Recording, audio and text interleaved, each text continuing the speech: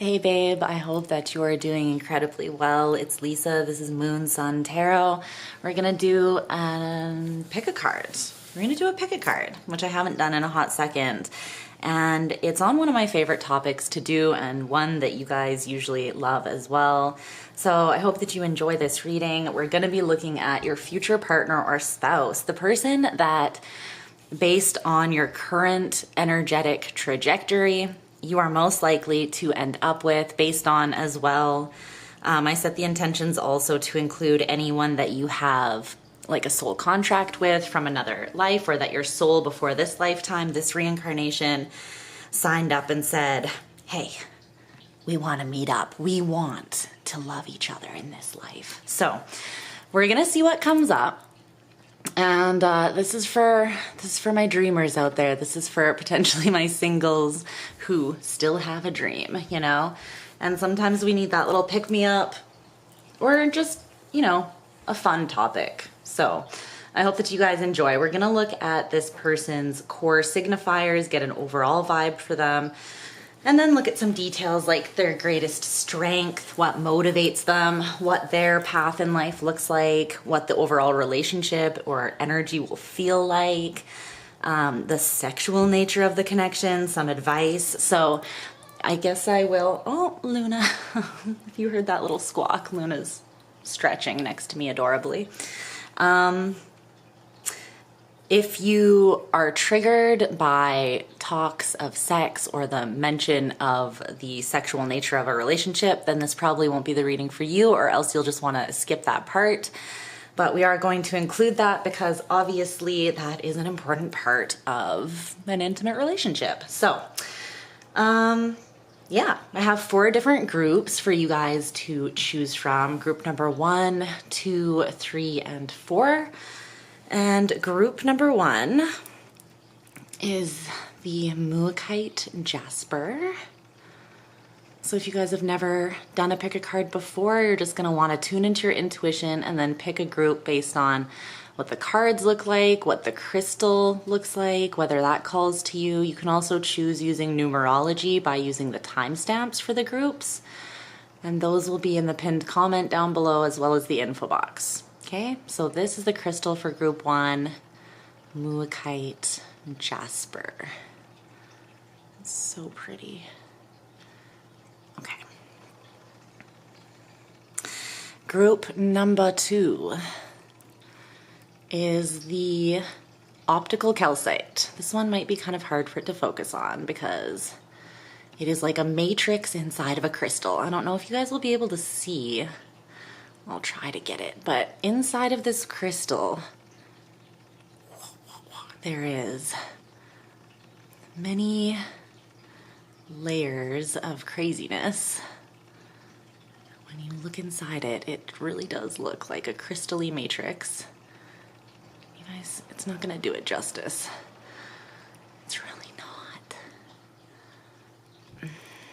But anyways, this is group number 2's crystal, the optical calcite. Show it.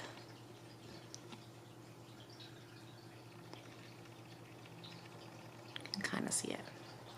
Okay, that's group number 2. Group number 3. You are the Celestial Smoky Quartz. Celestial Smoky Quartz.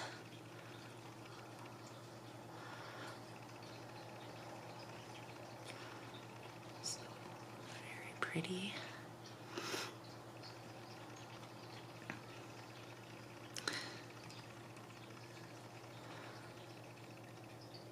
Okay. That's that guy.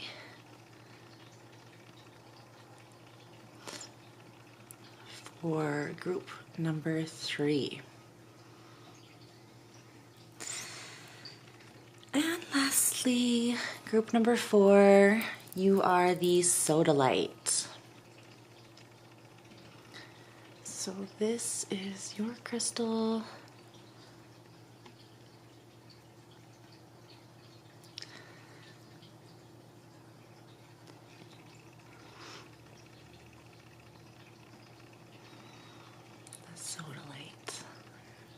Okay.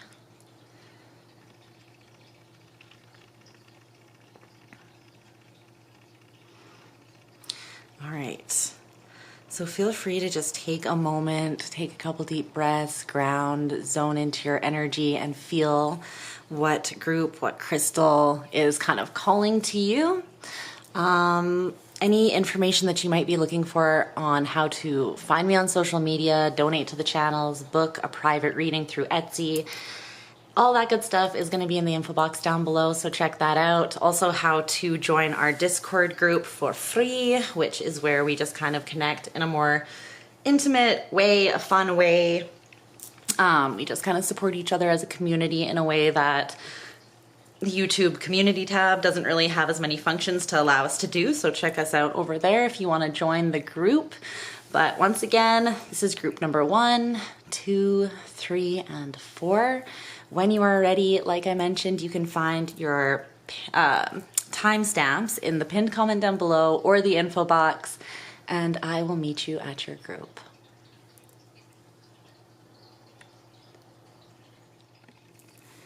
Hello, group number 1. I hope that you guys are doing well. So, we've got your tarot cards laid out here, as you can see.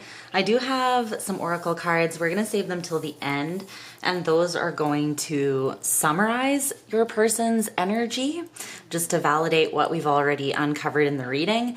And I also pulled some to show us or give us some idea of what the energetic landscape will look like in your life when you meet this person, so that you kind of know when you can expect them, what kind of things you might be experiencing in your own personal life when this person is about to come in, okay? So we'll save those till the end, but we will get started with the tarot cards. And you guys in group 1, again, you chose the Muakite Jasper here, okay? Okay, let's just get into it. We're going to start by looking at their core signifiers to get an overall energy or vibe from your person. So let's see what we've got here. Okay.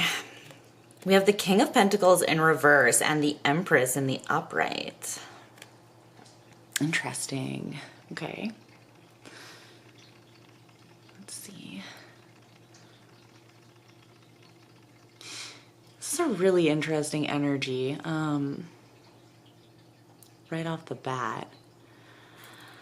I'm gonna clarify further with a whole other full tarot deck, but I also want to pull I do want to pull just a couple oracle cards to clarify the actual signifiers of this person. So let's grab a couple of those. Can you further clarify the core energies of group number 1's future partner or spouse? Let's see. A few of these and really dive into their core energy. Tell me more about group 1's person. Okay, no. We'll take this one. All right.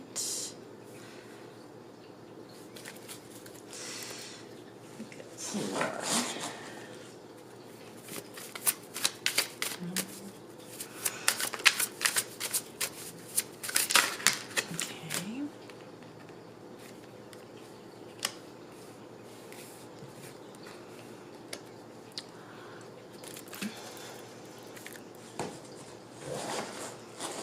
One more.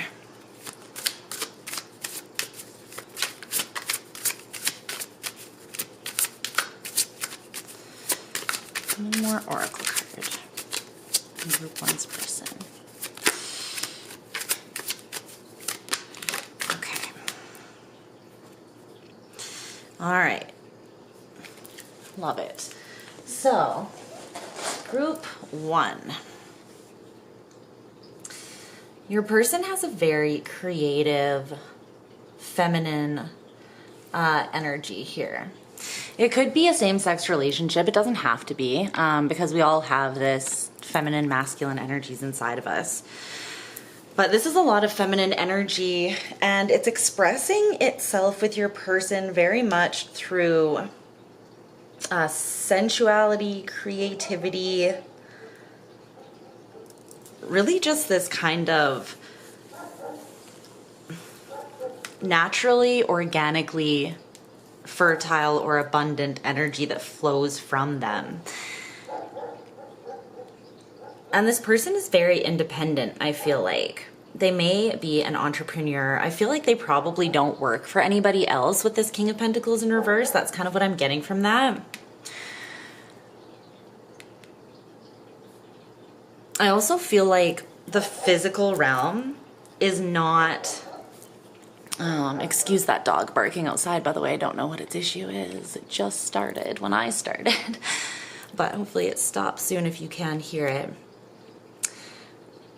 I feel like the 3D realm, the physical realm, is not this person's number one focus or priority. I do feel like they're abundant and they have enough to cover their bases. They have more than enough to cover their bases. It's kind of like this energy naturally flows to them. Whatever I need naturally comes to me, but they're not primarily focused on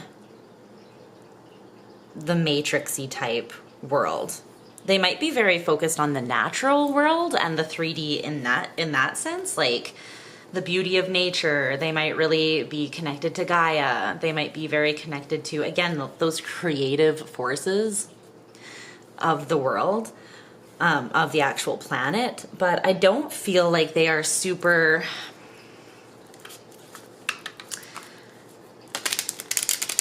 It's interesting. It's not that they are lazy or that they can't work hard. It's more coming through as though they have this naturally abundant spirit. It's like this is someone that would understand the law of attraction. They would understand the law of like least resistance, right? Or least effort, where essentially you train the universe for you to do the least amount possible to get what you want.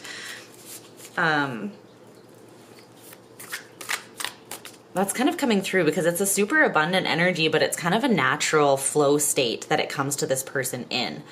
They don't have to strive, and nothing about them really comes through as like needing or wanting for anything, really. They know who they are. They know their power to create, to pull towards them, to magnetize, to attract. And they rely on that very much. This could be someone who has gone through, they've experienced maybe abuse of power. That could be why they kind of don't really want much to do with that realm of things. Like, for instance, they could be from a family maybe where there was a big focus on like making money. They could come from a very well-off family even. But it's like they may have seen how that has been corrupting in the areas of certain people that they've either experienced, that they've either worked under in their life, or people who, you know, maybe their parents or their family. With that King of Pentacles in reverse, just the way that the Empress is looking at it is kind of like... not critical, but like I've judged this and deemed this a way that just does not work for me. Like it's not something that I wish to bring together.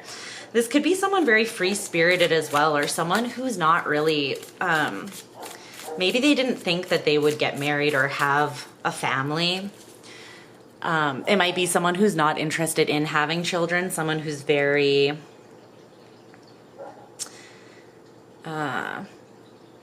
I don't know, spontaneous, free-spirited, you know?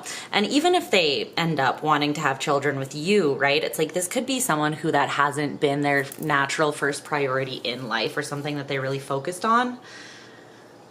They might have felt like that would... It's like they have this very nurturing energy about them. It's not that they're afraid of being pinned down, but they definitely don't follow the... They might be very attractive to many people, but at the same time, they don't follow just that cookie cutter, trad wife, trad husband type thing. And that's not saying anything against people that enjoy that lifestyle. It's just, it's not them, you know? So while they are attractive to probably many people, and they've probably had many people come their way and maybe offer themselves, I feel like this person it's like they're not drawn in and they're not charmed by things that a lot of people would be charmed by, you know? Like a guy comes in and is like, let me buy you a car, let me wine and dine you, let me blah, blah, blah. And this person would be like, you know, I'm good. Like, that's just not what I find value in life necessarily. And it's, again, it's not like they shun the finer things in life, but they're not going to be swayed by them either, is what I'm getting. Yeah, there's the Empress again. This person is a lover. They're very Venusian. And it's more about what feels like it brings worth and value to their life than just assuming that like money or status is what is going to do that, right?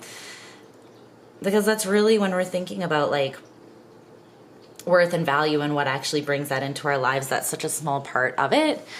So this person could be more focused on relationships with people that are close to them, experiences that bring in the deeper understanding or allow them to shift or evolve their worldview, meet new people, maybe traveling. I'm kind of getting strong Sagittarian energy from this. There's a strong strength of spirit and strength of will as well. Like over here we have this card. Wow, it's almost like it's my life and I can do whatever I want. This person, it's not even coming through as like rude or even really standoffish. It might have actually taken this person some time to realize that they really are in control of their own life. Again, they could have come from a situation where maybe they saw how money and status corrupted or confined or was more oppressive. Maybe they felt like they had to live up to specific standards or live a certain life, follow a certain path. And that was kind of held over them or used as like a control tactic. But I feel this person, they have broken free from something. Whether it's the expectations of other people or whether it's different tactics that were used to try to control them, either by partners, family, authority figures throughout their life. They've broken away from that and chosen a path, of the heart. With this Venusian energy and then all this pink here, it feels like this person, they've integrated something as well. They're very self-aware. With this card here, this energy, this Picasso painting, it always makes me think of integration of the shadow and the light and just someone who's very, very self-aware, someone who can see into sort of all of the recesses and corners of themselves. They have a deep understanding of self. And the insight that they bring to the world is quite valuable as a result of that. Because everything does start with the self. And so when you know yourself and you can approach the world from that space of confidence and certainty and share yourself in that way, it's illuminating and inspiring to other people as well. And I feel like this person, they do that. They could be a creative, they could be an artist, they could be someone that has chosen a path that is for the love of it, you know, but it still sustains them because they are doing it from an abundant and love-filled place. This could definitely be someone that when you meet them, you almost feel like time stops a little bit with this Alice in Wonderland quote with the white rabbit. How long is forever? Sometimes just 1 second. But I also feel like this person with that Venusian energy is someone who can get lost in a moment. They see beauty in the small things, the simple moments, and the simple things of life. Like walking down the street and they walk past like a lilac tree. They stop to smell the warmth and the freshness of the flowers and get lost in a moment, you know? This is someone that can't just walk down the street, like speed walking down the street because they have a task and it's all business, you know? I'm sure that they have that element to them, but their norm is to be in the now.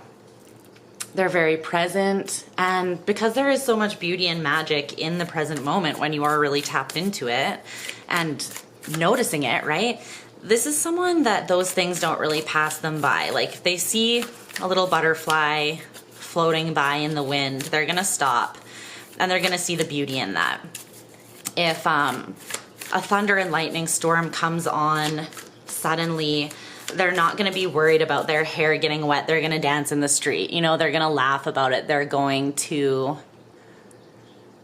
soak up the moments. And I feel like this is someone who brings other people into that moment with them. It's someone that you can get lost with. Not in an irresponsible way. Just in a way that brings more meaning to your life. Because they see the deep meaning in life. Can you tell me more about who this person is at the core?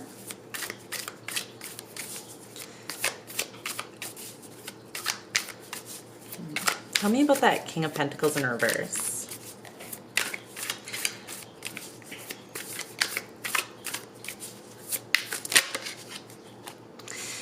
Justice, yeah.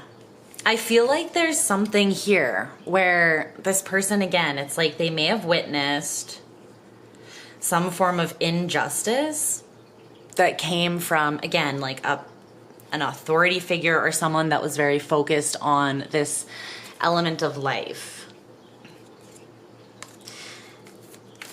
It made them realize or become clear on how they do want their life to look and how they absolutely don't want it to look. Like, it's reminding me of, you know how people say that we either end up like exactly like our parents or nothing like our parents, because it's like the two realms of people, the people that are like, my parents were the best. They were like, you know, they were awesome and I learned everything that I know from them and that's why I'm successful in life. And then there are other people that are like, maybe I love my parents, but I am not like them at all. And so many of the things that they did when they were raising me, like I will never be like them.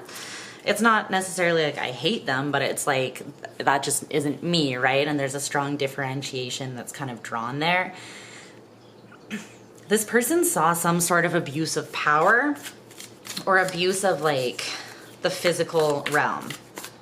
Whether that's physical strength, monetary gain, being all about business at the expense of the heart, at the expense of truth, justice, fairness, right? There's something here that they were like, I don't want to build my life that way. There needs to be more balance for it to be just, for it to be fair. There needs to be more love. There needs to be more heart, more feeling. Tell me about this Empress.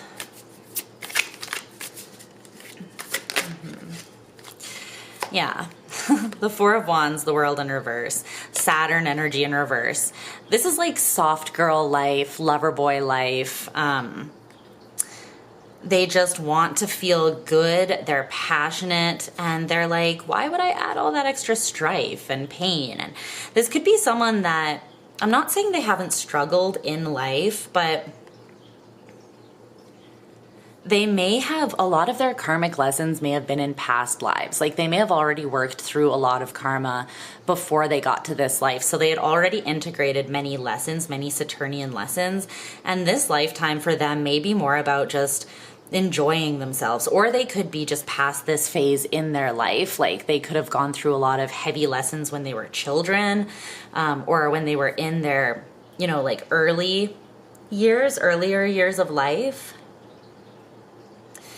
I feel like now they're in a space where they want to experience joy. They want to experience what makes life worth living, truly. This could also be someone who maybe has had a near-death experience that made them prioritize things or realize like what is truly important and beautiful in life. Or maybe they witnessed death when they were, like the death of someone close to them when they were younger. Something like that. They don't have to have had that experience, but there's something that did definitely shape this person, and I feel like it made them realize this trajectory or this direction that they kind of want to take in life, and why that approach is meaningful to them. Okay. Okay, I'm gonna move these. Are you okay? Aw. Luna just woke up, my cat. She's next to me on the couch and she just woke up from a dead sleep and like batted at the air. So she must have been chasing something in a dream. having a crazy dream? Yeah. Did you get that squirrel? Did you get that bird? You got it.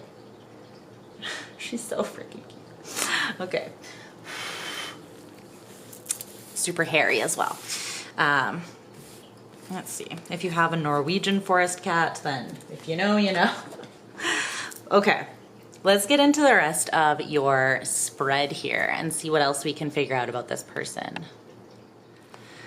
This person's greatest strength, or one of them, the Prince of Cups or the Knight of Cups, introspection. Yeah. They're very connected to their heart, to their feelings, and to their inner world.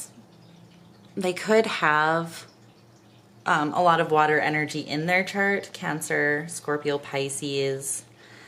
They could also just have that strong feminine energy, which is very emotional, very intuitive.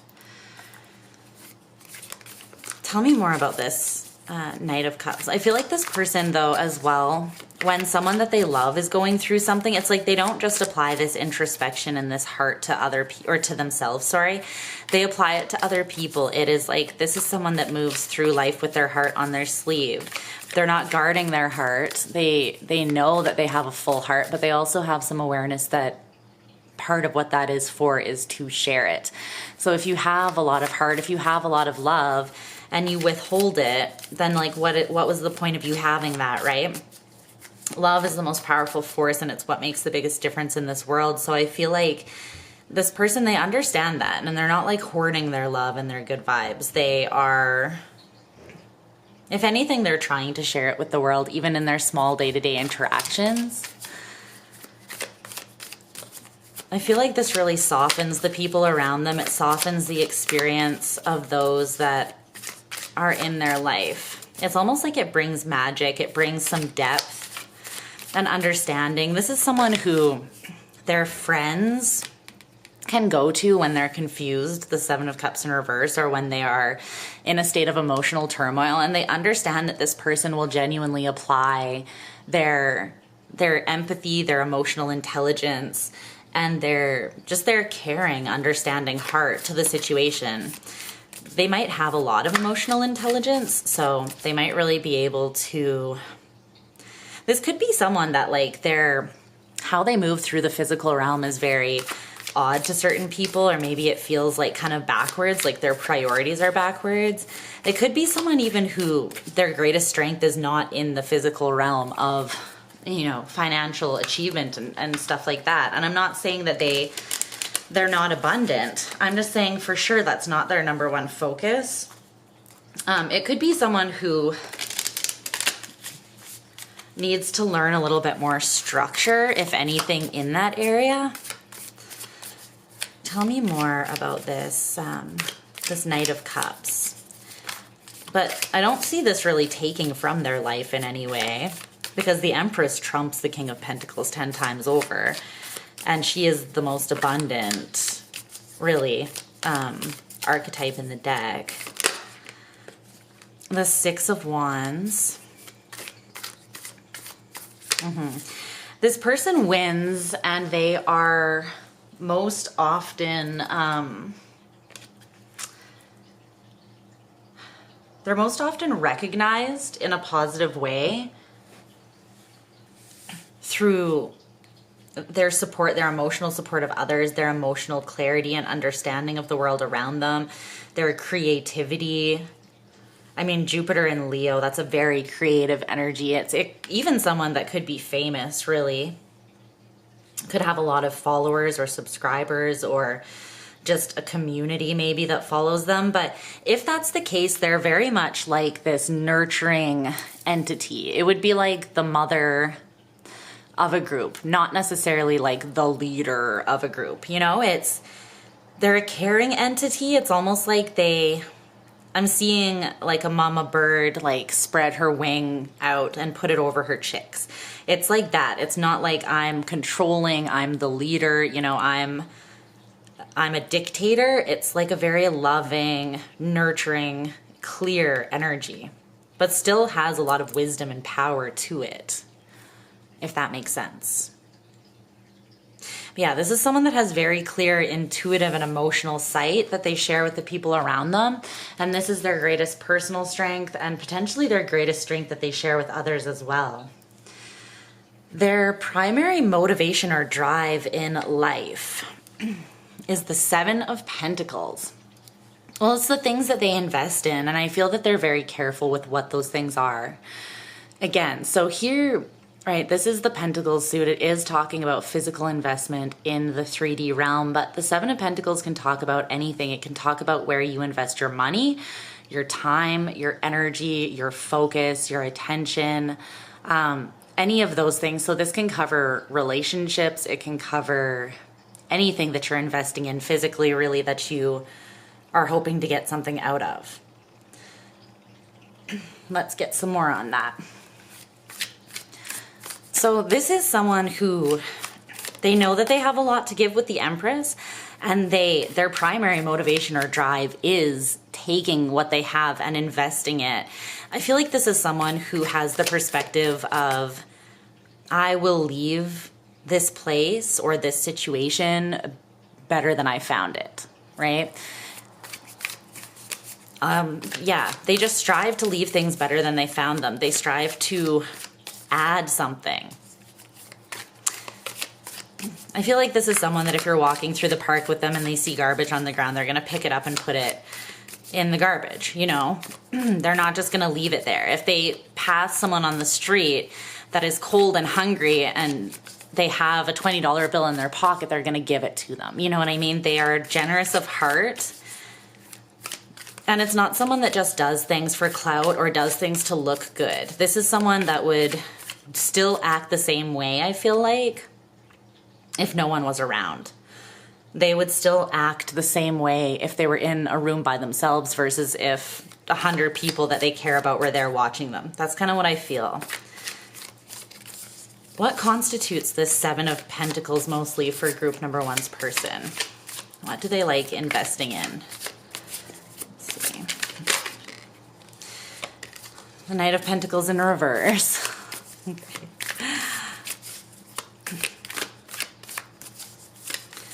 Not the typical things. This person is very interesting in regards to their approach to the material world.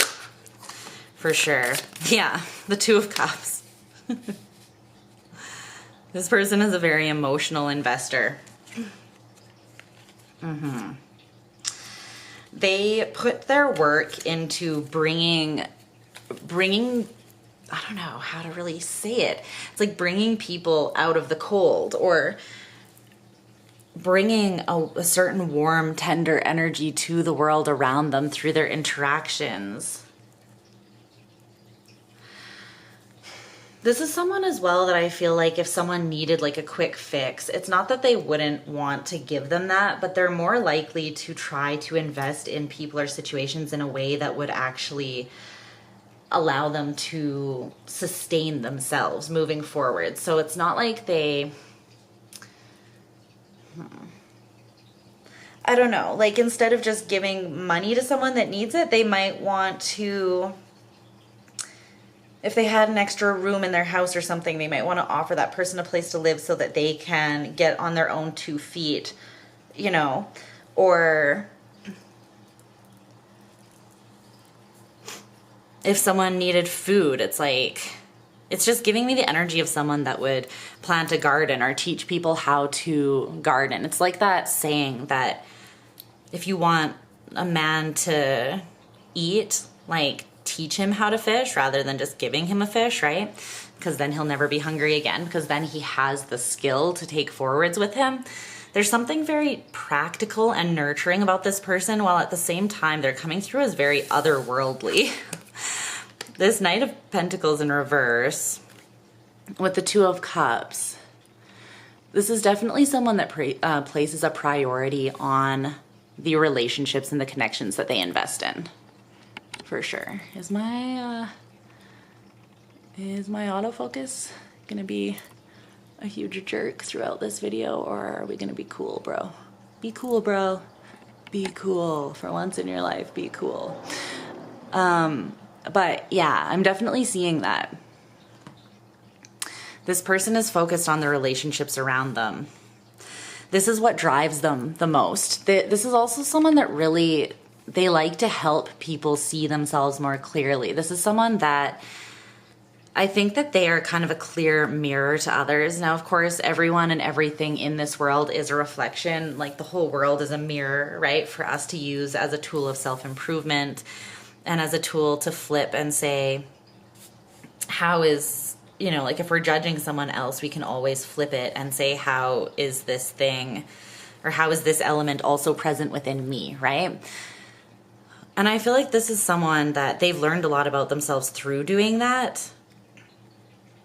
That's how they've learned and grown a lot of their empathy and compassion, and also their own emotional intelligence. But they like offering that support, that specific kind of support to the people in their lives.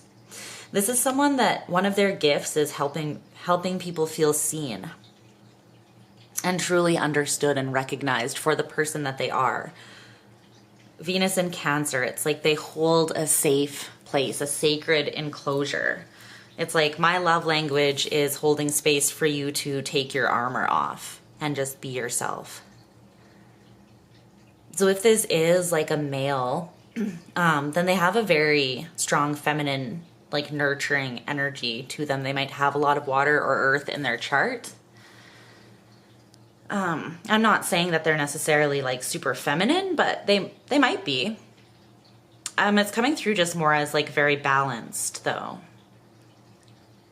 And if they are a female, then they're very tapped into that part of themselves, very, very deeply tapped into that part of themselves. This person's prominent path, purpose, or focus in life is the Ten of Pentacles in reverse. I mean, I'm telling you, this person, this could be a very spiritual person that is actually committed to like a life of, again, I'm not seeing like a struggle. I'm not seeing struggle with this person. I'm just seeing that they're not committed to, their number one commitment is not like money, like I want to be a billionaire, I gotta like work like 80 hours a week, you know, it's like CEO vibes. That's not this person. And again, with the Ten of Pentacles in a reverse, it really this might be someone that does not want a traditional white picket fence outcome in their life, right? And I'm not saying they don't want children or a family, but they might be someone that doesn't want to, for instance, spend a whole lot of money on one house in one place that they're going to have to be paying a mortgage on, or, you know, this might be someone that would prefer to have like cute little apartments in like 3 of their favorite cities around the world. Or this might be someone that really likes to travel and would rather spend their money on having those types of experiences rather than like really settling down. They could also be someone that likes to have the freedom to change up how they make their money. Tell me more about this Ten of Pentacles in reverse. But yeah, their prominent path, purpose, or focus, it could also have to do with showing other people how too much of a focus on the 3D does actually throw off our balance. Like too much investment or obsessive focus over kind of the more masculine approach to making money and creating stability in one's life is actually toxic, right? And it throws us off. It throws us off balance because the feminine, the part that is naturally abundant and creative, doesn't have enough space to magnetize and to manifest.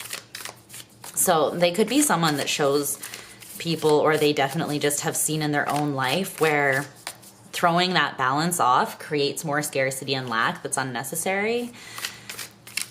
But I'm definitely seeing that this is not someone that is corrupted by the idea of wealth and status whatsoever.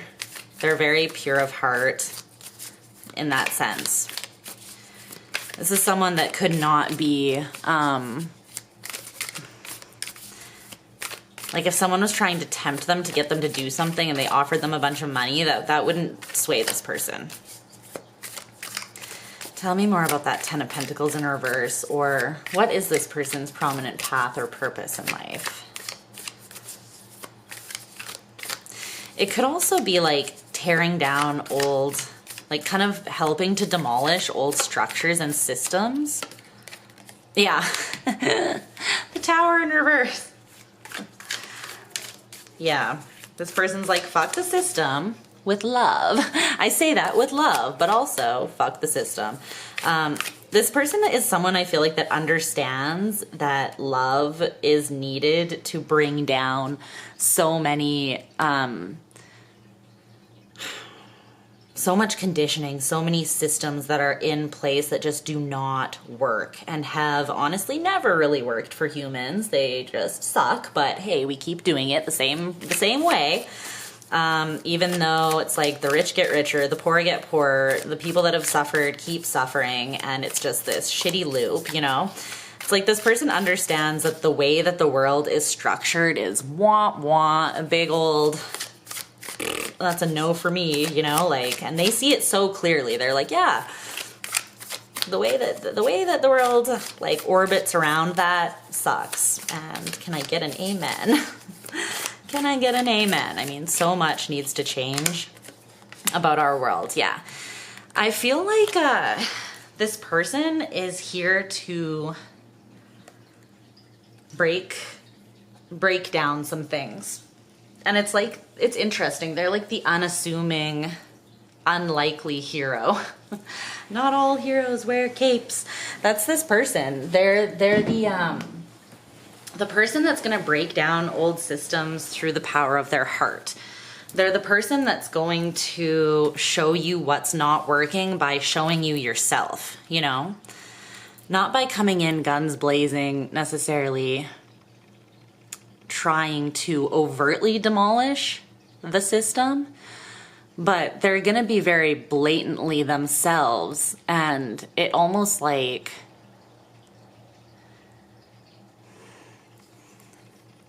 it just flies directly in the face of this Mars energy, right? They are the Empress, which is Venus. Mars is that masculine energy. It's like, this might be someone who is kind of here to flip the patriarchy on their head as well, or to show the world how sick we've become because of our focus on that masculine energy. And again, it's not like eradicate the system or eradicate men. It is eradicate the system, because fuck the system. But it's not eradicate men and eradicate masculine energy. It's just eradicate the disgusting imbalance that is plaguing our entire society and making us incredibly sick, right? Because it's gross, and we need the feminine energy to be, we need more of an influx of that just to at least bring us to a balanced state so that we can function in the natural flow of abundance that was always meant for us. Because with too much aggression, with too much like, we need to do everything on our own, that Mars energy of constantly having to assert our power, like, it's not only exhausting, but it doesn't leave room for the feminine to flourish, for the creative to flourish, for the heart and the intuition to flourish, and that natural magic within us. This person could have strong Piscean energy that's showing up with the moon here.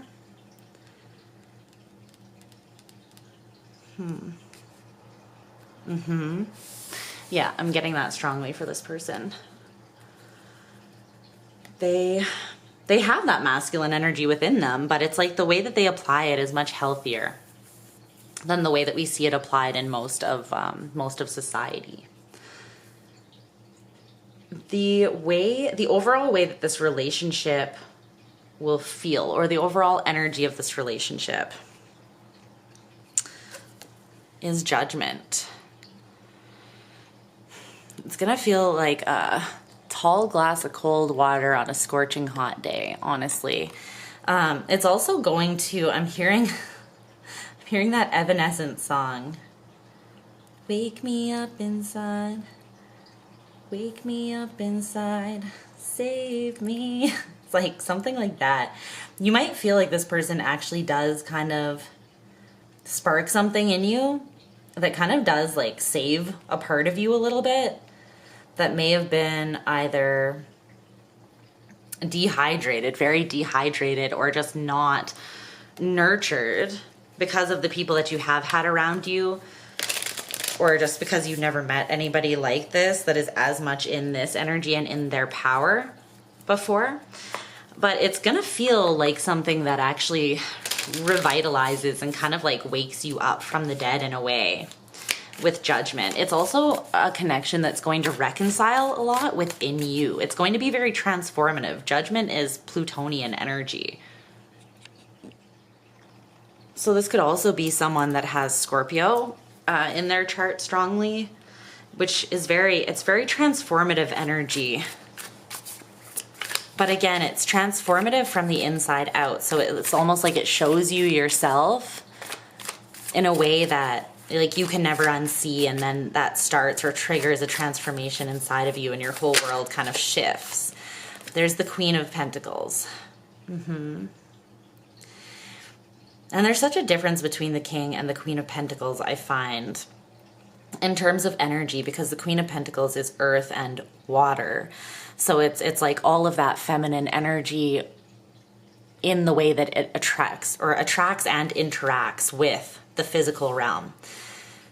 The Queen of Pentacles knows how to manifest through just taking care of herself first and foremost. And she understands how self-love is ultimately the most attractive force.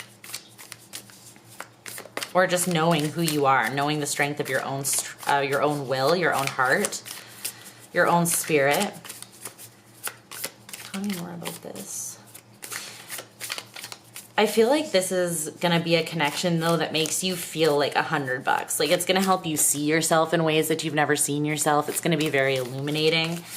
It's going to be very nurturing as well. Like something that just makes you, yeah, and here's the King of Pentacles again in reverse. It's not about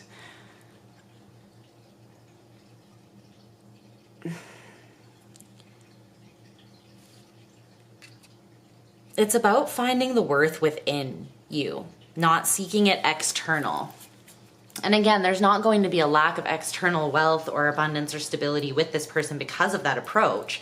If anything, I feel like it will be the opposite, because it's like the less that we focus on this, ironically, the more likely it is to just kind of fall in our laps. Because the more we focus on it from kind of a desperate place, the more we actually push it away, like a runner-chaser dynamic, right? So I feel like this person is really going to kind of transform your entire life in the way that you build things. Yeah, and here's the Ten of Pentacles in the upright. But see how see how different these two Ten of Pentacles are? This is like the Ten of Pentacles that would align with your person. It's like we're a team, we're a family, we're focused on beauty, we're focused on growth, we're focused on how can we speak to the universe from our heart, from our soul, knowing what we build is like, we could have nothing, but as long as we have each other, that's what really matters. And again, it's not like this person is someone who would sacrifice everything or put you in the hole just because they're like, who cares about bills? Like, all we need is love. It's not that. It's just they don't give it power over them. They don't give it power over them. And so thus they are truly empowered in the physical realm. I feel like this person could teach you a lot of lessons about, again, it's like they have a lot of understanding and lessons and wisdom that they've integrated in past lives, like Saturnian lessons, difficult lessons, or things that they learned early on in this life. But there's definitely themes of like abundance, money, and the physical realm that this person has worked with and worked through already. So they have this clarity surrounding that. Okay. The attributes that they will complement or amplify in you the most are the Knight of Swords and the Ten of Cups. Aww. And the Ten of Cups is the one at the center of the reading. I love that. Yes. Yeah. We got a lover on our hands. We got a lover. Harmony. The Knight of Swords.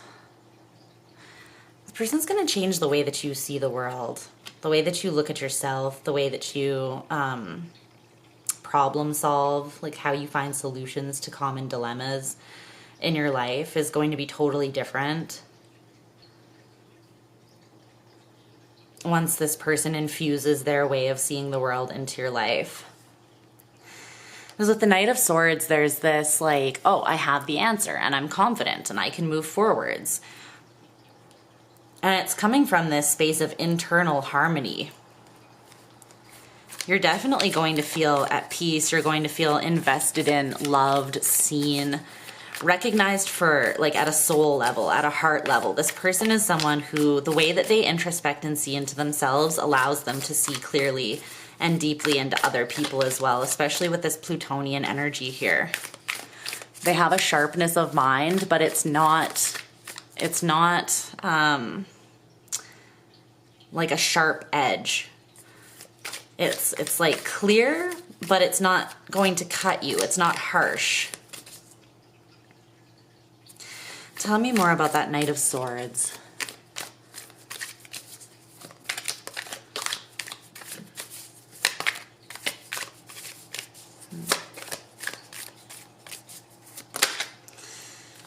The King of Wands.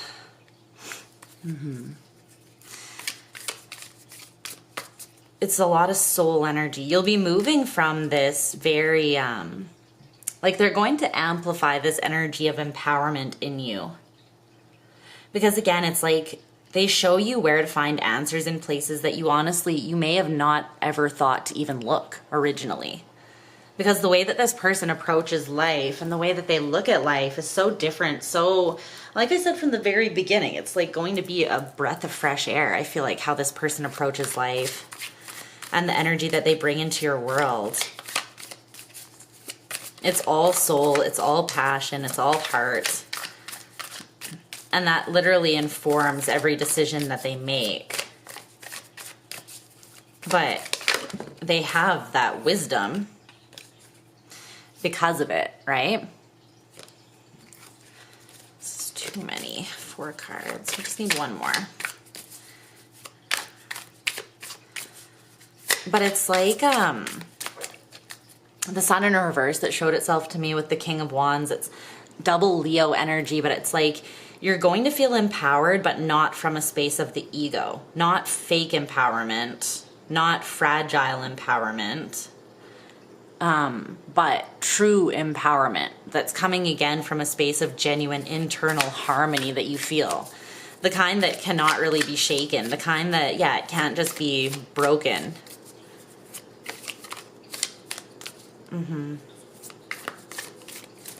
You can literally feel like you almost visit different worlds with this person. Like they show you entire new realities here. Tell me more about that Ten of Cups.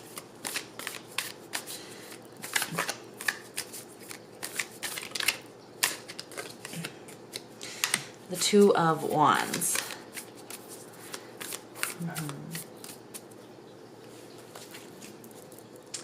With this person, it's like they really understand the infinite nature of life and the infinite nature of all things. They understand that we are a microcosm of the universe, of the macro. That everything that we need, we hold within us, and we don't really need to seek external to feel completely fulfilled or empowered. It's kind of coming through as like they understand that there is no right or wrong path, but whatever path you choose, it's like you're not going to be rewarded or punished for picking the wrong or right path. The universe is going to bend to your will because that's how powerful you are. So when you pick a path, when you assert your will, Mars in Aries, right? So this is again how they use that masculine energy to assert themselves, but not from a toxic masculine place or an imbalanced masculine place. They take all of this harmony that is within them and they understand that that is what That's what informs their strength of will, their strength of spirit. So no matter what direction they point that in, there's going to be success, and there's going to be something that can be learned and integrated in a positive way no matter what path is chosen. And I feel like this is something they're really going to show you or amplify and complement in you. Yeah. Lots of empowered, fearless forward motion with you and this person. There's this idea of great expansion here as well. Lighting a match, lighting a new passion, finding a new way that you maybe never thought of. And then with the map in the background here, it's like giving me that explorer energy where we could go anywhere together. We could be anything kind of thing is what that's giving me. Okay. We're going to take a look at the sexual nature of this connection now. So if that is something that you're not interested in or that bothers you, then you're going to want to not watch this part, I guess. Okay. So we're going to use these two cards here, and these are from Erotica decks. So I am going to use our little crystal friends here to cover up anything that YouTube will not allow us to see, even though I'm pretty sure we've all seen titties before, and we love titties up in this house. We're still going to have to cover them. So let me take a look at these. Okay, so there's nothing to cover in this one. So this is Justice. And this card, this is the 8 of Swords. Okay. I don't think you can really tell like what part of that needs to be covered because it's in here, so we'll just leave that. I guess we don't really need this. My precautions were unnecessary for your group. But let's take a look here. So the 8 of Swords and Justice. Okay, well, it's coming through, first of all, like right away, if you have experienced like low self-esteem in regards to body positivity, body issues, feeling at home in your own skin, this is someone that's going to lay that to rest. You will not feel insecure or fearful when engaging sexually with this person. This is someone who is like the utmost, like they're very stand up. They have morals, they're very respectful, they would never push you, they'll always respect your boundaries. In fact, I feel like this is someone that's going to want to know right away what your boundaries are.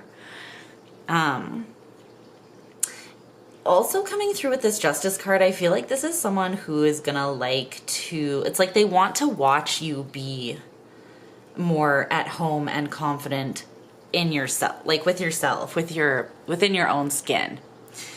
This might be someone that enjoys watching you pleasure yourself, you know, or they like to see you feel good. This is someone that will get off on you getting off. That's definitely part of that. For sure.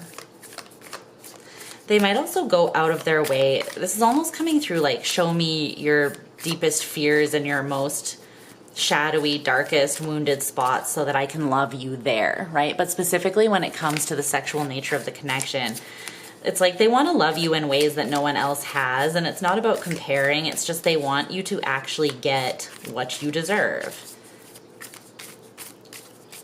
This is not someone that is going to be like, well, I came, rolls over, turns the light off, like, good night, have a good one. And you're like laying there like, yeah, that was great for me too. Not, you know, like, and you didn't even notice. Like, no, this is not a selfish lover. This is someone that wants that balance. They want that balance. Tell me more about this Justice card. They might also find you very attractive in moments when you're really like not doing anything sexual or even like asserting your energy in a sensual way. This person, I feel like they'll see you just living your life just in the small moments. So if you did have kids with this person, for instance, they could see you like playing with the kids and all of a sudden they're like, I'm gonna need a couple hours alone with you tonight, because they get insanely turned on by just like what a good parent you are or something like that, right? Or seeing you do something that you really love, it's gonna turn them on. Seeing you in balance and happy and in a state of harmony and joy within yourself is gonna turn them on. We love to see it. We love to see a healthy lover. Yes. Okay, tell me more about this. This person could have Libra in their chart. That Justice card has come out a couple times. Tell me about justice here. The Seven of Pentacles in reverse with the Ace of Wands at the bottom of the deck. They're like, you just take your clothes off and lay back, or, you know, don't even take your clothes off. Just lay back. Let me do everything for you.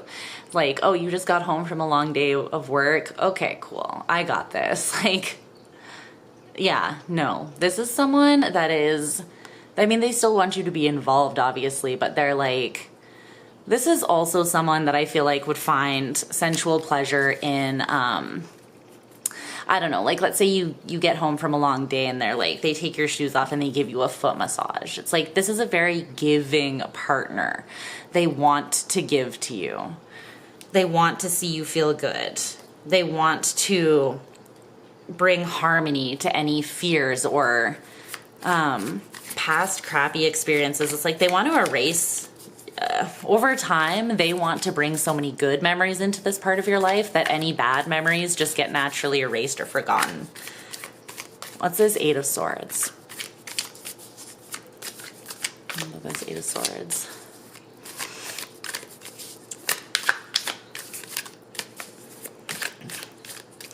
They want you to be comfortable with your own sensuality too. Yeah. You could have grown up in a family, like let's say you grew up with a very religious upbringing. This is just an example, right? And you learned that like sex is for sinners, or like masturbation means you're going to hell, or something like this. This is just an example. It's like you learned something, the Ace of Swords in reverse with the Empress in reverse, that maybe disconnected you, or you had experiences that put you in more of a fearful and less of an empowered state surrounding your sexual energy, or your feminine energy, perhaps. Your ability to be really vulnerable and intimate. And it's like they want you to reconnect with that. They want you to understand, like, how beautiful you are, how sensual you are, how much you turn them on, how naturally this energy exists in and pours out of you. It's something that they want you to recognize in yourself, for sure. And I feel like they're gonna do whatever they can do to bring you to a point where sex is something that you feel very comfortable with them, and intimacy. It's like there doesn't need to be necessarily a time where you get in the mood with this person, or it's more like those moments can flow very naturally and organically whenever they come up, which I feel like is optimal, because there aren't any big barriers or guards there between you and this person. They really want you to they want you to feel safe enough to be completely disarmed and intimate with them. Okay, so let's take a look at this last tarot card, which is the advice for you, how you can best align yourself with this love. Put yourself in an energy where you are receptive and you are calibrated with the same vibration, so that you can connect with this love. It's the Nine of Swords. Okay.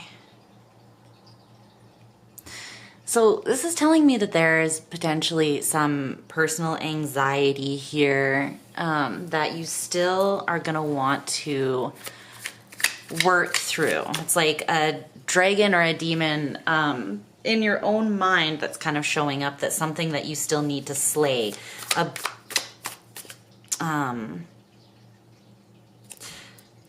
A barrier or a hurdle that you're still needing to jump over. So let's get a little bit more information on that. What is this?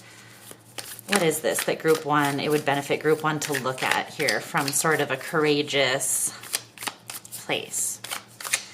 This is something that will take you a little bit of courage to look at, but it's also, with the Nine of Swords, it is something that it lives in your mind. So our mind can give things a lot of power, and especially things that scare us, right? Fear, well, energy feeds energy, but fear, especially fear-based entities, fearful thoughts, they are fed by fear. So it's like the more you focus on being afraid of something, the bigger that thing kind of gets in your head. It's kind of like the more imagination that you pour into like that monster in the closet when you're a little kid, right? The more your mind is convinced that it's there, the more it believes it, the more it's afraid. The more power you're giving it over yourself, essentially. So tell me more about this Nine of Swords. What is this for group 1? What needs to be addressed here? And I heard addressed lovingly. Something that needs to be addressed lovingly. There's the Ace of Pentacles. Maybe you're just sort of fearful to take any new opportunities in love at this time. Yeah, the Nine of Pentacles in reverse. The two of these equal the Ten of Pentacles, right? So, but the Nine of Pentacles in reverse, in the upright, this card talks about being single, being happy on your own, being very independent. This would be a fear of accepting the 10th pentacle that would bring you into alignment or into a relationship with somebody else in an intimate way. Not just in a way where you're dating, where you're actually, it's like you would be dating with the potential or the intention of something serious, like building a life together, long-term commitment, having a family, something like that, building a legacy with someone. There's some sort of fear here, anxiety that you have surrounding that. Maybe it's just that you've been single for some time, or you've even been celibate for some time, and there's been some fear formed in regards to that, to being truly intimate with someone on every level. Even if that's not just sexually, it could be emotionally, like having this emotional harmony and fulfillment with someone. I feel like it's something about just opening yourself up again. You could have been really hurt in the past, and there's this fear that lives on. Maybe you went through some abuse. I hope not. But you could have gone through abuse, whether that was, emotional, mental, physical, sexual, narcissistic, whatever it was. There could be something that just has you a little hesitant as of right now to open up to something outside of yourself, to let something new in. I feel like you're very comfortable loving and taking care of yourself and seeing the beauty in your own life because this feels safe. And it is safe. But there's also more for you. And you might have even gotten to a point where you kind of question or doubt that just because of the experiences that you have had in the past. So I feel like that is something that you're going to want to look at. It's like, do you have a hidden fear that could be actually the fact that it's unresolved? It's still somehow getting in the way of you manifesting something that you do truly want, right? But it's like there's a hidden fear there that is kind of undermining that desire for something with somebody else. I feel like that's something that needs to be looked at, but it's something that has to do with you expanding and opening your life up or making room or space for someone other than just yourself. There might be something about the fear of conflict that would bring to your current infrastructure of your life, the current amount of stability and fulfillment that you do have. It's almost like potentially a fear of putting that on the line to let someone else into your life. So maybe you have had relationships where you were doing really well or you were on an upward swing in your life and you let someone into your life that kind of, brought a lot of lack, scarcity, abuse, not justice, right? And for that reason, you might not be afraid that something like that history is going to repeat itself, but I feel like you've built yourself back up and you're in a pretty good place, and there's something about you being fearful of putting that on the line or potentially losing that by opening up to something else coming into that. It's almost like you feel as though you're in a state of control over your current circumstances, and it would be potentially jeopardizing that to open your life up to somebody else. So I feel like there's some sort of fear or just anxiety here that kind of wants to be addressed head on. This could be something you even have dreams about with the Nine of Swords. Or it could be something that wants to come up and be dealt with from your subconscious in regards to that.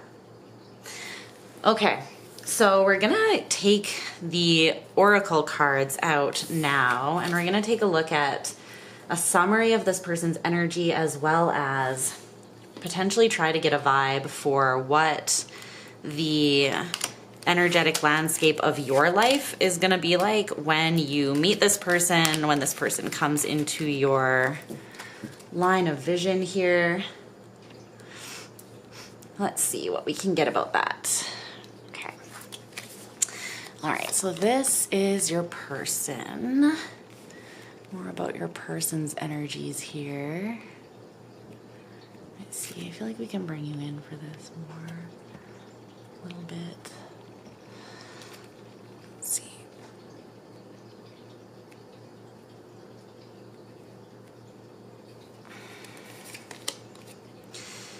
Revolutionary. Mm-hmm. Wow, the sage and the revolutionary. Okay. Mm-hmm.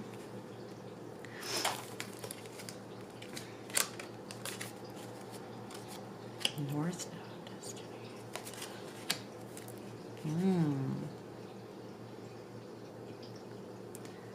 Wow.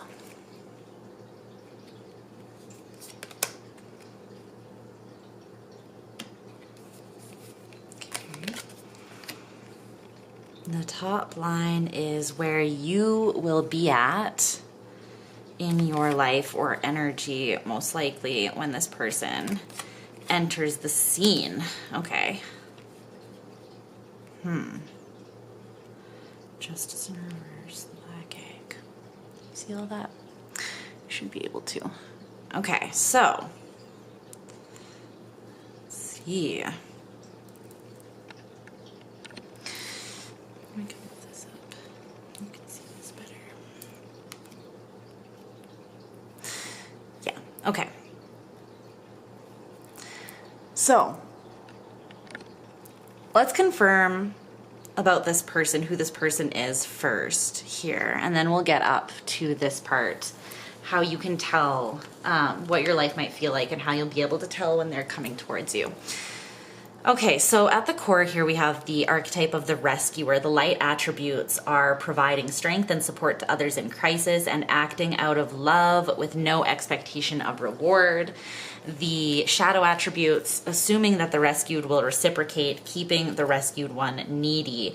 We also have this energy of Venus in Libra, indecision.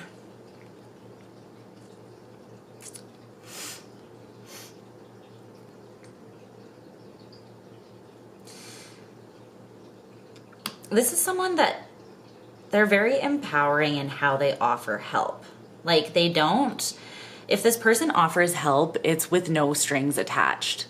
And again, it's not going to be in an unhealthy way where they're like, oh, you have a need, let me just throw money at you, or let me just essentially cover up a bullet wound with a band-aid, right? Let me give to you, but in a way that is either for clout, like so that I look good, or just easy. You know, like, it doesn't, if you have money, throwing that at someone who doesn't have money is pretty easy for you to do, right? And I'm not saying that like takes away from that being a positive thing if you like donate to people in need. I'm not saying that at all. I'm just saying that where this person comes from is they seek to help on more of a soul level. And they get more invested in the people that they want to help. They want to provide strength and true support. They want to provide love. They don't want to just give a simple fix, again, because I feel like they understand that that's not going to be optimal long term to help somebody. This is definitely someone, though, that, again, their path in life, the most prominent path, purpose, or focus that came up for them was that Seven of Pentacles, right? They genuinely love investing in other people. And I feel like they like to invest in people that that don't see themselves, maybe, that struggle to see the beauty and the light within themselves, that it's like this person, no matter who they're investing in, they have a very clear vision and they're very wise. And so I feel they see where people are stuck with this indecisive card. And they come in with this like balancing effect. And the balancing effect is not through just giving the person what is needed, but it's more through helping them see the strength and the love and beauty and light and capability within themselves. So it's a very, very healing energy, and it's also a very liberating energy. Like with the revolutionary and the North Node, destiny, this person is here, like I said, to sort of like fuck up the system, but again, from a place of love. This person understands that the greatest weapon is an open heart. You know, soft and dangerous, right? It's like, what's that Grimes song? Delicate weapon. Delicate weapon. I don't know if there's something delicate about this person, but it's like it's more so coming through as they take that feminine energy and they're like, it can be just as tough as the masculine. In fact, it can break down barriers that the masculine's like acute or, overt force and assertion never will. It's like the energy of water, right?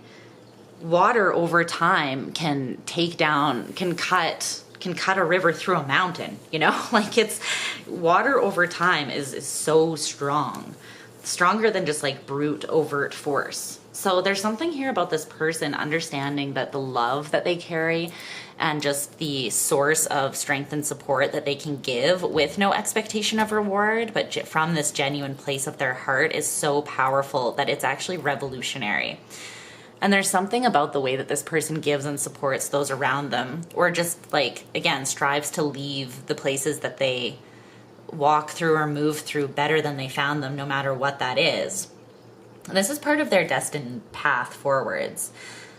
And they've learned a lot of things in this life that have put them on that path. Like a lot of lessons, a lot of learning curves about being fulfilled in that kind of way. This is someone who is very fulfilled by their purpose in life.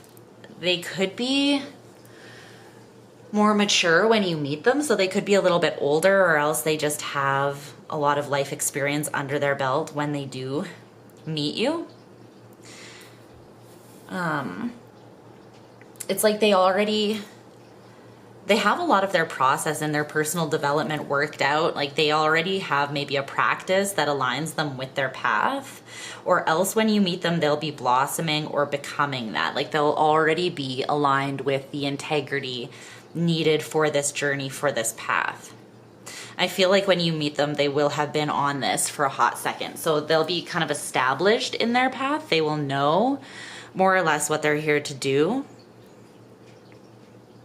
who they're here to be, or how they're here to help. And that can always evolve and shift shape, but they're gonna know overall like what their strengths are and how to best impact the world around them, I feel like. With the 9th house seeking and the sage energy here, this is a lot of Sagittarian energy. It is a lot of, again, the energy of the higher mind, the energy of faith, of having a very strong belief or value system. This person may have gone on, they may have traveled a lot, but I feel like, again, they have spiritual experiences no matter where they go, whether that is in their own backyard or whether they go across the world. This person also has big aspirations. They're not afraid to take risks either.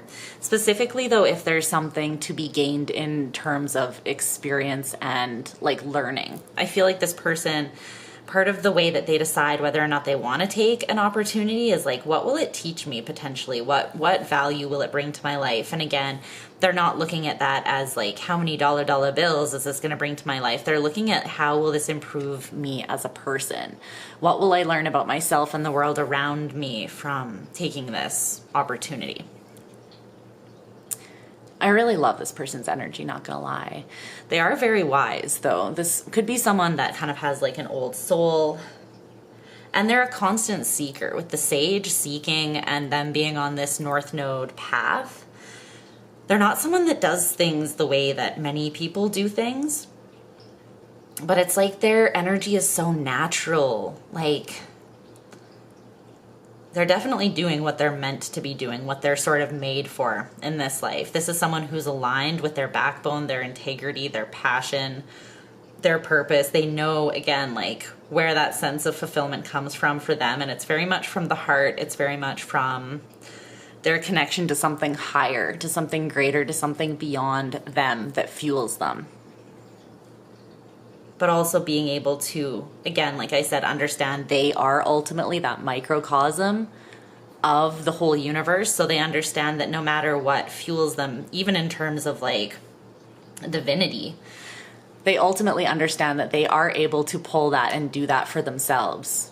It's like this is someone that knows they don't really need any tool outside of themselves, including money, to flourish, to blossom, to change the world. And I feel like they're showing, it's them showing that to the world, that is part of their destiny, that's going to help kind of bring down some archaic systems that have been in place far too long, that are really pushing humanity back, not allowing us to evolve into our highest being, right? So in regards to where you might be at in your own energy when you meet this person, I want to see what the black egg says here in the book. Because this is associated with a chakra, and I can't remember which one.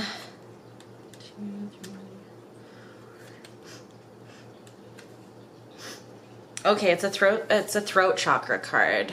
Speaking from an authentic voice, the truth. Okay, so you're going to be very focused on releasing or getting rid of any confusion, excuses, noise, or things that just do not align, things that are not true for you in your life. It's like you're going to be at the point when you come to a place where you're like, you may have gone through some injustice, but I feel like you're coming out the other side when you meet this person and you're healing from that. You're very focused on creating your own boundaries and understanding what aligns with you, what is true, and what is calibrated to your authentic essence, so that you're not allowing things in that don't truly align with you. This is an energy of you coming into yourself as well, because the truth is this energy is not accessed when you're speaking from an unsure place. When you're saying things that you want others to hear, or because you know someone else wants to hear them, when you're gossiping, when you're trying to justify yourself or prove yourself, that is not this energy when it's empowered. So you might be focused on empowering this energy after a phase of life where you did feel kind of disempowered, or where things that were unjust happened to you here. It's like you're redefining your own inner truth. You're reconnecting with it. And you're finding your voice when you meet this person. So you could be actually speaking out and expressing yourself a lot more, or just from an especially pure place, a place where you were not previously able to express yourself from because something had been holding you back. So I feel like you'll be coming out of a space where you had gone through some difficult times, but this forced you into a period of expansion and focusing on what is truly right for you. And you'll be in a phase where you are expressing yourself more authentically, which makes a lot of sense for when you'll meet this person, because whoever is going to be drawn to you, they need to see you expressing yourself authentically to know that, to be drawn to you, to be attracted to your most authentic self, you have to be expressing your most authentic self. So that does make a lot of sense as to when you would be meeting this person. So I really love that. I love that you'll be coming into that. Maybe you are coming into that currently. There is almost a sense with you and your group that I feel like this could be coming on rather quickly for you for some reason. So maybe some of you just needed to hear this message, like, oh, it would be beneficial for me to focus on expressing myself in a more authentic way, or facing those anxieties or fears that I have so that I can express my needs and my true desires. I don't know, but there's something about this that feels like this process is kind of already in motion. So whether you have already come out of a phase of going through some unjust things or some injustices, and you're already in this period of focusing on yourself and crystallizing like who you are and what it is that you need, you might just be moving into this phase. I feel like this is where you are currently, and you're moving into a phase of more authentic, empowered expression. And when you're more in this and in a natural flow of this, like when you've kind of put some healthy habits and behaviors into place, and those have had time to form and become a part of like an integrated part of your daily life, I feel like that's when you're going to most likely meet this person.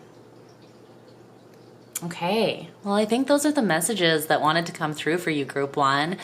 I hope that you resonated with this reading. I hope that you're excited about this person. They sound pretty awesome to me. Let me know in the comment section down below if this resonated with you, if you feel like I nailed your dream person's energy, if you feel like, yeah, like this resonated with you and it's someone that you would want to fall in love with and spend your life with, then let me know by liking the video. If you aren't already subscribed, then subscribe if you want to hang out with me more often. But I'm sending you so much love. Stay safe and well until we speak again, Group number 1, and I'll talk to you soon. Bye. Hey, Group number 2. I hope you guys are doing well. So Group number 1 was a little lengthy, you know? We like a good long read. I don't know where your mind went, but Group 1 even was still a little bit, you know? So we're gonna try to get through this a little speedier than that. But of course, like, I don't know, what can I say? I just love taking time to really dive into people. I studied psychology, dude. You know, it's kind of a passion.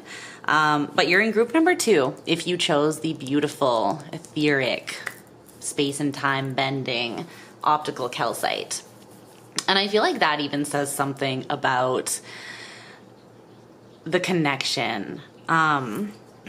You and this person, it could be really one of those written in the stars type romances. Like, I believe that some of us come into this life, or every life, right, having maybe already predetermined who we would like to, or we maybe have some options, like soul contracts with people that we have sort of set in our path, or that we would like to connect with optimally. But I feel like some of us as well come into certain lifetimes being like, I'm open, or I want it to be unknown, or I want it to be more spontaneous or romantic in that sense, because the very nature of romance is uncertainty, right? It's like the wondering what's going to happen next. When's he going to kiss me? You know, when are we going to say I love you? How is this going to unfold? It's the nature of romance to have that level of uncertainty because it's exciting, but in a healthy and loving way. So with all that to be said, with the optical calcite, I feel as though the two of you in this lifetime, this might be many lifetimes coming. You know, you may have, maybe in past lifetimes leading up to this one, you set yourself to meet other people, maybe more karmic people, to learn lessons so that when you two came into contact in this life, you would be able to really experience the depth of love in like a super intimate, deep and tender sort of way.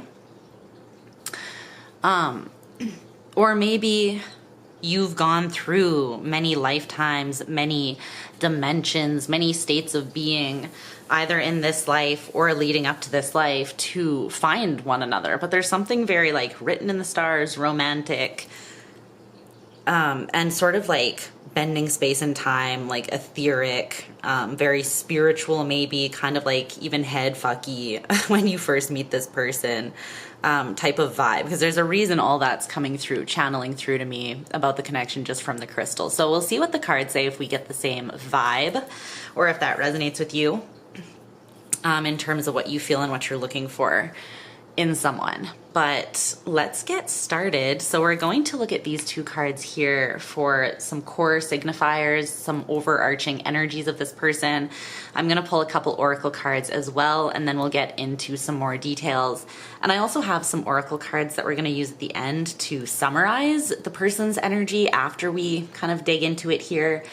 And also maybe get a vibe for what your energetic landscape or energy will be like around the time that you meet this person, so that you can maybe anticipate it a little bit based on like where you're at. Okay, let's take a look. Okay, so we have the Three of Materials or Pentacles and the Ace of Swords for their main signifiers. Ooh, that's coming through as really powerful energy. Specifically, powerful in how this person communicates or expresses themselves. I'm seeing like, or hearing how they throw themselves out into the world. And that could be through many forms, right? That could be what they physically create and put out into the world, whether that is ideas or art, or, you know, if they are if they have like craftsmanship in some area maybe, or skill in some area where they create something tangible. That could also be in their relationships with other people. It's like they seek to consciously have an impact or influence on their surroundings through, it's almost as though they're like, they enter a scenario and they're able to, it's not cater to the situation, but it's like shapeshift to be what is needed, truly needed, to make that situation flourish, or to be the missing piece that kind of comes in to solve a problem and helps. This person could definitely be a teacher, or they could just be very skilled, and they could pick up on things very quickly as well. Like they don't need a lot of training to have an understanding of how things work.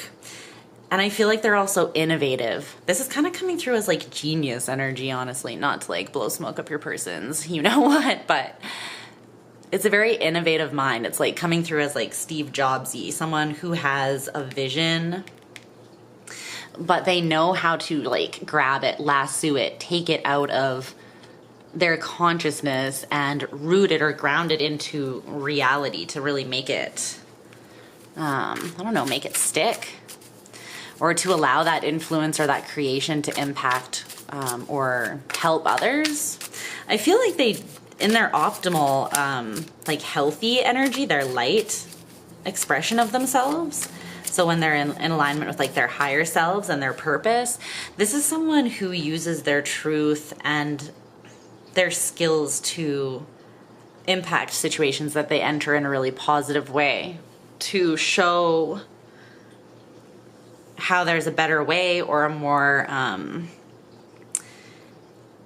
it's not practical. I mean, a lot of the time it probably is practical, but it's like, I don't know, innovative, time saving, productive. It's productive.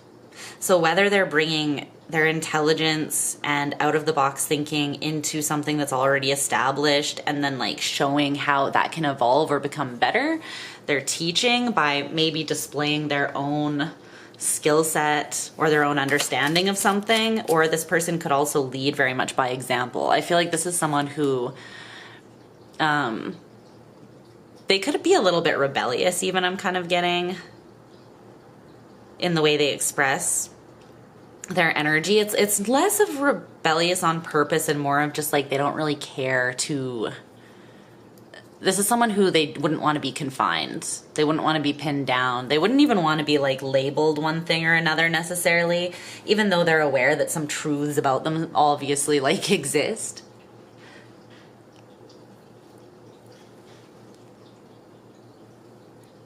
This is also someone who just, I feel like they're probably constantly evolving, like all truly intelligent people.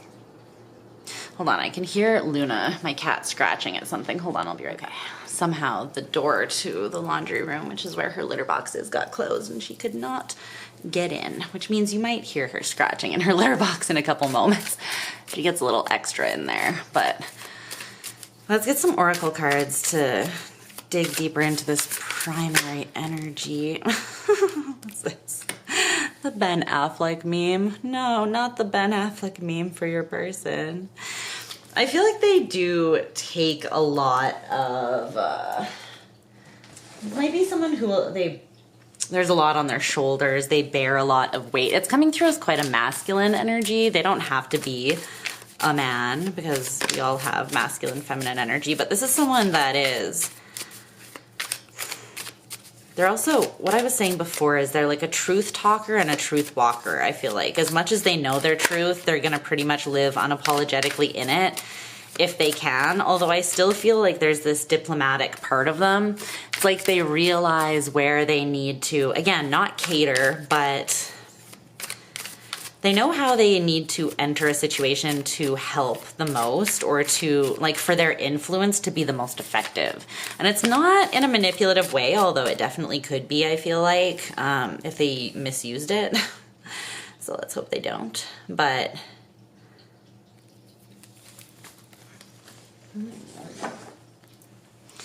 intrigue. This person is a lot more than meets the eye as well. I feel like they lead with this kind of, okay, well, let's get one more. This person's pretty interesting. They're more complex than they seem, for sure, at first glance. They have a wealth of depth and energy that they hold it under the surface, though. It's like they don't share it with everybody.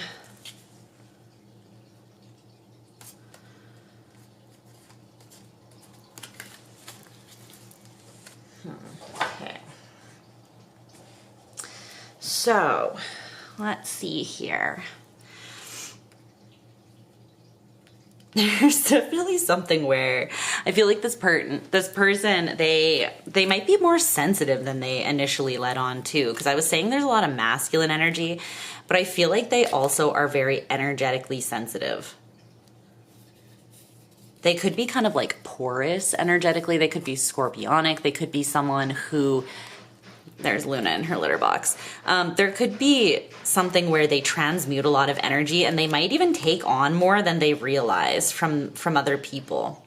It depends how far along their journey they are, like how much they know that they are gifted and they're energetically sensitive, and that they most likely soak up a lot of energy that's not theirs. So I would say if for this person, they need to be aware of, like, it would benefit this person to ask themselves at least once or twice throughout every day, is this mine? Is what I'm feeling mine?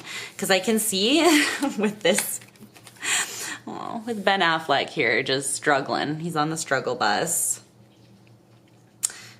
I mean, anyone would probably be on the struggle bus if they were married to Jennifer Lopez, but that's just from what I've heard about her. But it's like, he's just like, okay, maybe I need another coffee and a cigarette, or maybe I need to put a bullet, somewhere here in myself, because what is life?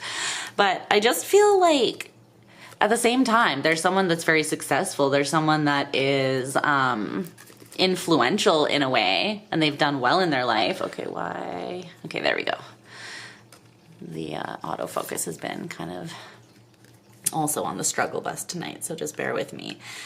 But I feel like it's also has to do with this, which says the universe can be cruel when it needs to be. It always explains later, though, when enough time has passed and you're ready to hear it. So this person, I am getting strong scorpionic energy, or maybe Aquarian or Capricorn as well, like strong Saturnian or Plutonian energy. I would not be surprised this person has, because these are people that they usually have to learn lessons the hard way, usually a couple times, just so that it really sticks, so that the transformation takes place with them, and then that's like their rite of passage. That's like their initiation, where they can, come here, Looney, where they can really like influence others and use what they've gained and their power without their ego getting in the way as well. Because those people have a lot of power. But it's like they need to learn how to be benevolent leaders. And that is usually through figuring out how to be in dominion over it so that it's not misused, right? What's up, Bean? Luna says hi. So I feel like... Hi, buddy. You interested in Group 2's person? What do we think of them? She booped them with her nose, so I don't know what that means, but she was like, let me give Ben some love. He looks like he needs it. Aw. Hi, baby. So, this person's gone through some shit, you know? But it was all for personal development. Yay! To my fellow Saturnian, Plutonian, Martian people. Woo! Don't we love this life? Our soul, God knows, knew that we were strong enough to handle this, even when human us is like, why would I do this to myself? Why would I ask for this? And this person might be someone who they have their days when they're like, why, you know, because they do feel like they take a lot on and they carry so much potent energy within themselves and so much depth of experience and energy. I feel like that it's a lot. Yeah, it's a lot. She's very vocal. So, but I do feel like the older this person gets, or like the more that they have time for those lessons to really integrate and sink in, they understand how what originally seemed like cruelty was really like training. It was like boot camp for them, because it's like that quote. I can't remember exactly how it goes, but it's like talking about how the most beautiful people have oftentimes seen like the roughest shit. They've been through the most, like, and it's saying like beautiful people do not just happen. Beautiful people are formed. Beautiful people are forged, right? Through the fire. It's why you can't really look at someone from the outside and be like, oh, you know, they probably wouldn't get me, or they haven't had the same experiences as me. It's like, you never actually know. You never know. Just because someone is beautiful and has a lightness about their energy does not mean for a single second. In fact, it's even more unlikely with those people that they have not seen some shit. Because what truly softens a person? Well, it's usually getting battered a little bit, or else having a very strong like spiritual experience or heart. But those things are tested frequently as well. And people that have a lot of energy, it's like that Spider-Man quote, or Jesus, who said it first. But it's like, with great power comes great responsibility, right? That this person, if I could pick one quote to sum this person up, it would be that. With great power comes great responsibility. And this person, sometimes it really does weigh on them. But they've got so much within them. It's like, I feel though that they currently still have a lot of unlocked potential. They might be very much be on their journey here of like time, just getting to the point where time is either passing and they're phasing out of this to understand, oh, this is how those things happened for me, not to me. Or, oh, this is how I can alchemize or transmute or transform those experiences into power for myself. Through wisdom, through perceiving them in a different way in my mind, and then using the strength of my will to assert myself differently. You're very vocal for group 2. Yeah. What's going on? She usually doesn't like interrupt me, so I'm not really sure why she wants to talk so much. She just loves you. You good? You good? Come on, snuggle again. Just have another nap. It's all good. Chill. Okay. She does get more energized at night though, and it's like getting to the witching hour. So anyways, forgive her if she gets the zoomies or gets more vocal. Anything else you want to say about this Ace of Swords, Three of Pentacles before we get into the main spread for this person, Spirit?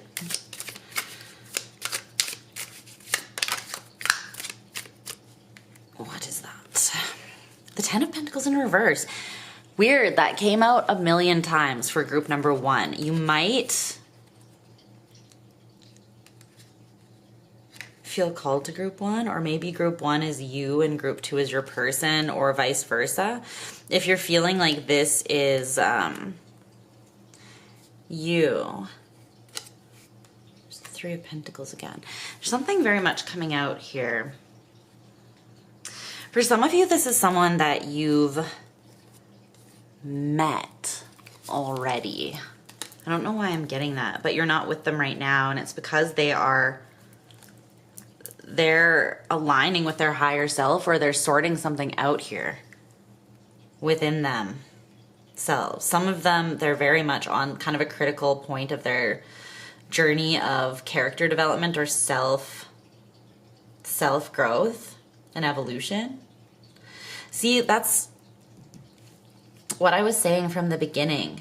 This could be like kind of a woo-woo, super spiritual, one of those frustrating and weird connections. A deep soul contract-y connection.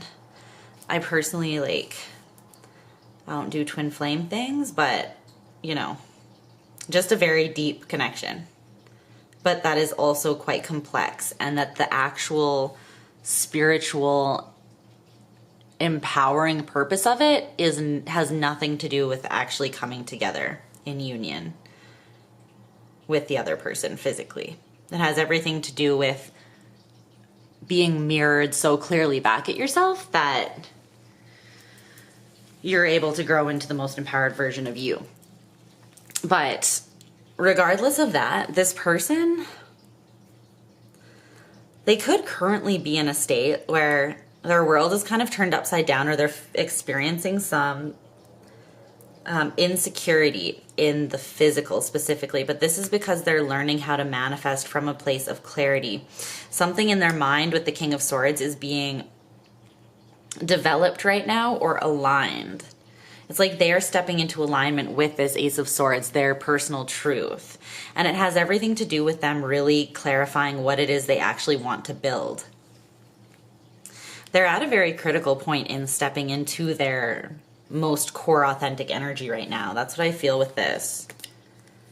Because it's definitely not that they are disempowered in the physical realm, or that they don't have a lot of energy and potency to manifest and to be really strong and empowered. It's definitely not that. I feel like, though, they might be learning a lesson about that right now.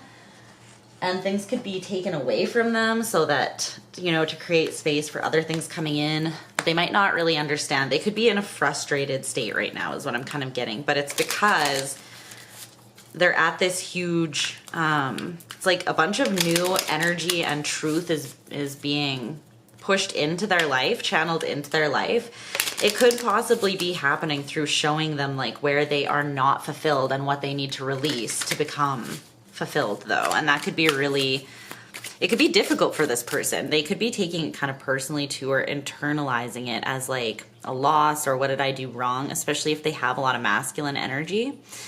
But it's not about that. It's like sometimes destruction is an act of creation. It's like when the tower comes in, it's breaking away, it's crushing everything. Or yeah, look, this person could be in a bit of a state of scarcity, or things are falling apart around them. And with that kind of energy, it's very spiritual. It's not because the universe is trying to take things from you that you've built that are solid. It's like an earthquake is shaking away everything that was never on solid ground. Or things that you've outgrown are being taken from you so that you can expand and be more abundant. Like you were never supposed to hold on to these smaller things. You're made for more. And so now the universe is like, you're ready for more, right? So this could be kind of a frustrating stage where this person doesn't understand why things are happening, or they feel, I don't know, there's some sort of lack or just like chaos or shift that's taking place, it feels like. Okay, this person's greatest strength, or one of them, is the Chariot in reverse. Okay. With the Ace of Swords and the Chariot in reverse, they definitely, they know how to not be, hello. They know how to not be influenced, not influenced, but not driven by their emotions when they don't want to be. So this is someone who can be, it's like they can compartmentalize that part of themselves quite well, or they can shift gears and put their emotional body in the back seat a little bit if they need to, especially if they need to make like difficult decisions. They know how to not be ruled by their emotions or controlled by their emotions. And again, I don't feel like that's because they're emotionless or they're cold or heartless. I feel like it's because maybe that was used against them at one point, and because they do have actually such depth of internal, like they pick up so much energy and they're so sensitive, right? That it's like if they were to allow themselves to be just swayed and driven by the depth of what they feel all the time, it would destroy them. It wouldn't be healthy. Tell me more about the Chariot in reverse. So this is actually a strength. It's not like they are a psychopath. It's like it's more of like a responsibility. Again, it's like they have great power, so they have to be responsible. They can't just point it in any direction. Yeah, it's to avoid, speaking of the Tower, it's to avoid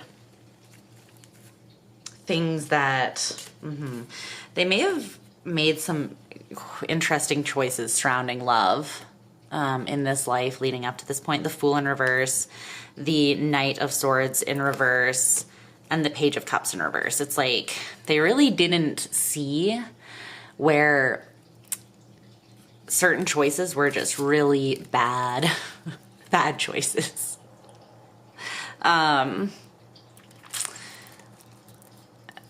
Yeah.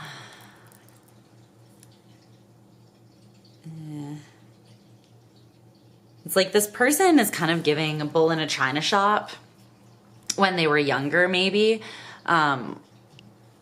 Especially if they are strong masculine energy. It's like they've got so much masculine energy that they just didn't know which way to point it, but it's backed up with this strong sensitivity. So it's like they may have gone all in on something that just completely, like the ground came out from under them and they felt like it took so much from them. They maybe had to get to a point, or maybe they experienced that a couple times, right? Where they were either in something because they were driven by just like animal attraction, or just like, yeah, physical attraction or sex, or the more superficial things in life or something. I don't know. Things that are fine for a moment and you want them in there as an element, but they don't sustain overall in something deeper. Or people that blatantly misused them because they knew how emotional and sensitive. Like this person could have been vulnerable to all the wrong people is what I'm kind of getting. And it was used against them to a degree where they had to learn this boundary for themselves, where they have a part of them that they just can't open up to everybody. And it's a self-protection mechanism. But it's coming out as their greatest strength. So it's telling me that, again, this person, it's like all the wrong things would come into their life and transform their energy and influence their energy because they take so much energy in if they allowed it. So this person has to have this kind of, these boundaries with themselves. And I'm getting that it is specifically surrounding love and who they give their heart to. Just places where their emotional sensitivity or vulnerability or depth could be weaponized or used against them. They're very careful. Not paranoid, but careful, because they've learned a couple lessons the hard way, I feel like. Their primary motivation or drive in life is the Eight of Wands in reverse. They want to make shit happen, but they want to use this innovative mind to, it's like they're not lazy. This is giving strong Taurian energy. They're not lazy, but they do want to find the optimal, or even Capricorn, like intelligent Capricorn energy, like Mars in Capricorn or something, where it's like they know how to work harder, or work smarter, not harder. That's what it's kind of giving. It's like I'm not afraid to do the hard work, but at the same time, I want to do it like the optimal way to get the most out of it, with putting the least amount in. And again, it's not because I'm lazy, it's just because why would I exert more of myself if I don't need to? Why would I say more than I need to? It's like, this person is like that. I don't, clarify this 8 of Wands in reverse. Their primary motivation or drive. I'm also getting this energy where they don't like love change. They might have a lot of fixed energy in their chart. They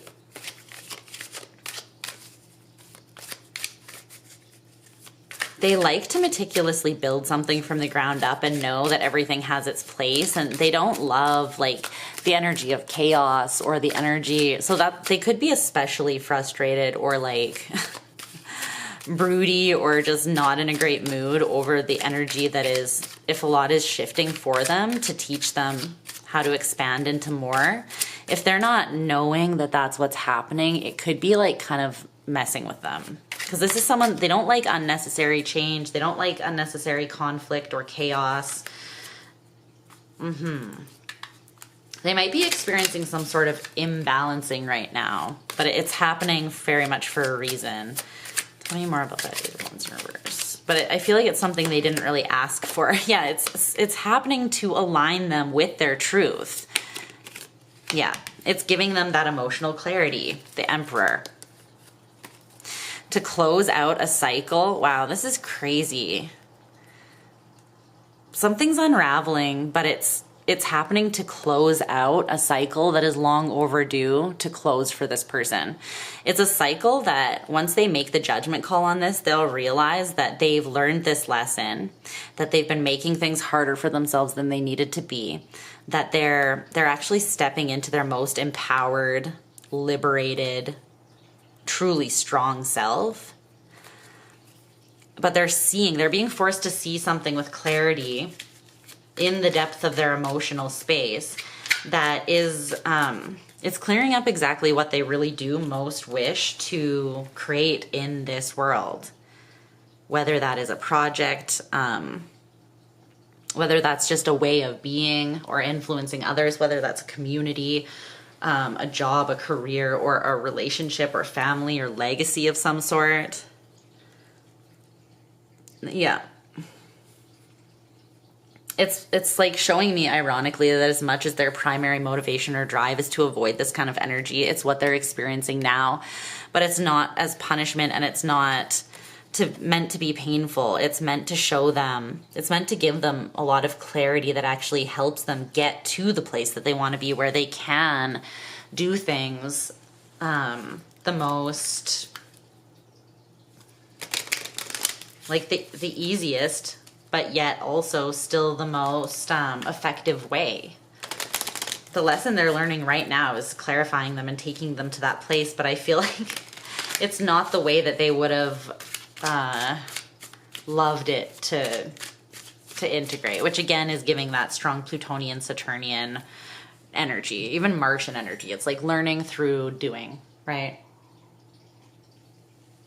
Not being able to just take someone else's word for it, but having to learn all your own lessons hands-on, like seeing another kid touch the stove, but then you still have to touch the stove. This is like very much how I am, so I get it. And sometimes it's so annoying. It's like, why am I this way? But once you learn that lesson and you learn it yourself, like it's in there, you know, it's like, you're never gonna wonder, you're never gonna forget it. I feel like that's how this person is. Okay. Their prominent path, purpose, or focus in life is the Ace of Pentacles in reverse.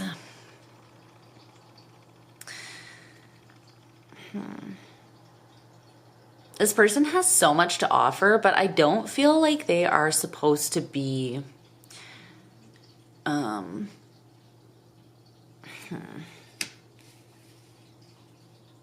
don't know if like the limelight or the spotlight is necessarily for them, at least not in the way that most people would think about it. Like they might bring like an idea or a product, a creation, a way of being, a philosophy, something like that into the world.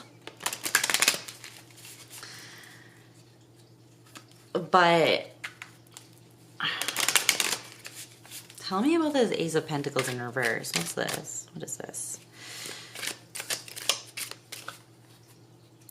I think that they're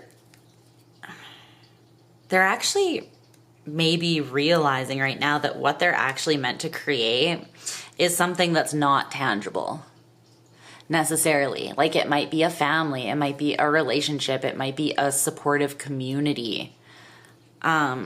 It might be an idea that they're meant to birth into the world, but it might not be like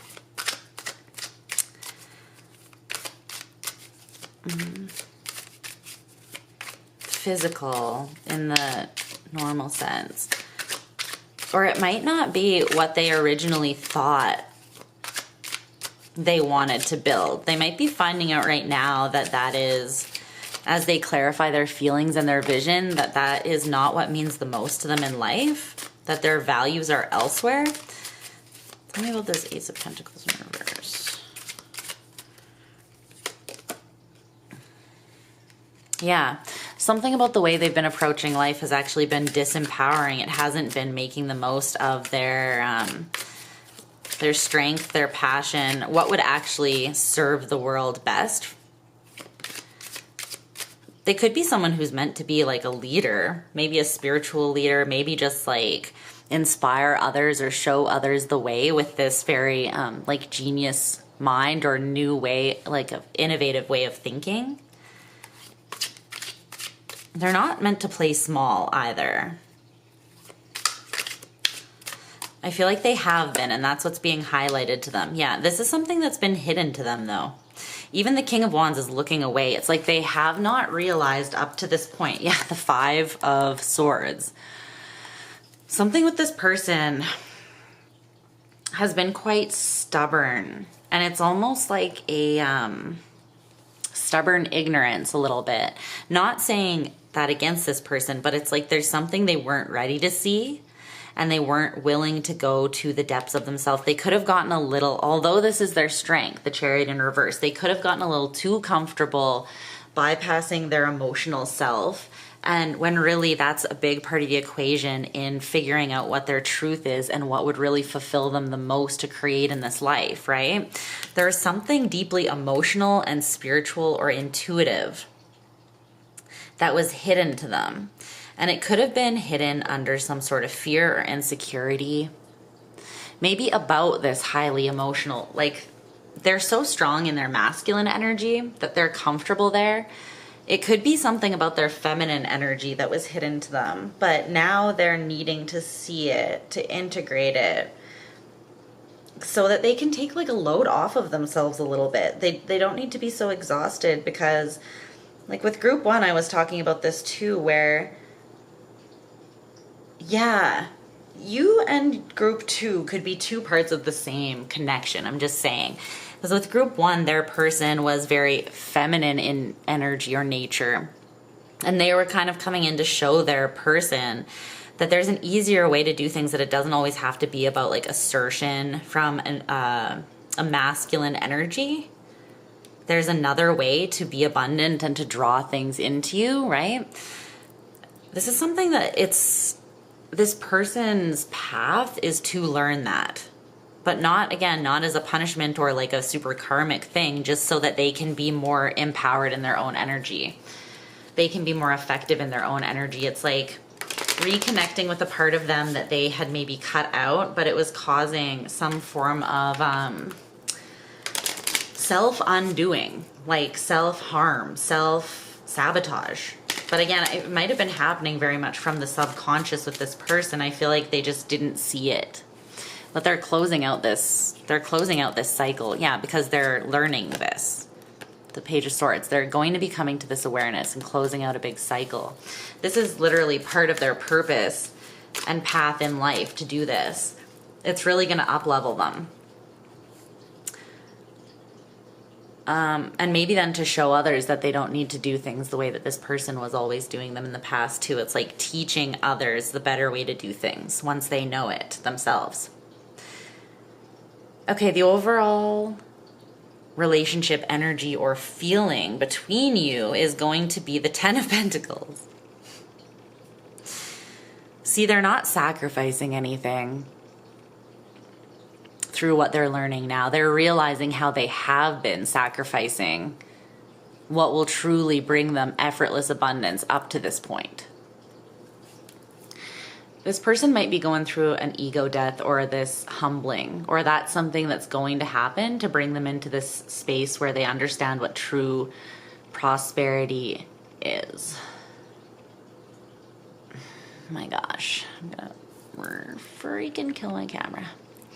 I'm gonna kill it because you can kill inanimate objects. Did you know? Hello, focus on the card. Okay, there we go. Struggle bus.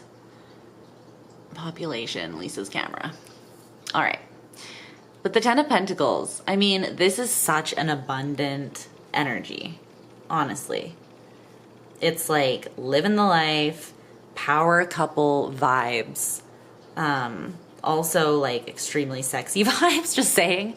The two of you are probably both very attractive people, or you're gonna be one of those couples where people are like, oh my God, they just look so good together. Like they just look right together. Like they were made for each other. There's something about you that's going to, I don't know, it's just gonna work in a very tangible, physical way. I also feel like the sex is gonna be on point.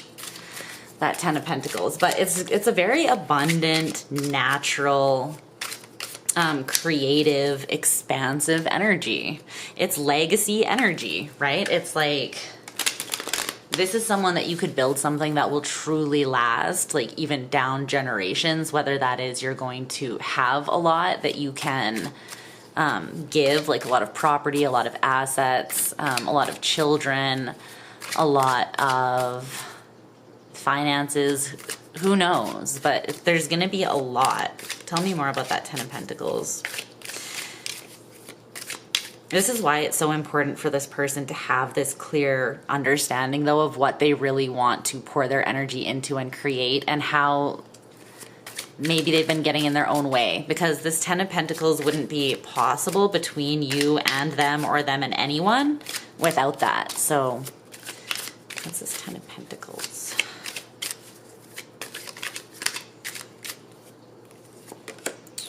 Yeah. It's not going to be structured the same way though that, it's not going to be structured the same way that it always has been for this person. Your energy, your relationship energy and feeling is going to feel different than something that actually either of you have ever experienced, I feel like. And for that reason, it's going to require the two of you to really tap deeply into your connection, because your connection is unlike, again, like this energy, right? It's unlike anything you've experienced, unlike maybe anything you've even seen modeled for you through any other relationship. Like it might literally be like kind of like a movie, or kind of just very spiritual and weird, where the two of you, you have to let go of all preconceived notions and the past. Like whatever the past has taught you, very little of it will apply to this relationship, because this is something that is different and it's meant to be different. So it will test the two of you.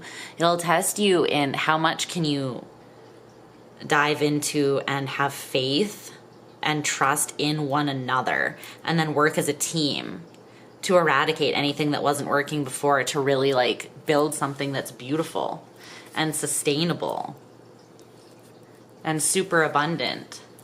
But it's like the way that you two work and get there will not be how other people do. So even if you build like a family or you have a business venture together, your approach will be very different than how most other people get there. And I do feel like it's because there's this natural balance between the two of you. But again, it might not be like how other people balance, how other people work together in relationships. There's something different about it with you guys, but it's a pro, it's a strength. There's the Ten of Pentacles again. It's definitely a strength. I feel like there's this energy of like co-rulership as well between the two of you. It's like you are going to be equals and you're going to each bring your own thing to the table. So you come together and it's like this, right? It's like you're both giving equally, but it's still like the left hand and the right hand are different, but you're integrating with one another, and you could not, like, just the left hand alone could not accomplish what it can with both hands, right? So it's like you really are a team. It's like you're part of the same body when you come together. You'll be so integrated and maybe so immersed and entangled, not entangled in a negative way, but entangled with each other's energy, especially if you're a very energetically sensitive person like this person is. You could be very psychic, very telepathic with one another, just like you tap in and you just, you know. Okay, the attributes that they will complement or amplify in you or strengthen in you. The Eight of Wands. The Eight of Wands in the upright, right under the Eight of Wands in reverse. Okay. This person can dish it out, but they can't take it, huh? The Nine of Pentacles in reverse.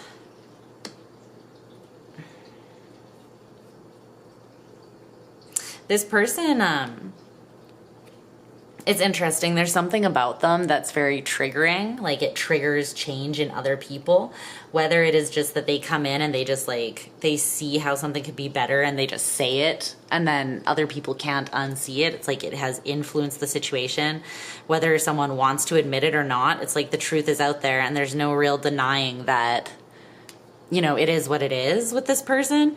Or just they have such a strong energy that they impact or influence, and again, they do this on purpose to some degree. They influence the energy or the situation.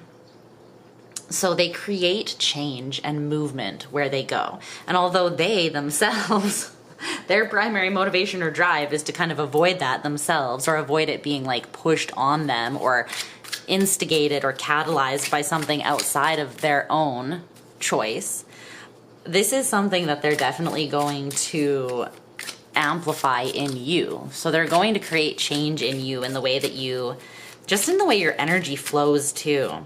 I'm almost getting like this person is kind of gonna like bring you to life a little bit, or like spark something in you that may have felt a little lackluster. They're going to create movement in the places within you that have been, that have been imbalanced or that have been lacking.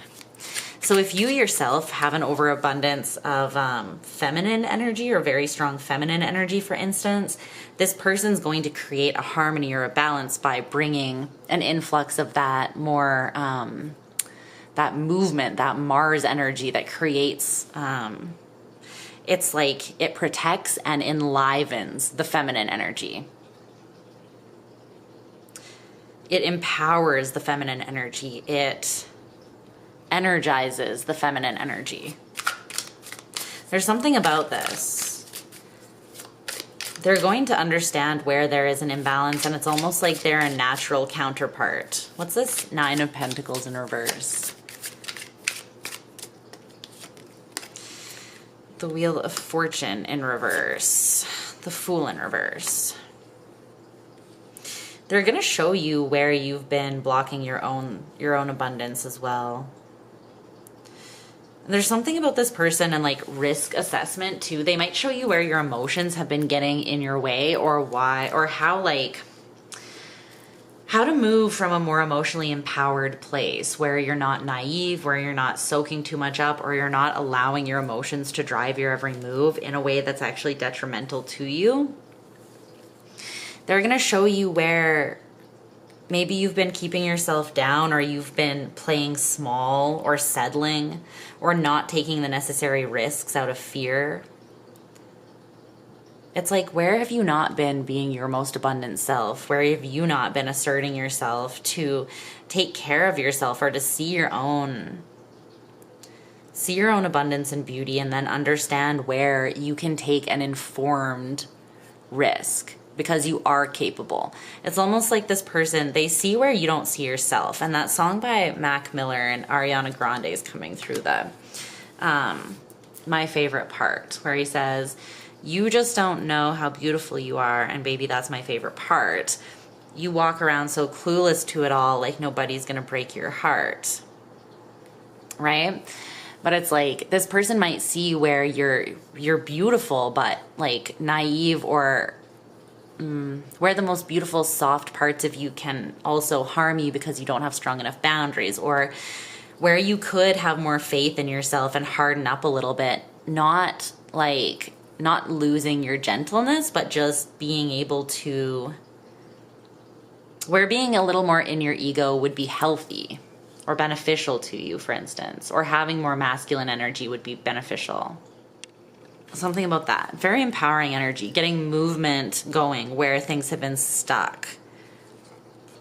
But through helping you see yourself more clearly and through helping you understand that you're more capable, then you know where you maybe create more conflict or confusion or make things harder by overthinking things and staying in like an indecisive space. This person's almost, it's like they're going to help you just think less and do more by trusting your instincts or by getting more in tune with that part of you that just knows how capable you are. So then you can walk into any situation and be like, I belong here. I know what I'm doing. I am the boss. You know, it's like this person will maybe be that pep talk inside your head that's like, what is there to fear when, you know, you're swimming through the depths of the ocean, but you are the shark, you know, like you're the great white shark. You are the most ancient, fierce, like you're the top predator, you know?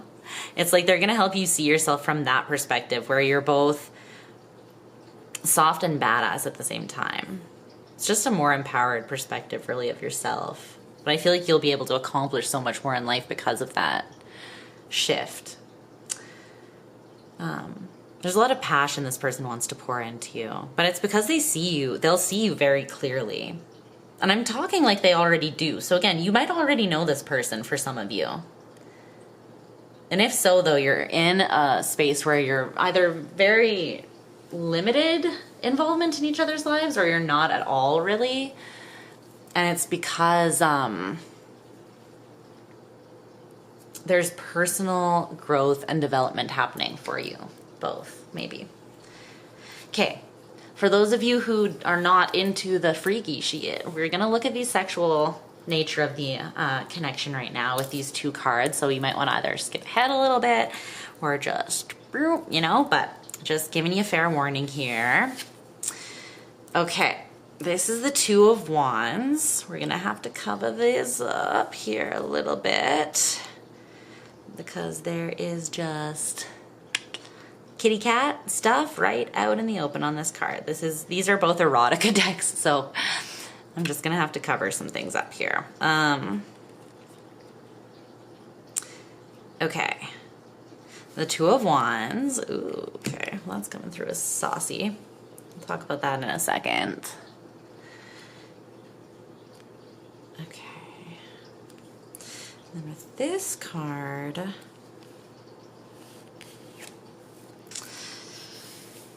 this is the Seven of Wands. Oh, damn. Okay. All right. We're not going to be able to cover all the penis on this deck because there's a lot of it, but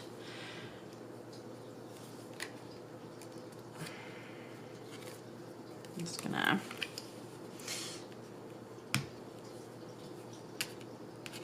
kind of attempt to do that. Okay. So this person and you, your intimate life is going to be freaking on point. Like I said before,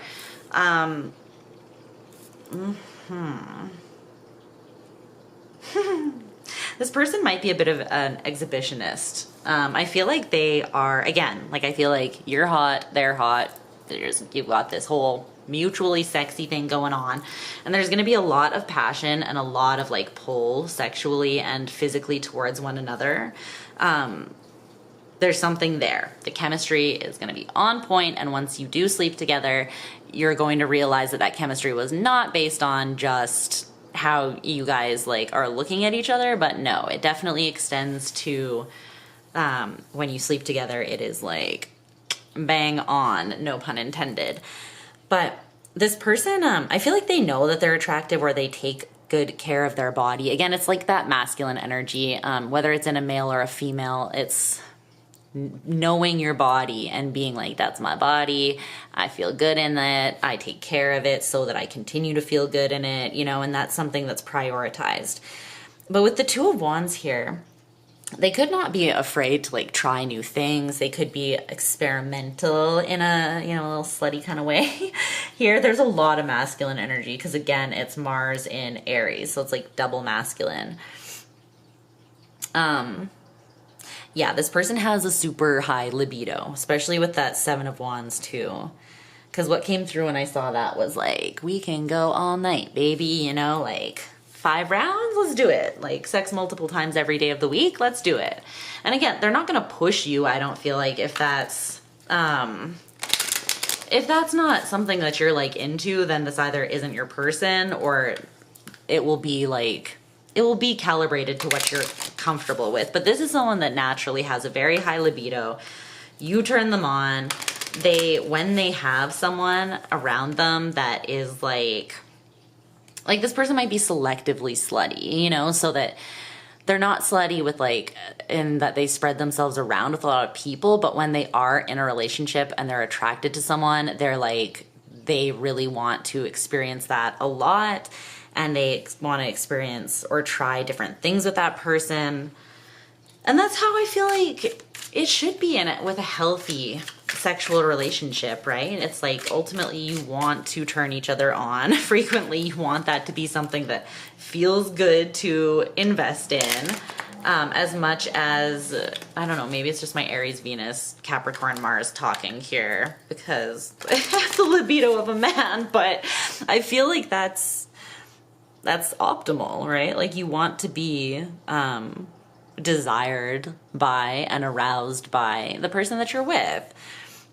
But in this Two of Wands, it has these two women and what is being covered is they're just out in the open and they're touching themselves, and there's like the paparazzi here like videoing them or taking pictures. So this person, they might want to film something together, you know, make a little video for the archives between the two of you. Although I feel like this person wouldn't even be someone who would be opposed to like putting it out there for other people to see. There's something that's coming through about this like exhibitionist thing. Or they might want videos of you, like they might get very turned on by you sending photos or videos to them. But again, it's because they want to be, it's like they want to be connected to you in that way. It's a big part of the connection they feel with you.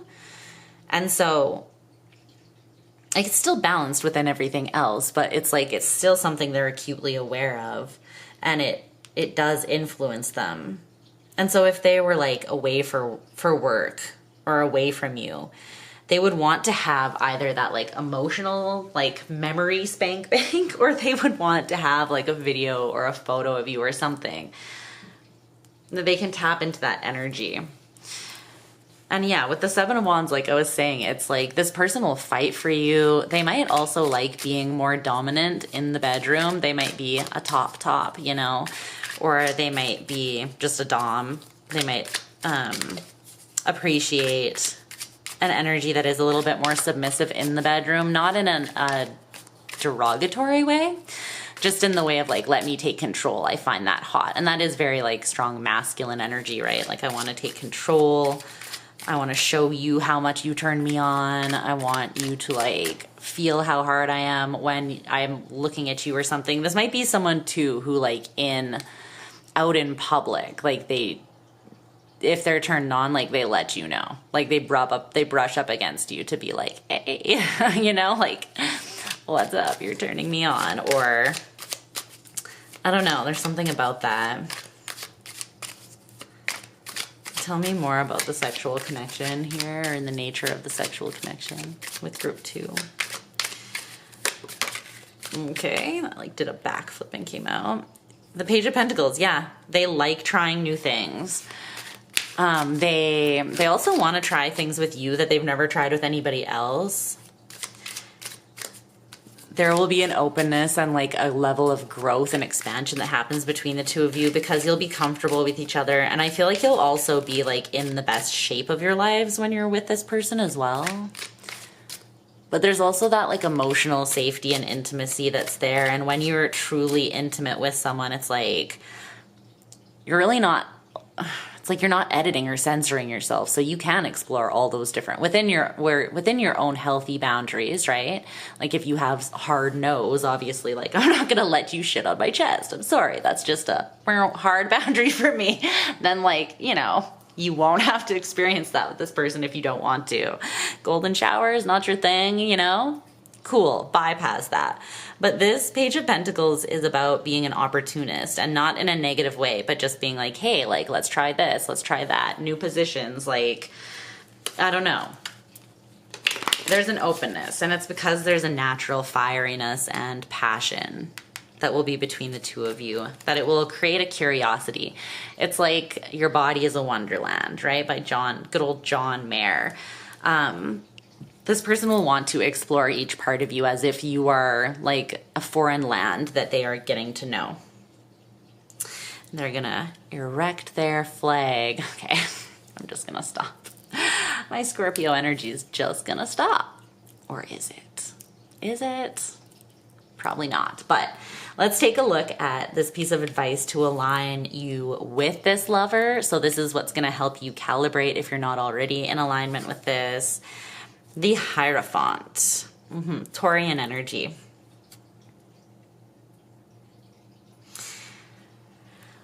I feel like really, really rooting in and grounding into your truth is going to help this person do the same as well. And it might even help them if you do this now, because if they are going through that phase of like upheaval and feeling really ungrounded, you could, especially if you have a deeply telepathic spiritual connection, you could send them some of this energy and maybe help them move through that. Or you can offer it to them if you know them, if they're already in your life. But this is figuring out and really cementing your values, who you are, the direction you're moving in life, and the roots that you want to put down as much as you can without this person. Do that. It's kind of like know thyself energy that's coming through with that Hierophant. So get to a space of peace and understanding and integration with the lessons that you've already learned here. And I also feel like this is bringing peace, harmony, and balance in a very like grounded, secure, and stable way to your life as well with the Hierophant, as much as you can. Tell me about that Hierophant. Any other advice for group 2? The Three of Cups. The Page of Wands in reverse. This might be also about really getting to a space where you're ready to commit to this person as well. If you have other options, it could be like closing those options out, or it could just be releasing. You might still have some processing of old lessons that you need to do from past relationships that you're still looking at from like with a distaste, or with maybe they deflated you, or they made you not have as much hope in relationships that can actually be strong and lasting. There might be some grief and heaviness that you still need to process so that you're not investing your life force energy in that anymore. Because that could also skew your perspective of how you view this person when they do come in. Like for instance, if you've just come out of some traumatic experiences or relationships, and you need to process some of that and ground back into your body, your comfort, your confidence, your knowledge of self through integrating those lessons, integrating that healing, and then maybe even opening up more to relationships, to being cooperative and friendly, again, perceiving there being hope and optimism surrounding strong, committed relationship, the kind that you would want. Because there's something here about you not having a lot of hope or reason to believe. But I feel like the things that you've experienced in the past, just like this person, it's maybe, what did that card say? The universe can be cruel when it needs to, but it always explains later after enough time has passed, right? there might be something where you also experienced your version of that. And I feel like it was relational, or it had some impact on the way that you view commitment. So there might be something that you're needing to work through there, or that's what it's saying would be helpful. Okay, we're gonna look at your oracle cards now to see what this person, we're gonna get some further clarity or validation on what we've already discussed about this person, and we're also gonna see if we can get a bit of an energetic snapshot of where you'll be at when you meet this person, or when this person comes into your life. So this bottom row is all about your person and just clarifying the energies that we've already covered with them. Let me bring you in for this part so that you can see a little bit better.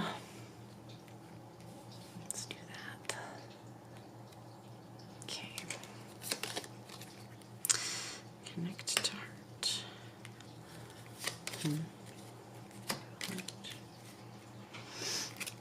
Interesting.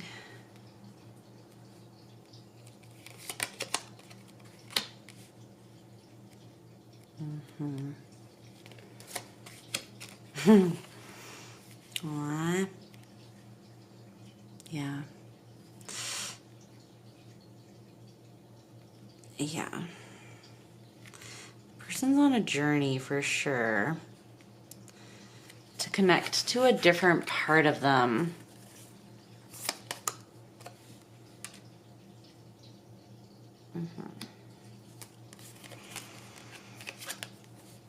Grounding. Ooh, yeah, see, that's...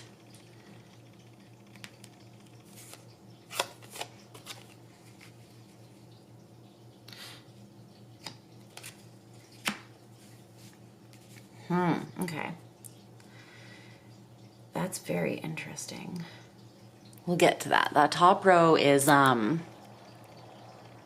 top row is talking about the energetic landscape and the energy that you will most likely be in when this person comes into your life. I kind of feel like for you guys, I'm feeling very strongly for the majority of you, you've already met this person. Even if it was just like a brief run-in, I don't know. I feel like it's like there's been an energetic imprint already on one another is the best way I can explain it without, hopefully that doesn't sound too fucking weird and like Twilighty. But that's kind of what I'm getting for a lot of you. So take that if it resonates. But this bottom row, this person's energy, clarifying what we have already uncovered. So the student is the archetype at the center here. The light attributes are humility and a devotion to knowledge and openness to lifelong learning. And the shadow attributes are arrogance in the pursuit of destructive knowledge and an unwillingness to translate knowledge into action. So knowing something, but then not changing or not acting on that knowledge. Through, again, didn't I say this person was kind of ignorantly, like stubbornly ignorant on purpose about some things? I feel like whatever awakening they're going through or they're going to go through, it's going to be that ego death that shines light on where they've been arrogant in their pursuit of knowledge. Because again, this person's very intelligent, right? But that can be misused, or it can be used to manipulate, or it can be used to gain power in a destructive way, a way that is not meant to sustain, and it's not meant for this person, ultimately. They're meant to be more abundant than that way of being would let them be. So there's something they're going to go through, if they haven't already, that's going to humble them, but not in like a I'm going to break you down way. It's going to make them devoted to the kind of knowledge and learning that has no ceiling. It has no ceiling. It's infinite. It will just keep expanding as they expand through life. This is also Mars and Aries energy that came out with the Two of Wands. This person has very strong masculine energy. For sure, no matter what sex they are. But again, they might meet you when they're kind of in an impulsive space, or they haven't really reeled it in yet, you know? It's like they haven't really learned how to, how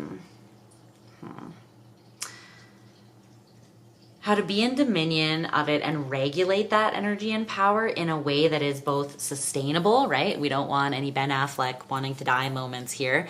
A way that is sustainable and also honors that power. With great power comes great responsibility, right? So it's like they may not have learned when they meet you. They may still be young. They may still be kind of arrogant. They may still be very hard-headed, but in a direction that's not serving them, in more of an impulsive direction when you meet them. But ultimately, this person, once they connect to their heart, and they are on a voyage, an ongoing voyage to do this. This is a lifelong thing. It's part of their path, this Sagittarius energy and Venus love, but Sag, the voyager, right next to connect to the heart. This is something that's going to open them up in a philosophical kind of way. It's going to allow them to be more independent and generous with their energy, because they're going to understand what they stand for more and why, but from a deeper place. This might be something that you kind of bring into their life as well. You help them see that side of things, where they help you see the more masculine side of things, maybe. But this person's very adventurous. They're very honest, unbridled, experimental, and experiential in a lot of ways. Like they have almost this boundless energy. They're not afraid of taking risks. But even this card, it says tactless and self-righteous in the shadow part. So when you do have that masculine energy that is more, I don't know, self-serving, or not humbled, and sometimes not by its own conscious, like, nefarious choice, but sometimes just because, like, it hasn't gone through a situation that humbled it and kind of said, you know, bitch, sit down and see this other side of yourself, or take more responsibility for your power and how it can affect yourself and others, maybe in a less positive way. If they haven't experienced that, it's in part of their path to do so, so that they don't get consumed in a negative way by their own power. So they don't turn into a monster instead of like a leader, essentially, right? So this person, there's an element to them where they have this very expansive energy, but they are they're kept in alignment by the universe.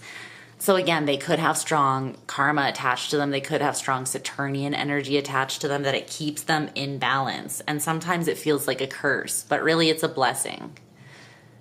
But this person needs to learn how to be, it's like they're big daddy energy, so to speak, over their own life, but they are not God, and they have to sort of realize that. I feel like that's the humbling of the masculine energy, so that they're devoted to the right things, so that they're devoted to things that are aligned ethically, and they're aligned with their heart. But this person has a lot of heart to connect to. It's just they may have forgotten it. Because reflect and love is over here. And I feel like this is almost something that to trigger like a reconnection or an empowering or an awakening or a consciousness of this element to them, that this is in them just as much as the other energy and this is just as powerful. It's like it needs to be reflected back to them. So if you've already met this person, I feel like you are kind of a catalyst. You reflected this energy back at them in a way that, again, it made them recognize or realize that, oh yeah, that's a part of me. Oh yeah, that's a beautiful part of me. That romantic side of me, that charming side of me, that side of me that is sensual and receives, like can receive, can be magnetic. That is part of me reaching my personal harmony. It's like pleasure is also important in this life. And indulging in those things that bring value, but from a different way, that aren't like monetarily valuable, or I don't know. There's a lot of different ways that we can infuse value into our life. And a lot of it is through this Venusian energy of being like enticed by the sensual nature of life and experiences. It's like that feminine energy will trigger that in this person. It'll reflect it to them within themselves and maybe create a humbling or a balancing effect. I don't know. As for when you're going to meet this person, you could be in a little bit of a, my camera battery died. I was definitely really hoping that I could just squeeze by because we're almost at the end, but no. Had to take a short break to charge that. But this energy is very interesting. It really makes me feel like you definitely do meet this person if you haven't already. I feel like you will meet this person at a time when you're not feeling at your most aligned or best self. And that just really verifies or validates that theory that I had or feeling that I have about you guys coming together, meeting, and then you spend like a little time apart to do some work independently on yourselves, I feel like. Because when you meet this person, you could be at kind of an ungrounded part of your life as well, you know? Like, you know how I got that? That's what I was picking up for them as well. You might feel kind of stuck, like something that you're trying to create is not alchemizing, or you might feel like this connection when you meet cannot be, something about it can't be grounded, rooted in, or actually brought into the physical in a meaningful kind of way. It's like something, there's resistance to it actually coming together. And it could be because the two of you need to reflect each other and reflect almost what still needs to be awoken or worked on within the other person as well. But it's like a gift of love when this happens, even though it might feel tumultuous or it might open up a phase of learning and evolution. It is pulling you into a place where you are your most grounded and best self. And with the raccoon energy, this energy is very much like an artistic energy. It's a talented energy, someone with a lot of tenacity, a lot of skill, with a particular like talent, tool, instrument. But in the reverse or in its shadow, it talks about being like competitive. It talks about not understanding, like having some sort of unresolved issue surrounding your self-image that gets in the way of your success. So it could be that you're wearing a mask or you're not showing up in your most authentic time, but it's something that is limiting creativity, your creativity. So if you are an an artist, it would be like giving too much thought to what your audience thinks or how you are perceived. Like you might meet this person when you're ready to grow into something more, and it's because you're ready to see more of your authentic self. And so it's almost like it's an ego fear of its own that needs to be resolved. But when in balance, this is a very generous, talented, successful, artistic energy. But you could also be kind of like hiding your greatness as well when you meet this person. Maybe not meaning to, but it's like when you meet this person, something about the best of you has not fully aligned, or it's like you haven't recognized it in yourself, and therefore others also can't recognize it in you just yet, at least not to the fullest extent. So this person's going to come in and it's like they see a part of you that you don't see in yourself. Again, it's like you just don't see how beautiful you are. And I feel like while this person may find that endearing, they want you to see where you're not. It's like where you're limiting yourself or where you're trying to be someone that you're not, maybe. Regardless, though, this is an energy that even here it's a reflection with the two dogs, but they're looking away from one another, right? So it's like you may have to both look away from each other to connect to the depth of your heart through this journey. And it's interesting that even their energy is reflecting, like it's tying into yours. You guys have you're like counterparts, you're mirrored souls, you are connected, you have a way of seeing and shining a light on different parts of each other that, you know, like maybe your blind spots. There's something about you bring light, you bring love, you bring awareness to the parts that have not yet been formed or rooted in. And it's because you reflect one another, and it is coming from a heart-based place or a loving place, at least when it's aligned. But you might have some independent work to do. Like you might come into contact with this person, have a period where you you separate to really ground into who you are on like that highest, most expanded, most authentic level. And once you're both grounded into that and you've both manifested or alchemized more of, I don't know, your talents, your success, more personal security and stability and truth or awareness of who you are on a grander scale, it's like once you have cared for yourself and you are showing up in a more holistic way, then I feel like you'll come back together and you could have the opportunity to continue on this voyage of constantly learning and teaching. It's like you won't just be learning from life, you'll be learning alongside one another. You'll be showing each other or helping to reflect things back along this journey, and it'll be from a place of love. This is like being with your best friend, but also a lover, but also someone you can build something with, but also someone that you can be creative with, but also, you know, it's kind of very expansive energy. It's almost like you just need to find that expansiveness within yourselves so that you can come back together as like more complete formed versions of yourself and then continue along this path together. But I feel like you could really experience like a lot of adventure together. It could be just you two against the world kind of vibes. And not in the way where you need to be like renegades or you need to be rebels. I mean, maybe you guys might show the world a new way of doing things in some way, because I feel like you're both kind of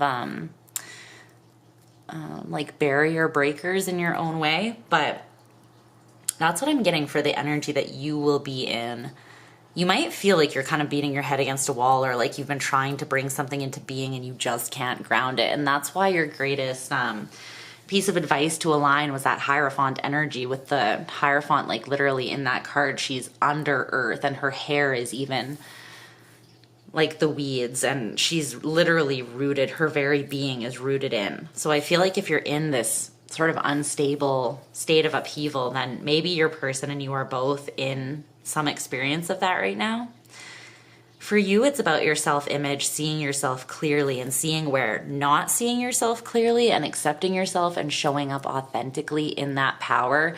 It stops you from alchemizing. It stops you from bringing success and abundance towards you. So if that's something you're experiencing, then you could be close to meeting this person, or you could have already met this person and you could be close to coming together with them again. Okay? All right, group number 2. I love you so much. If I got this right, if this sounds like someone that you would not mind waking up to every day, you know, you wouldn't kick them out of bed, then leave me a comment down below. Let me know how this resonated for you. Leave me a like, subscribe if you want to chill with me more often, but I appreciate you being here. I'm very grateful for you guys. I have the most amazing community. Thank you so much for your love and support. And yeah, I will talk to you again very soon. Stay safe and well until then, group 2. Bye. Hey, group 3. How are you guys doing? I hope you're doing well. Okay, let's get into your reading. You're in group 3. Again, if you chose the Celestial Smoky Quartz, it's going to be here, helping me tap into the energy. So we're going to do this spread. We're going to start by looking at your person's core signifiers. And then after we work through the main spread too, I have some oracle cards that we're going to look at the end to kind of summarize the energy that we've already, summarize and validate what we've already read, and then give us any details I may have missed. And we're also going to see if we can look at what the energetic landscape might be for you when you are about to, or when you do meet this person, just so that you have some sort of idea, premonition, anticipation vibe, if that's helpful to you. Okay, so let's take a look. All right, the Ace of Cups in reverse and the Queen of Wands are your person's main signifiers. Okay. I'm going to pull a couple oracle cards for the signifier just to get a little bit more into it, since these are the primary energies that want to come up for this person. Okay, let's see here. Let's see. No, it wants to be like that. Okay.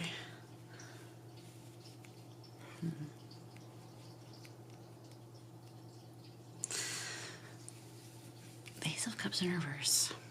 Queen of Wands. Well, first of all, the first energy that's coming through for this person is kind of like spicy or sassy. It's very self-informed. It's very self-reliant, maybe. There might be an element to it that is that. It's very loving as well, but it's like the heart is protected. When this person does love, though, they love really hard. It's possibly because of how fiery they are in nature, how passionate, how much they know that they have to give as well. Like the Queen of Wands is very confident, and it's an energy that's not cocky, but it's an energy that knows itself well. And so it knows the good, the bad, and the ugly of that. It knows exactly what it offers, right? And so for that reason, the Queen and King of Wands can most often be labeled like narcissistic or self-serving or like, look at me. But really it's just they have that vibe. Most people that would say that about them or cast that judgment on them are just the people that ain't got it, you know? And it's like, haters gonna hate, unfortunately. These are very attractive people, super attractive, magnetic, but it's like they've got this charisma that can't be faked. They've got this attractiveness that can't be faked. Whether it's physical attraction, like whether they're actually hot, which most of them are, or whether it's just this vibe that they're either like a siren type energy or like a 007, you know. It's like there's an air of mystery about them, but at the same time, it's more perceived mystery by people that can't see that they are literally just being pretty much 100% authentic 100% of the time. With the Queen of Wands, what you see is what you get. But it's like people, because of her complexity, people might think that she's wearing a mask or that she's attention seeking. When really she's just complex. Like she's just able to show up in an array of different ways, and they're all just as authentically her. And this, I'm just saying her because the archetype is the Queen, but it can be a male or a female. But this is the energy. But with the Ace of Cups in reverse, it's like the heart is, I don't want to say locked away, but it's definitely not center stage necessarily. And it's because it just spills out into the people that this person loves. Yeah. They've got a pretty pure and abundant energy. And so when they do give it, it's like, it's truly unconditional. For that reason, though, I feel like they have boundaries, or they have boundaries, or they need boundaries. Just so that it's not misused or drained from them from the wrong sources, or so that they don't put themselves into things that don't see and value them. Because with the Queen of Wands and the Ace of Cups in reverse, this person could, if they gave to the wrong thing, they can get very depleted. Their light could literally diminish. And it's not saying that that's something that they would never get back. It's like your light is inherently yours. But at the same time, we can give our power away and diminish our own light in different ways. And it's when we don't see ourselves, when we aren't valuing and respecting ourselves and acting accordingly. And again, that's not narcissism, that's self-love, as long as you're doing it from a healthy ego. Then that's just knowing and caring for yourself, literally. So that's actually really beneficial. Unlikely to apologize. Yeah, that's the Queen of Wands energy for sure. Very unapologetic. Kind of like Lilith energy coming through. Very independent energy. Again, it's like when I love, I give my all, but no one is going to choose who or when I love aside from me, you know. And our dreams will break the boundaries of our fear. This person, wow. This is gorgeous energy, to be honest. This is like someone who does change the world just by walking in the room. Like, they don't even have to, it's not that they don't have to do anything. I mean, this person puts a lot of, the King and Queen of Wands, they put a lot into themselves. It's one of those energies that's like, because they are so complex and they have so much power, they have so much to offer the world. Like, they're here to change the world, these people. They're leaders. They're people who have strong voices and the courage to speak. Even if their voice is shaking, speak for the greater good. They're often like public defenders or people that will, if they see something being done that is wrong, they're not afraid to be like, hey, this is fucked up, you know? And we need more people like that in this world. So this is a very powerful energy. It's just, again, it needs to be, if they're like fighting for the wrong thing, right? So if they're stubbornly ignorant and fighting, let's say, to hold a relationship together that's really toxic and draining them or disempowering them, that could take a lot of their life force energy and their time.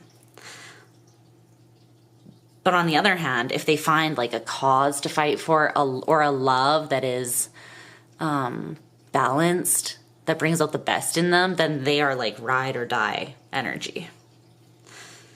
Unapologetic in how they feel, in how they express themselves, in their depth and complexity, in their humanness too. Again, it's not an excuse to be a dick. And this person doesn't use it as that. They have the angel wings.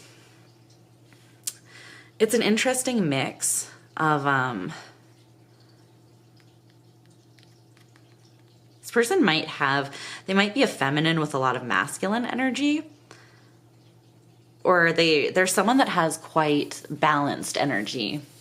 Like, they have their feminine, masculine. If they're a feminine, then they have their healthy dose of masculine energy as well. Like, they're very passionate as much as they are loving.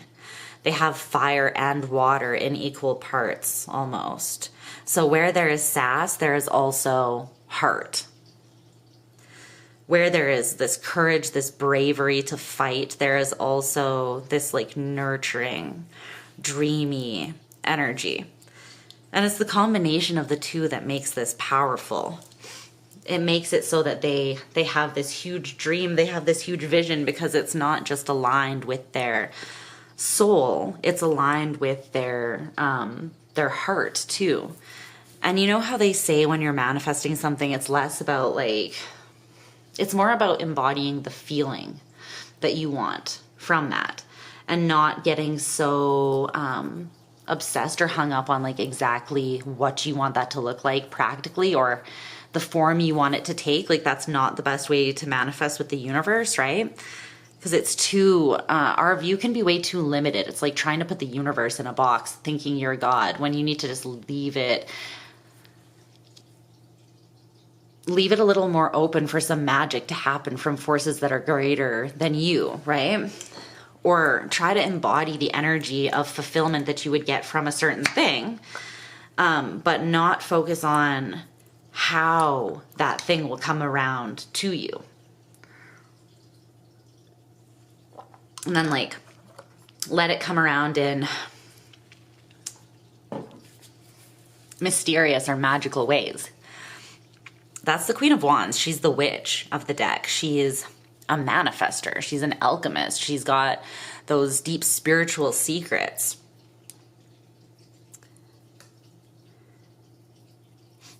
This is very high priestess vibes that this is giving. The Ace of Cups, Queen of Wands. And this person has huge dreams. And because their vision is so big and so clear, and they use that to manifest. They like can feel into this deep heart space and then let it inform their vision and keep it big enough that the universe, I mean, this is when they're in their healthiest state. They're very divinely, it's like they have a direct line. And this is also giving like only God can judge me vibes with unlikely to apologize in the angel wings. It's like, I answer to one person and one person alone, or a being, and that is big guns upstairs. So if I got, like, I'll take it up with source itself, you know? It's like, yeah, no one's gonna pin the Queen of Wands down. She's not dependent on anyone but her own soul. And she is pretty courageous, and it's because her desire, her soul, her spirit, her dreams, even the reason why she cannot be pinned down by anyone is because she can't even pin herself down. The Queen of Wands is so expansive, so... It's like she's a mystery even to herself. She's constantly learning about herself. That's why she's so authentic. Because she's in the present moment. She's in the now. She's like, I'm a work in progress and a masterpiece simultaneously. I am like art in motion. You know, and that's why she's inspiring. It's because she's decisive. She's decisively full in whatever she's in. She's fully in whatever she's in. Where she is, that's where she is. And that kind of like energy, embodiment of a being is very intoxicating. It's very powerful.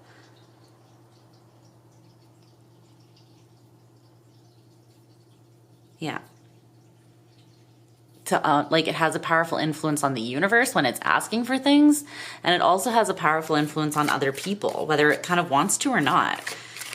The Queen of Wands can have a lot of haters, and she can be misunderstood. She can be projected onto a lot, and a lot of it is jealousy. A lot of it is evil eye and people that don't understand that she's not trying. She's not a try-hard. She's just real.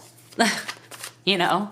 Sometimes being in your full power and your most authentic self is like triggering to people because they're not. So... that's the energy, but there's a huge heart that this person may be to their own detriment even at times. It's like they're otherworldly. They have this direct line to unconditional love, and the people that they share that with, it's not that anyone is unworthy of having that shared with them, but it's more that like there are people that when they recognize that you have that kind of connection and that kind of power, really, because it's a direct line to the ultimate power source. It's not you being powerful. It's you being a conduit for that power, right? Directly connected to the divine. The angel's power comes from source. It doesn't come from, right? Like Lucifer literally became the devil because he wanted to become God. And it's like, nah, you got it twisted, right? Like only God is God. So the Queen of Wands is understanding, but again, it's like only God can judge me because I know that I am divine, but I also know that I'm human. And when no one can tell you anything like that, right? When you're just constantly in the pursuit of uncovering and uprooting more of your own spirit, which is at the same time, like as it is challenging you, it's also strengthening you. It's like that is their journey. And they don't really care about other people's judgments too much. Really powerful energy.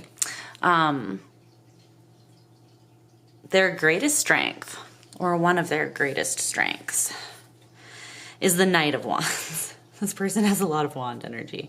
Yeah. They're very connected, like, and playful. This Knight of Wands is holding this little, like, almost like Thumbelina type creature.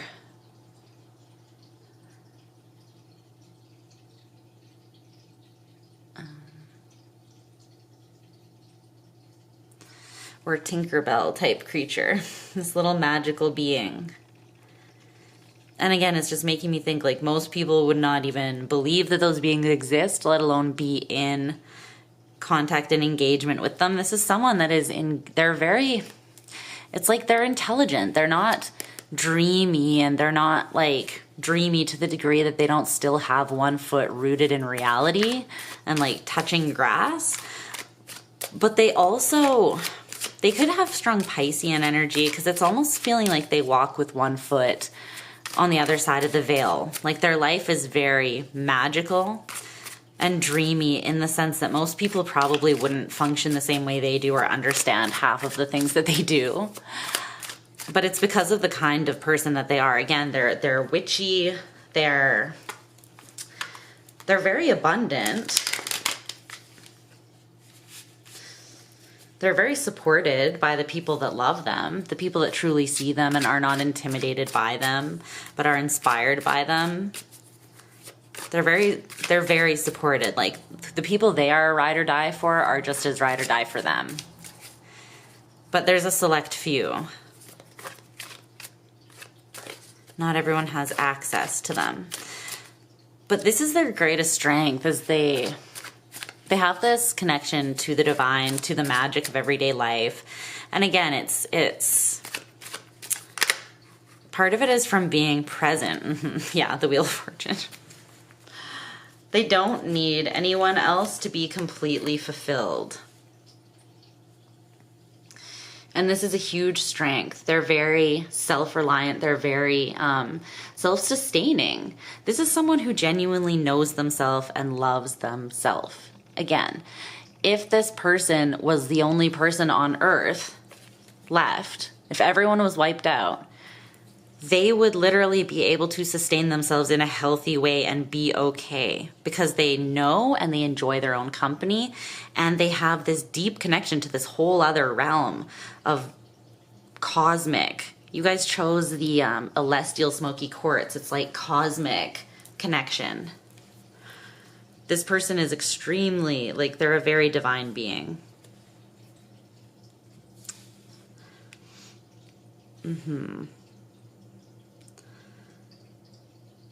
They have a very clear path in this life, and they're very aware of it. And I feel they're very stubbornly fixed towards that path. Like, nothing could really take them away from this or convince them that it's not for them, because they have that strong vision, because it's built into them. Like, they're either like an earth angel, a starseed being. They're just a very divine being. They're very connected to and aware of their divinity, because we're all divine beings. But they came here with that awareness, with a purpose, and with a very strong soul and a very strong heart. It's like they have the heart. It's almost as if they have a heart for humanity, and they also have the strength of spirit to get shit done, which makes them, again, someone who could quite literally change this world. And they're probably here to do that, or to help a group of other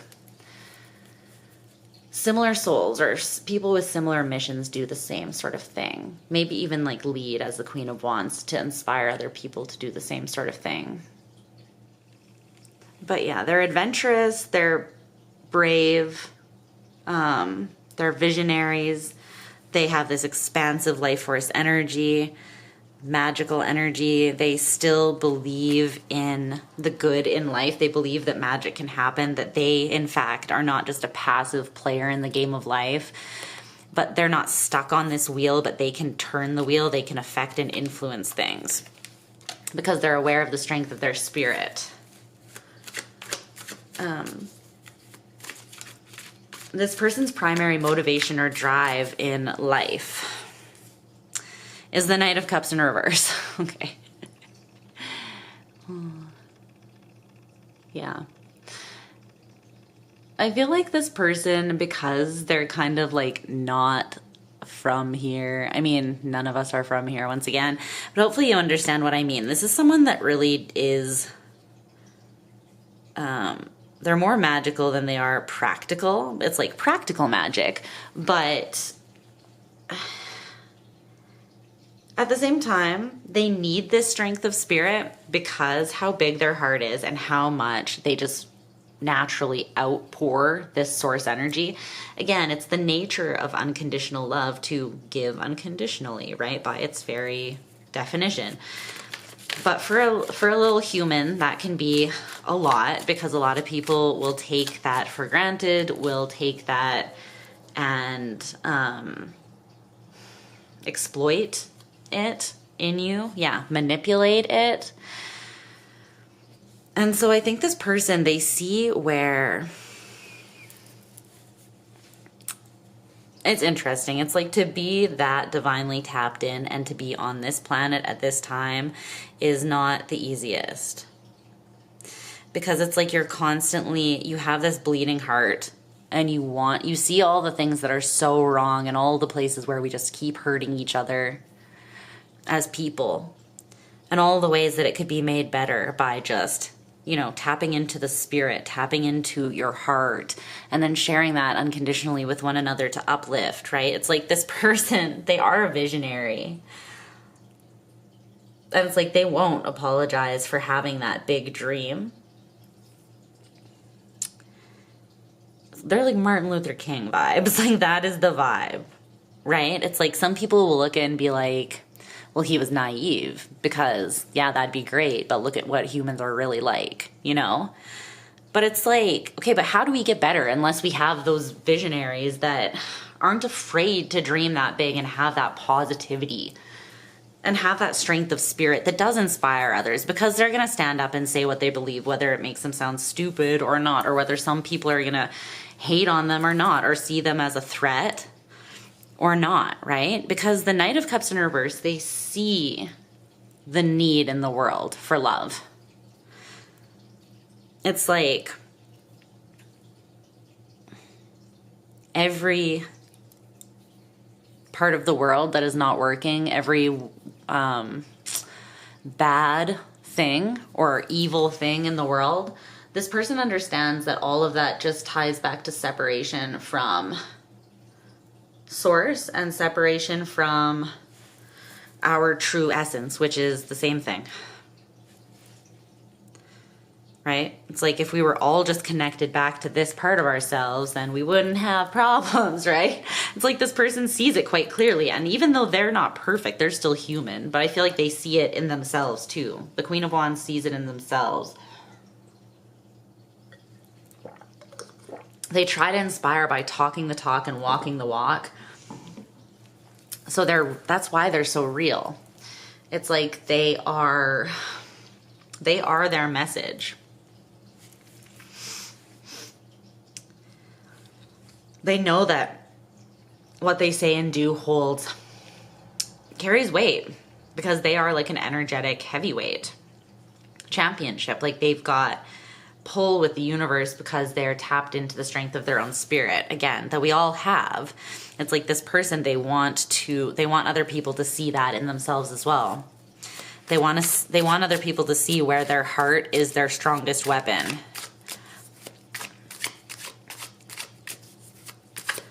And love does a lot more for the world than aggression or assertion or trying to control or dominate or gain power.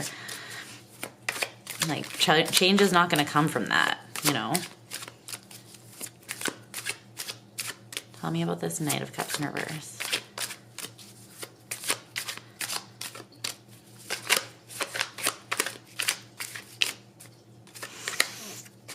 Yeah. They really, see, they're on a healing journey here. They want to help the world, like, take those daggers out of its heart, so to speak. Like humanity take the daggers out of their heart. Collectively. This person could be here to also alchemize, transmute, burn through a lot of like collective trauma or karma as well.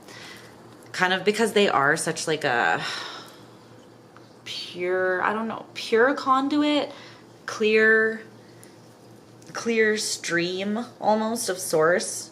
When they are aligned with themselves and kept in check, they have such a naturally high vibrational energy. They can transmute other people's energies for them. Kind of like, if you guys seen the movie The Green Mile, you know how the main prisoner, he can like take pain or energy from somebody else, and it's like he internalizes it and he has to work through it. It's like he will be in pain instead. It's like that, but it could be energetic, it could be physical, emotional, mental. When you have this gift, you can take on pretty much whatever you set the intention to take on for someone else. But you have to understand the implications to yourself when you do that. And a lot of people that have this gift, they don't always recognize it right away and will go through a period where they're unknowingly taking on other stuff. And they have to learn to differentiate, because their energy is powerful, but it's open. They have to have boundaries. They have to learn how to empower that energy. They have to know what's theirs and what's not. Otherwise, they're not really useful, because they're just drained all the time, or they're in other people's energy and they don't even know it. So I feel like that's part of this person's path. But let's look at what their prominent purpose or path is in this life. The Seven of Swords in reverse. I mean, yeah. Yeah. This person is really... Oh, man. They're here to bring awareness to certain things. Like, they are here... a big time to speak truth. And to cut through illusion. There's something that is just so real about this person. So raw.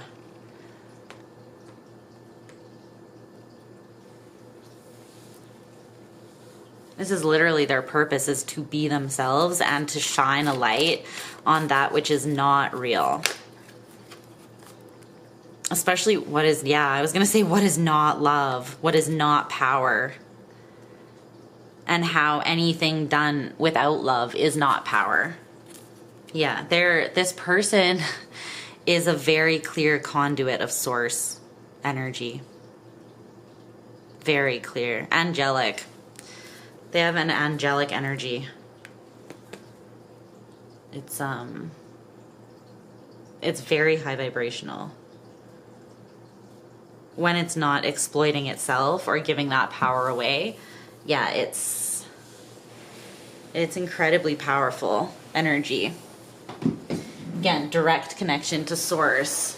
It's like plugging into the outlet and being constantly charged, right? Like if your phone was constantly charged into the charger or plugged into the charger, it would just never run out of that strong power.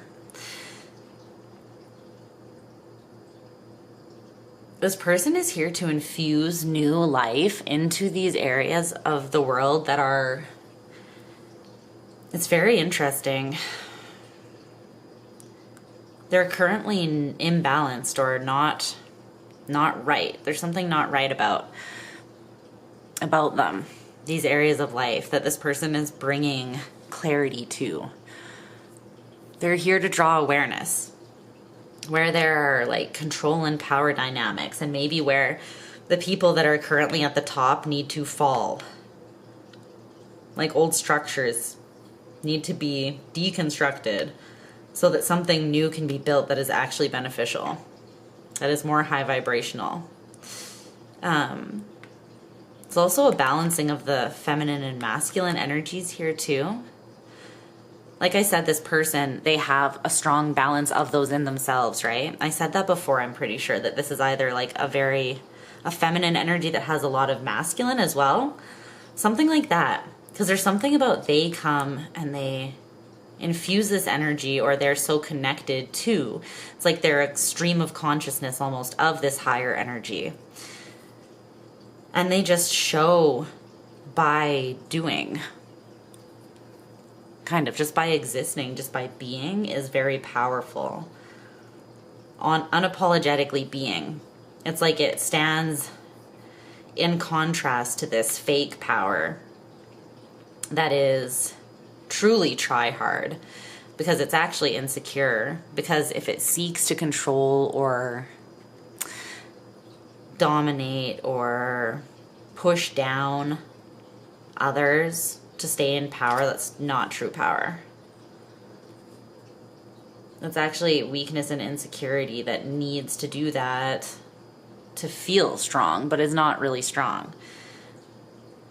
Like we said, this energy of this person who, like I said, if they were the only person left, right, they would be strong enough to self-sustain, not go crazy, genuinely still enjoy the rest of their life, and still be connected to a richness of life even without another human companion. Like, that is power.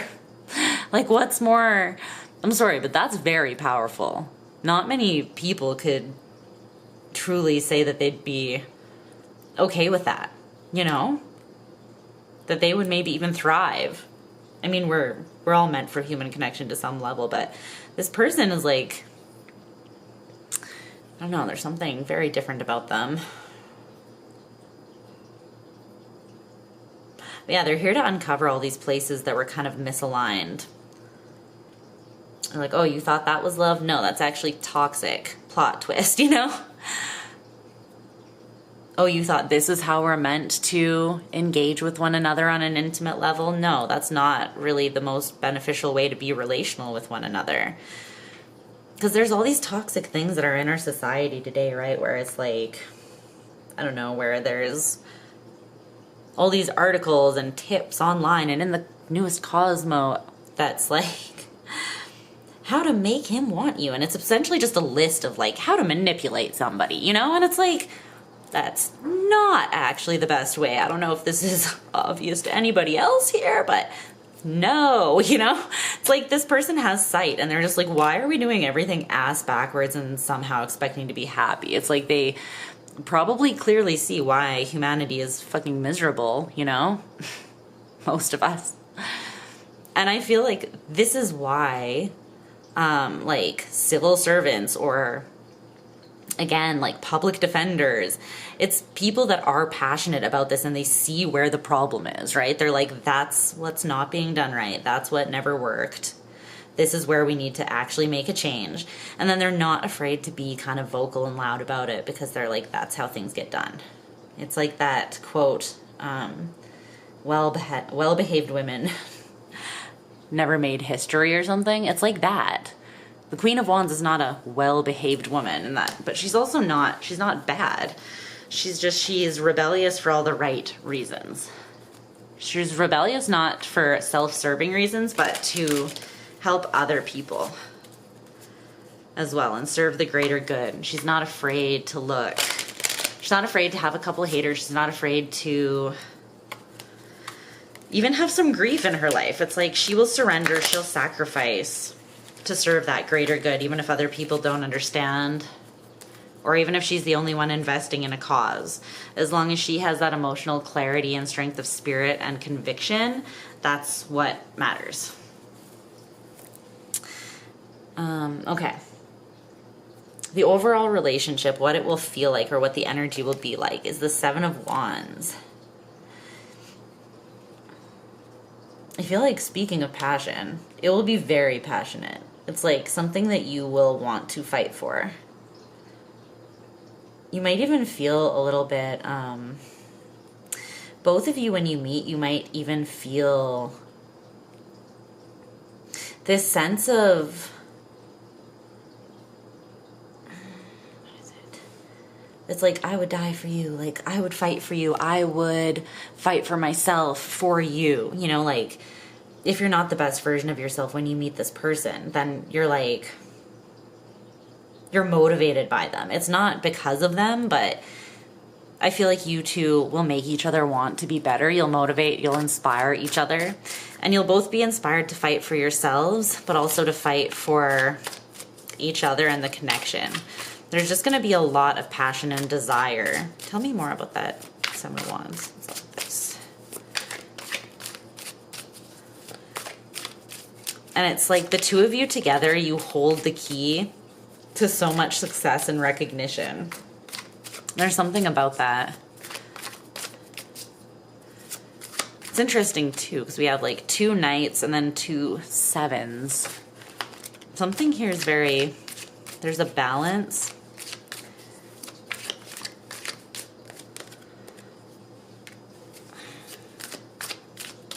You'll be very open and willing to work through things that don't just come together super easily as well.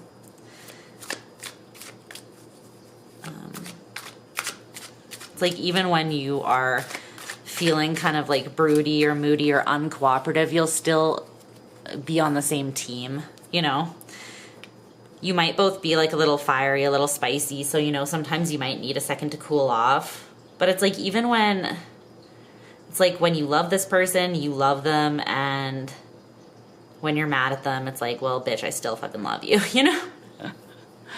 Like, the problem is, when I hate you, I love you. And when I love you, oh, fuck, do I ever fucking love you? You know, it's one of those things. Like, there's really no escaping. There's no questioning whether you're on the same team, whether you're in each other's corner. Even the things that don't work just make you stronger, actually, because you're not afraid to work through them together. Yeah, there's going to be so much emotional clarity between the two of you. No guessing, no needing to guess. The High Priestess in reverse. No need to guess, no need to read between the lines, especially because I feel like to be with her, you would have to be as real and as real and as unapologetic as her. Because the Queen of Wands, anyone who is not like her equal in that sense is just going to get annoyed by her, or is going to be like a secret op that's actually ends up resentful of her or in competition with her. It's like the Queen of Wands needs a King of Wands, needs an Emperor, needs someone that has a strong enough spirit themselves that they're not going to be jealous or intimidated by hers. Right. So that obviously is you, because there's going to be no emotional confusion and no fear or no doubt about like, okay, well, something comes up. Okay, well, let's work it out. You know, it's like, cool, let's take this on. It's not like, well, we're going to get divorced. We're just going to like throw in the towel. It's like, no, you will work it out, and you will understand each other's fierceness and each other's like the strength of each other's spirit. And the depth and complexity of one another, I feel. So because that understanding and possibly that like similarity between the two is there, right? You're not gonna judge each other. Like, I feel like you'll both be able to be unapologetic without getting in each other's way, because there will be a mutual honoring and respect of kind of the fullness, the full spirit of one another that is really like uplifting and supportive, honestly, mutually. So you'll be the best versions of yourselves with one another. I love that. Okay. The attributes that they will pull out of, complement, or amplify in you. The Wise One, the Hierophant. Well, we love that. And the Three of Cups. Aww. Yeah, this is great.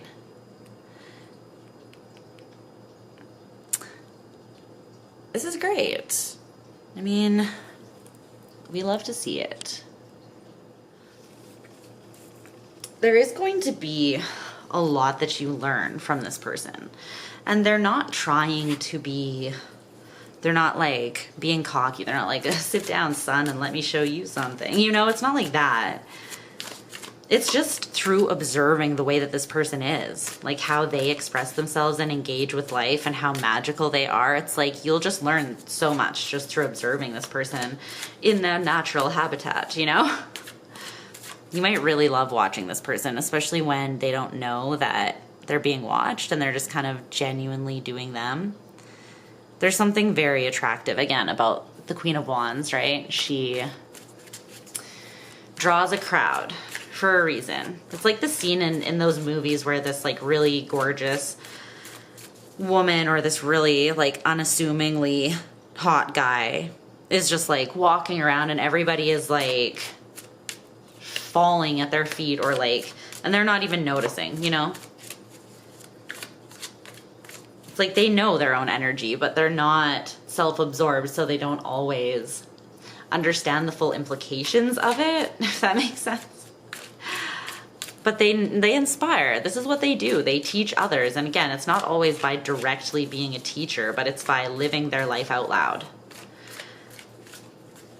Let's clarify that Three of Cups energy. But this person's going to bring a certain harmony, a certain peace, and simple but full joy to your life is what I'm getting from this. There's going to be a beautiful connection between the two of you that just feels like kindred spirits. Like Wow, something about us is so similar. The way that they're looking at the stars, you both feel potentially like you have a very strong connection to the divine or something cosmic or otherworldly. Yeah, you could have shared past lives together. Wow. There's the Queen of Wands again. You could have had a past life with this person. Yeah. You could have been lovers in a past life. You could have been friends in a past life, like best friends, family members. I feel like there was some sort of closeness that you shared with this person. So they might feel very familiar to you and very safe as a result of that. It's like they're going to pull this natural comfort out of you. Yeah, it's a comfort. It's like you're just existing in this like worn in way, but not worn in like worn out. Worn in like that one pair of jeans that you have that makes your butt look really cute and you've had them for like years, but you still, when you put them on, it's like you just feel good, you know? Worn in all the right ways. That's what this feels like. And you know how you can be when you're around people that you have that kind of connection with, right? It's like you can just be yourself.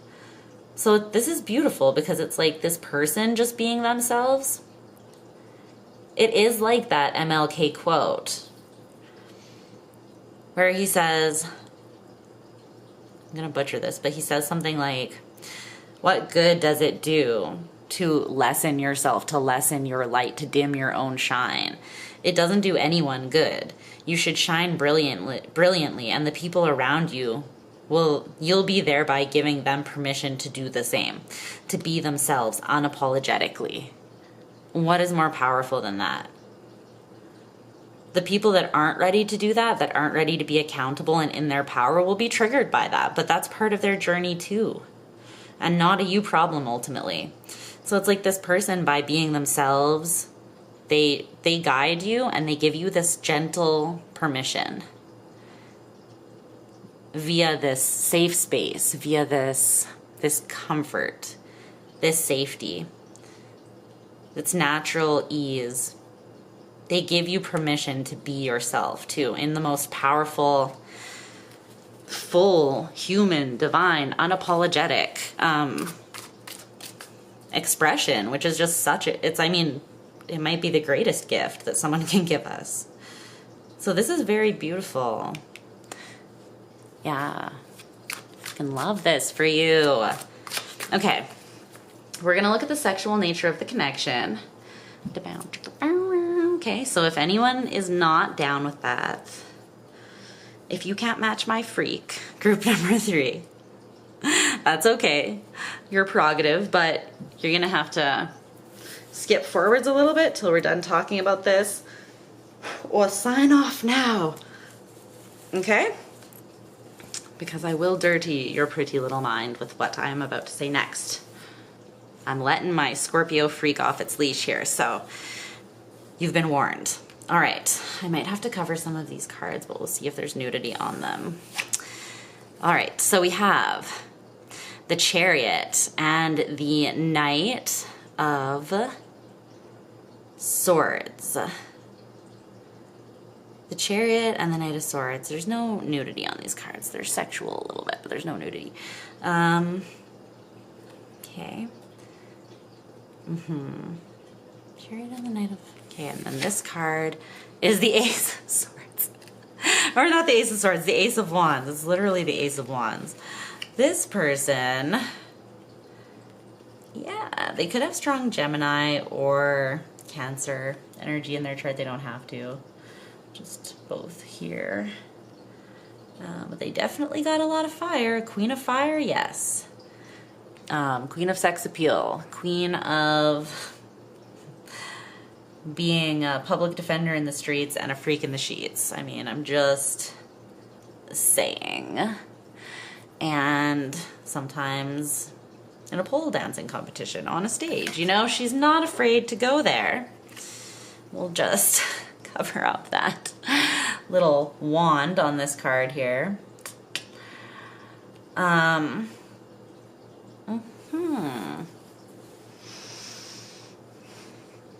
This person, they are, I'm hearing that AC/DC song that's like, you shook me all night long.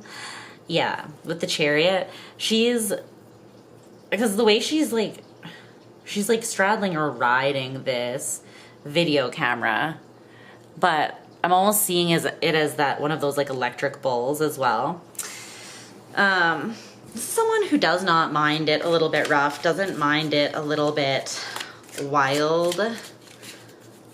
And again, this is a lot of feminine energy is coming out, like fiery feminine energy or dark feminine, but it could be a female or a male. Like apply this to whoever. But it is kind of coming through as that like siren-y energy. Of course, that can still be applied to men. But this person, they've got, if they're not a man, they've got the libido of one, or they've got a lot of sex drive, strong sex drive, strong sexual expression of self, natural sexual expression of self. They could have strong Scorpio in their chart, right? Like scorpionic people, they're very comfortable with their sexual selves, with their sexuality, their sensuality. They're not ashamed of it. And for that reason, it can sometimes come out in kind of an overt way, or a way that intimidates others or other people judge or don't understand. And it's not because they're looking for attention. It's just because like that natural, sultry, sensual, it's like they're comfortable with that. So they don't even really think to try to hide it. You know what I mean? Which can kind of be like scoffed at in more like conservative circles, I feel like. But it's just because it's like either those people are just insecure in their own expression of self, or they're just critical and judgmental, honestly, and it just doesn't really matter either way.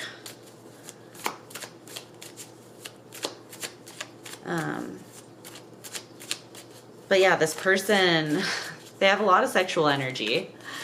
They enjoy expressing it. They genuinely have a lot of desire, and they enjoy expressing that desire. I feel like they know what they are worth, and they know what they deserve, and they know what they need. Honestly, they know that they deserve someone that won't judge them, because they literally do match their freak.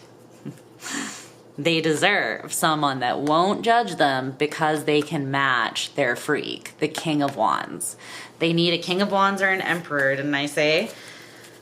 So, yeah. Again, like this is the kind of, if this is a woman, right? It's like the kind of woman that has to be careful who they get in bed with, because they dick is bigger than most men's, honestly, and they'll end up in like secret competition. They'll end up sometimes with men who are in secret competition with them because they're intimidated, because they're in their toxic, fragile masculinity, right? Or they'll end up with people that want to try to dominate or drain their energy. And they could have been with that kind of person. So that's why they have to be careful. That's why they have to have these boundaries of their heart. Like they're still meant to give that love unconditionally, but they're really of no use to anyone if some bullshit is coming in and like siphoning it from them, like attaching to them, draining them, exploiting them, pinning them down, oppressing them, blah, blah, blah, judging them, making them doubt themselves, all these things. Not good. Not gonna work. This person with the Knight of Swords, though, also, and the Chariot, they like dirty talk. They like dirty talk a lot. Or they like sending photos and videos or receiving photos and videos. They also like, it's like when they know what they want, and they go after it. Again, they're unapologetic. They are... The thing is with them, it's like they don't want to... They could... The thing about the Queen of Wands is she can sometimes be a heartbreaker, but she doesn't want to be. Again, it's her natural energy. And it's like sometimes people are attracted to her with such force, like violent force almost. And she can be like, she can know that she's accidentally going to hurt people just because of the effect she has on them, which is another reason why she sometimes needs to guard her heart, because she has this natural charm, charisma, sensuality, attraction, and it can be dangerous. Like, it can be intoxicating, but if you were a drug, you wouldn't want to walk around like drugging everybody, dosing everybody, right? It's like, you have to almost learn to be like unapologetic in that, yes, but still have healthy boundaries with people so that you can't get blamed for them acting a fucking fool or whatever the case may be. Becoming obsessed, stalkerish, you know, stuff like this. But it's like, she's someone who doesn't want to hurt people, but she sometimes ends up hurting people that aren't the King of Wands, because they just can't level with her. They just can't balance with her, and it like stresses out their energy and throws them even more off balance by showing them where they don't measure up. And it's, yeah, showing them where they don't have what it takes to be with the Queen of Wands, and not everybody does. If you're watching this, you do. So congratulations, because this is your fucking person. So that means you've got big dick energy, my friend. But yeah, this person, they need to be with someone that's as confident as them, or else they will sort of draw out that insecurity unmeaningly. Like, they won't mean to do it. They don't have the desire to hurt other people or make them feel insecure, but when they don't dim themselves and they're around people that refuse to do the work to come out of their smallness, right? To be in their own power, that naturally kind of happens. And that's the dark side of the Queen of Wands energy. That's like the thing that she kind of has to work with and struggle through in this life a little bit, come to terms with.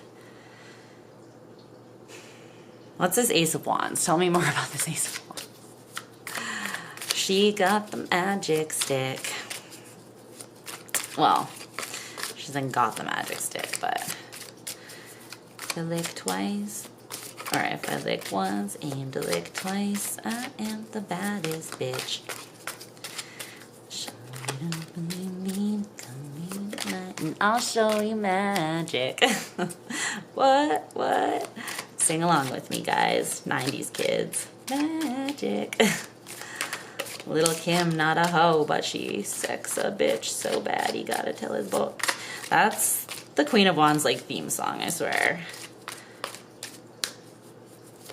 Maybe that's all that really wants to come through with this Ace of Wands.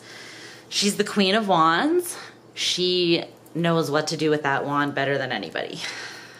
Oh yeah. She's a freak. Okay? That's what wants to come through with that. She knows what she's doing. And it's again because she's naturally aligned with and comfortable with that energy. So again, it's so natural to her. It's like when people are like, wow, I'm amazed that, or, well, they're like, wow, Scorpios are great in bed, you know? And it's like, well, yeah, they rule sex and the genitals. So it kind of comes naturally, you know? It's sort of that type of energy, but they don't have to have Scorpio. It's the Queen of Wands is the same thing with the Wands suit. The Wands suit is sexual energy, life force energy, desire. So, yeah. She's connected to that naturally, and she knows what she's doing. So she's going to make you feel real good. You don't have to worry about that.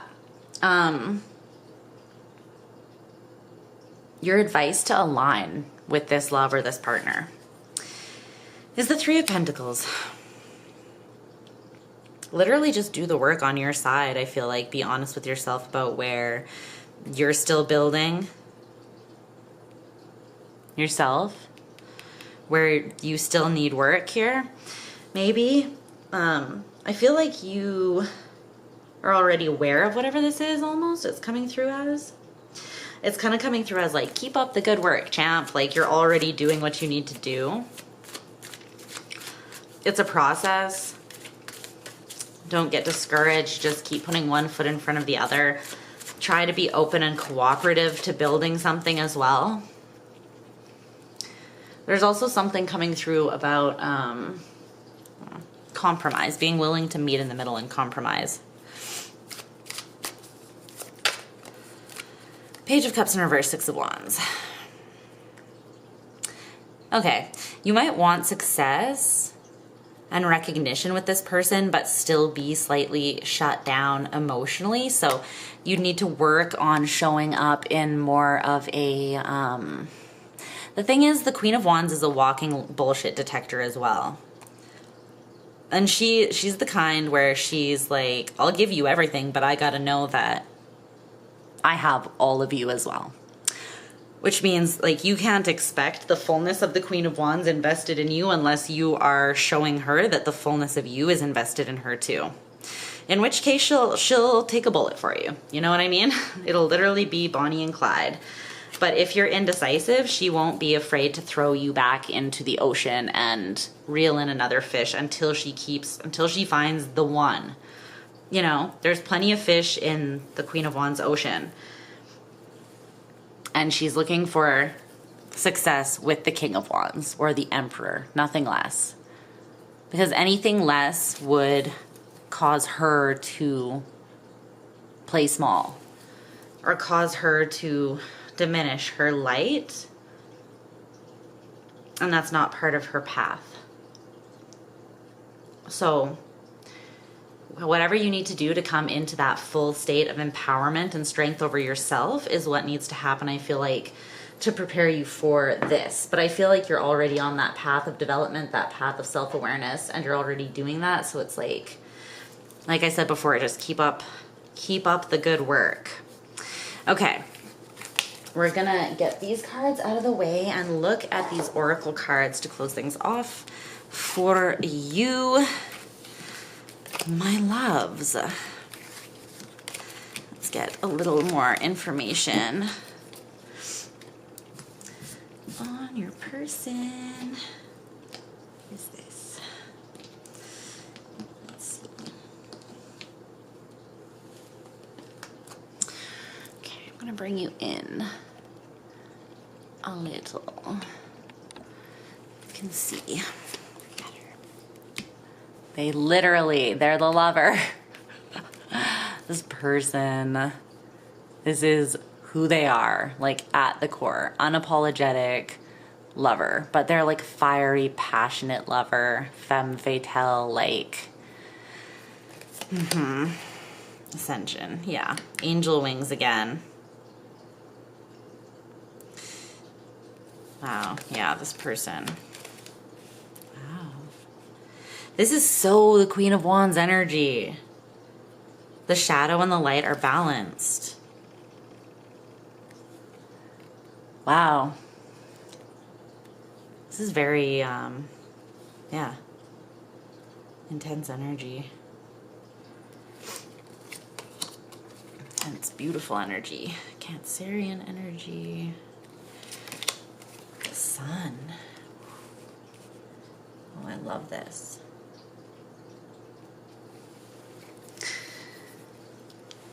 Love to see this. Criticism. Yeah, criticism. They do be getting criticized. They do.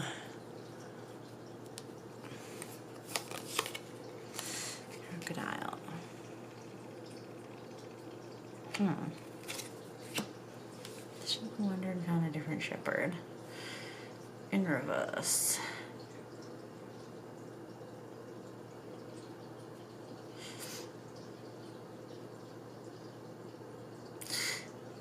Interesting. Okay. Okay, let's start with this bottom layer. Let's look at your person.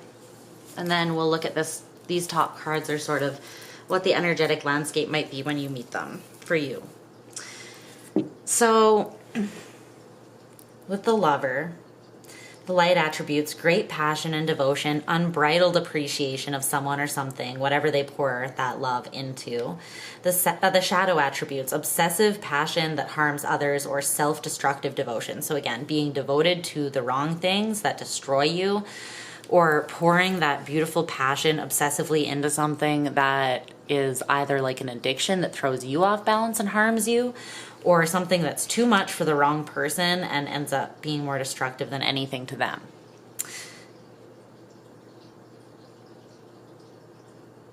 This person has had to find balance though, because here we have like dark wings, here we have angel wings, the shadow and ascension, the underworld and the heavens. You know, this person is balanced. Like I was saying, the Queen of Wands is, because she's real. And so she's open with both the masculine and feminine parts of her, the shadow and the light, the ego and the higher self. You know, again, she's kind of unconditionally loving and radically accepting of all elements of herself optimally. And again, that is what allows other people to feel like, oh, now that I don't have to be perfect, I can just be good too. Like that John Steinbeck quote. Like, what? I'm allowed to just be human as well. I don't have to wear all these masks. I don't have to be like trying to impress people or be someone that I'm not.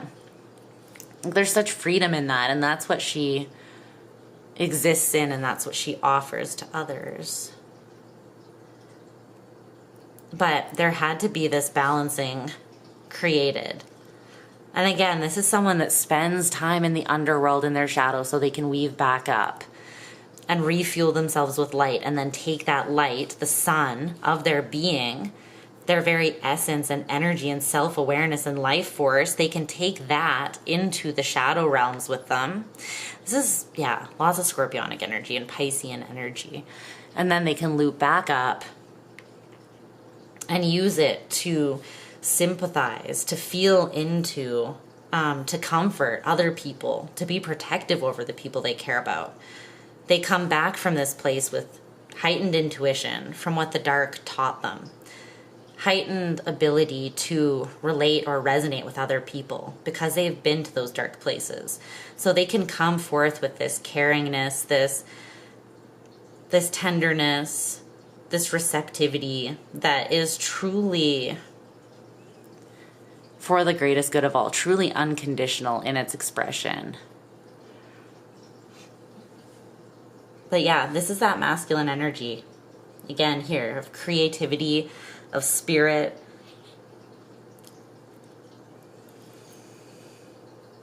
of individuality, and that unapologetic expression that comes from like that heartbeat, that innate like, help, I'm alive, my heart keeps beating like a hammer, that vibe.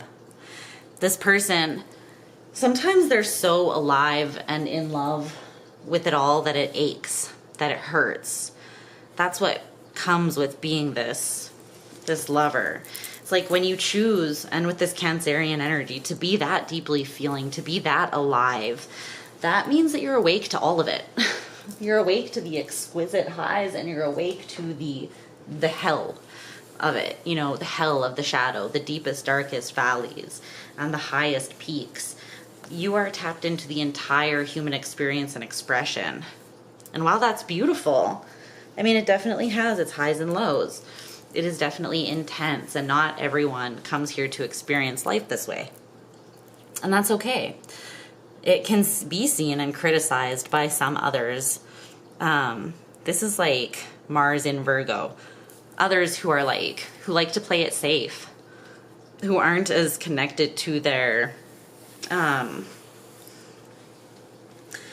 passion because they have this self-critical part of them, their ego that they don't overcome, that keeps them in line. But it's like, why? Why are you not this state of unbridled expression and appreciation of yourself and the world around you? It's okay for those people who that's not part of their path, but like, why are you criticizing though? Right? The Queen of Wands is she's just living. She's just living, you know? But she can be very criticized for that, unfortunately. It's just by people that don't understand, though. It's okay. We judge what we don't understand, right? When she understands herself, and that, again, only God can judge me, like, I answer to no one. But big guns upstairs, that's when she's really in her power and she's not influenced by other people's criticism at that point. It can take her a while to get there though. Okay, so the energy that you might be in or surrounded by when you meet this person. Dance, celebration, the crocodile, the sheep who wandered and found a different shepherd in reverse. All right. Okay, well, the crocodile is like a resting energy, an energy of like collecting your energy, cooling off, being submerged. When in its shadow, it's like being stuck and lashing out because you need rest and because you're impatient in the process. But when it's balanced, it's more of a wise and patient energy, like being a silent powerhouse. Who knows? Like, hey, I got all the time in the world to wait for the right thing.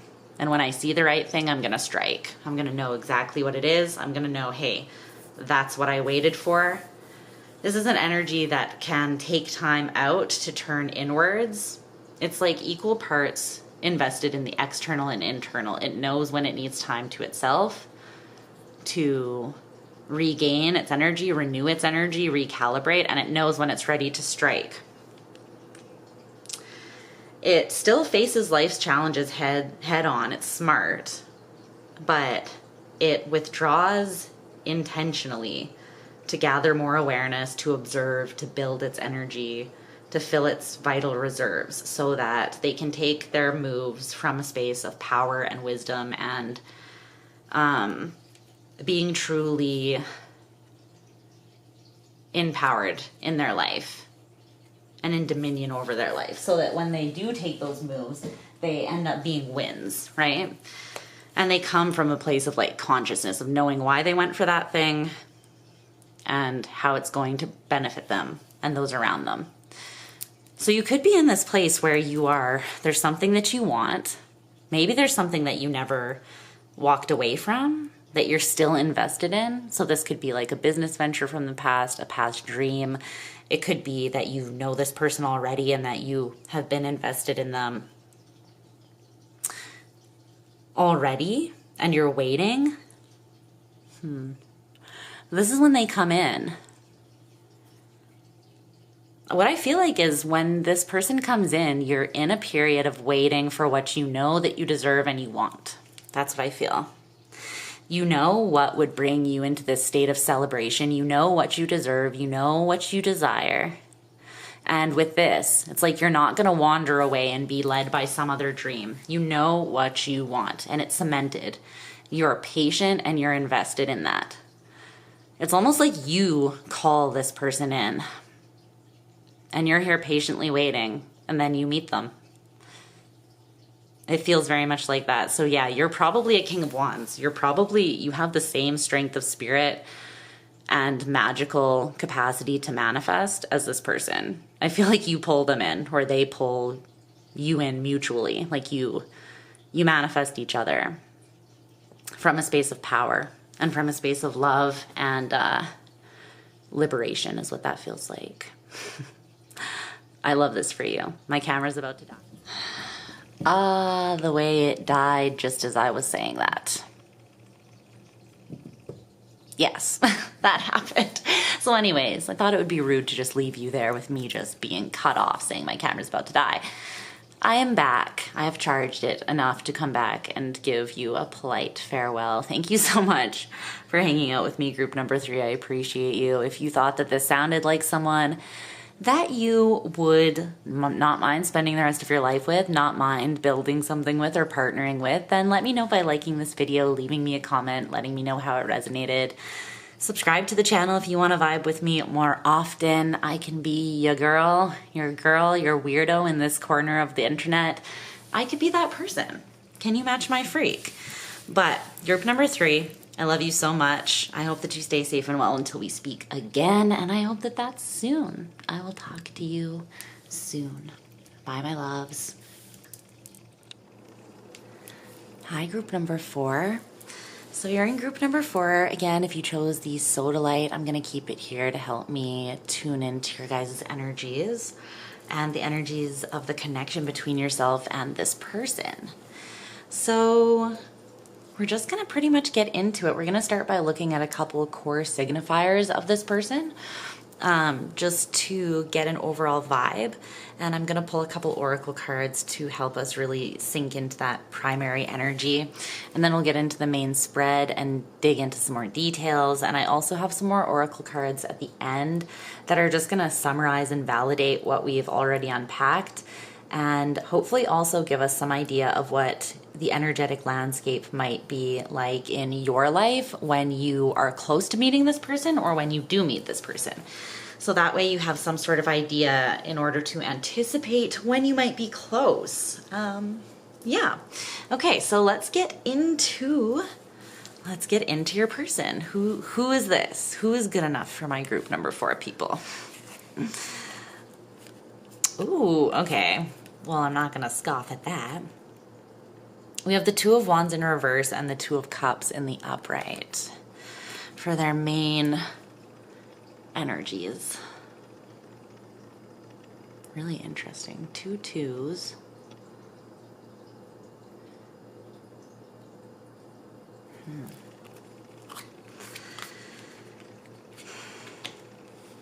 Something here about the moon is very significant for this person. They could have Pisces or Cancer prominently in their chart. They don't have to. There is definitely strong water energy coming here though. I believe that 2 of Cups is Venus in Cancer as well. So they could have that placement. But again, they don't have to. This is definitely someone who they're led by their heart and their spirit. I don't think that it's even really possible for them to be led any other way. This is the way that they are made. This is the way that they function. They're very decisive. They know if something aligns with their path or if it doesn't. So I would say this is someone that is kind of already figured out. They're probably self-aware, quite self-aware. They know what works for them, what aligns with them, what pulls them onto their path, what takes them away from home, so to speak, what empowers and what steals their energy or power.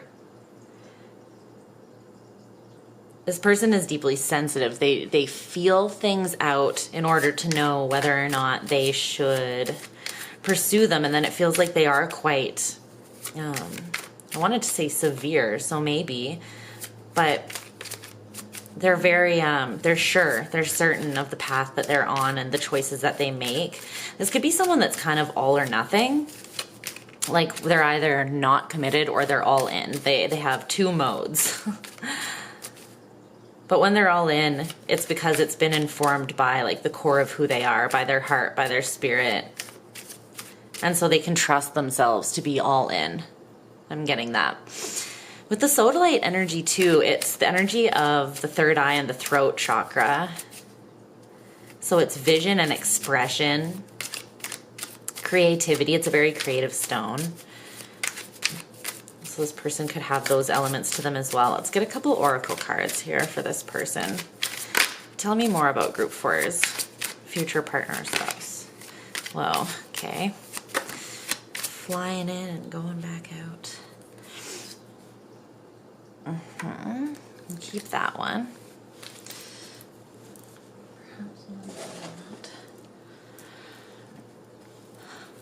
Let's see. There's something very deep about this person as well. They have studied their own reflection. And I don't mean that in a narcissistic kind of way. I really do mean that in like a, the world is a mirror, right? And every single interaction, engagement, experience that you have, it really is going to show you more about yourself if you're looking at that. And truly empowered people, they tend to see the world that way. Like, what can this teach me about myself? Because they understand that the only power and control they really have is themselves, right? Everything starts with the self. So this is someone who they seek to understand, and they might very much they might very much tie that to what it is to love. And I would have to agree, because can you love something that you don't understand? I think that you can, but also you can love something more deeply the more of it that you see, because it's like your love keeps getting validated and deepened, right? I'm awake, pay attention to me. Okay. Yeah, Cancerian energy coming through a little bit. I'm also getting, just all the water signs are kind of coming through strongly. Cancer, Pisces, Scorpio.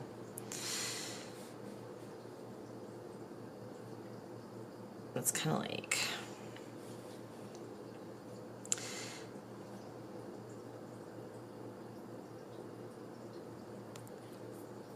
There is something here, though, about that. If I seek to understand you, and if I seek to truly see you, and then love you despite the good, the bad, and the ugly, which all of us carry within us, that is love. That is kind of what this person considers. It's like this George Orwell quote here, perhaps one did not want to be loved as much as to be understood. Or so much as to be understood. But I feel like this person kind of puts those two together.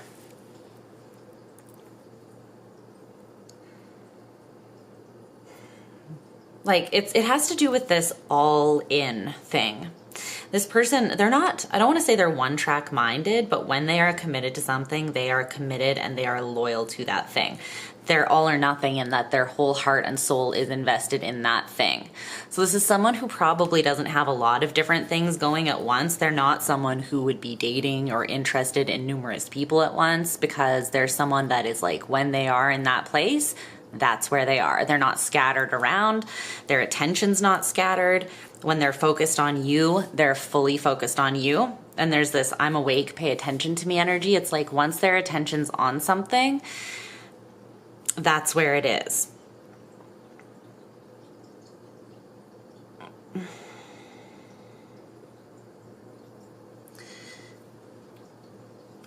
This card says, sometimes you have to trim away all the withered parts weighing you down. It's hard because you don't want to lose yourself, but you will grow back. You will be okay.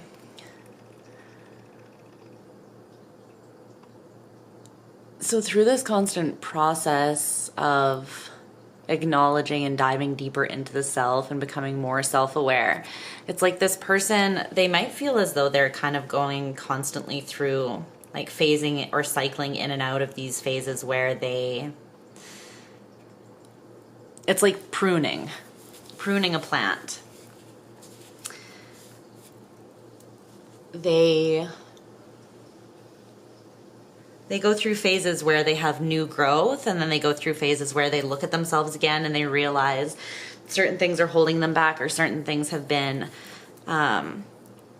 they're dead. They're just weighing them down now. They've reached their expiry date, whether that's like a habit, a perception of the self, of the world around them, a relationship, whatever they're engaging with. They're constantly cycling through and seeing how it applies to them and the path that they're on and what they're currently hoping to understand or accomplish. And then they prune back all the withered parts that are weighing them down, and then they go through a phase of growing back. This is giving very strong scorpionic energy, pretty much everything over here, so that could be there for this person. But it's really just like a very strong knowledge of self, honoring of self, accountability to self, being committed to the path, and the path of self, of knowing thyself first and foremost, really. I think this person does understand that when they become confused or disillusioned, and it always starts with themselves, that their love, their energy can be misplaced, and it can take them to places where they put themselves maybe through a lot at times when they are confused about their own energy, because again, they throw themselves wholeheartedly into things that are not aligned with them, things that take them into some pretty dark places. So this person, they've learned some pretty heavy lessons in their life, but they've been very renewing, regenerative. But yeah, this person could definitely have I'm getting mostly really strong Pisces and Scorpio energy, but there could be some Cancer in there as well. Just, there's a lot of water vibes, but with that whole regeneration, like cycle of life and death while you're still living, that's very Scorpionic. It's just very, they're a very evolutionary and self-aware person. Aware that they're constantly changing, aware of the ways that they're constantly being impacted and influenced by their own evolution and the world around them. Yeah, this person's very sensitive and very like tapped in, so to speak. Can you tell me more about this Two of Wands in reverse? Interesting. I'm hearing like intense. I'm just hearing intense. So it's like this person, they could come off the Two of Coins. You have 222. Two of Coins in reverse. This could be something that you see when you are about to meet this person. You might see 222.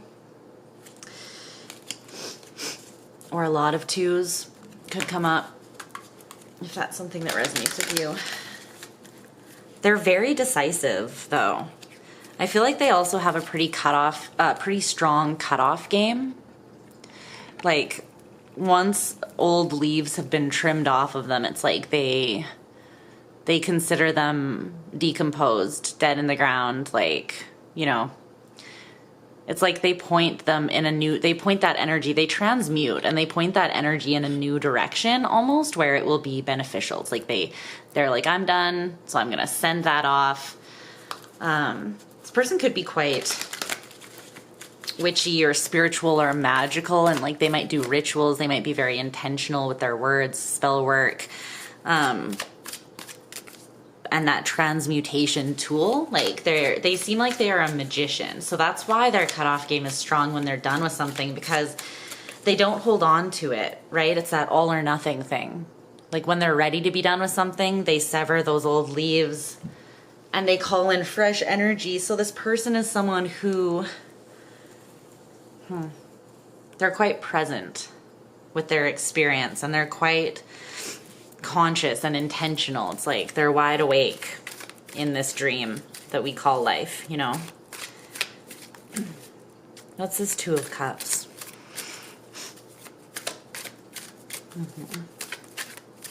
This is kind of coming through as like empowered Scorpio, Pisces energy. They're speaking of Scorpio.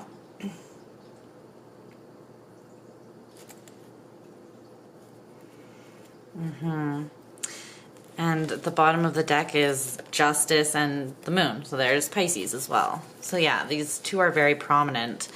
This is Libra energy with Justice.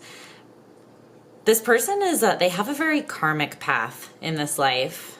And so that explains all of this balance energy with the twos, right? It's like there's a balancing, there's a reckoning, and it's internal with this person. It's very internal.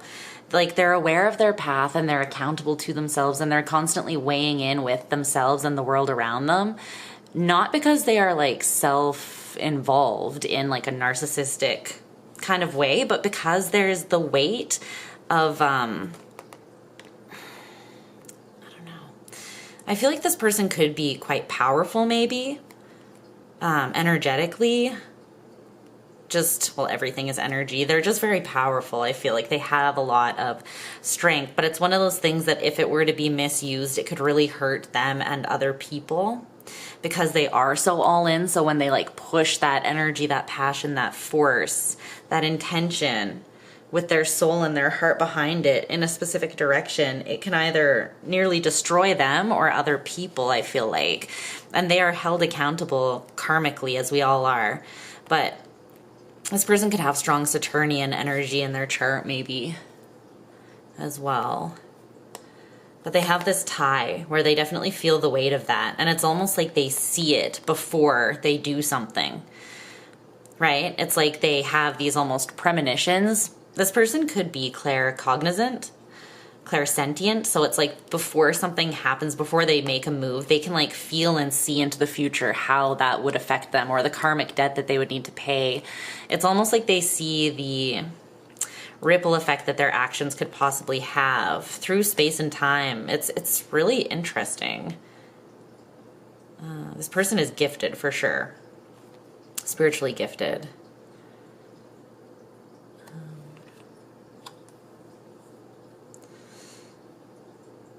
They're pushed forwards on this ever evolving transformative wheel, right? Or like these constant cycles of rebirth and transformation. They're pushed forwards by this need to stay balanced as well. Because if nothing was changing, or they weren't seeking, I mean, things are always changing. So it's like if they weren't seeking to understand and integrate those changes and evolve with life, they would lose this understanding of themselves. They would lose that balance and things would just get very thrown off, I feel like, for them. Maybe they've experienced this. They would experience huge energetic blocks, I feel like, and disappointment if they went that route. Whoa.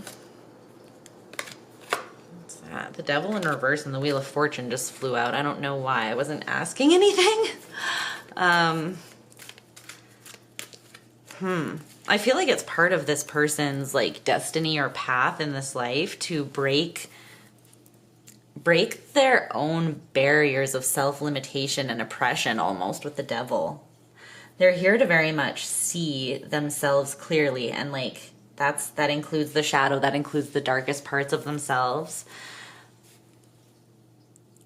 They also understand the necessity for the shadow in its place in keeping the balance as well, because everything has duality and it's necessary in this life that be the case. So while this person, they work on not being oppressed by those shadow parts of themselves because they realize that it would hold them back, they also, it's like they're not trying to kill off the shadow or the ego. They're just integrating it through understanding and then having radical acceptance of themselves. And that's how they have this clarity, this sharpness of mind and of intuition to know like what does not align with them, because they're very real with themselves. They maybe have had to fight themselves back from like rock bottom as well. I don't know. There's a part of this person that's very soft, but there's a part of them that's very unyielding at the same time. Much like water, really.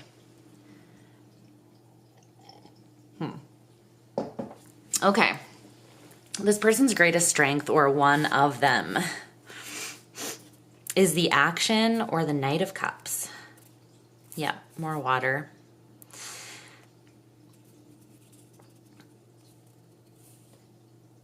They bring beauty everywhere they go.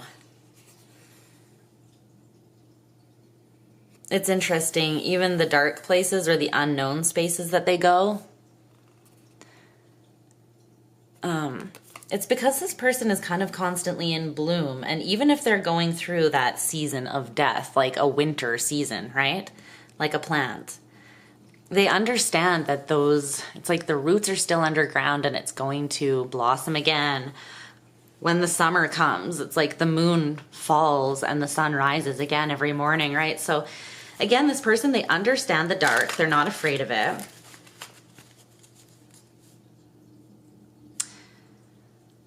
They might be very into psychology and understanding themselves and others on a deep level, like the psyche, the subconscious even. And then how that ties into like the esoteric. Again, there's like lots of witchy stuff that's coming out. This person, the Hermit in reverse.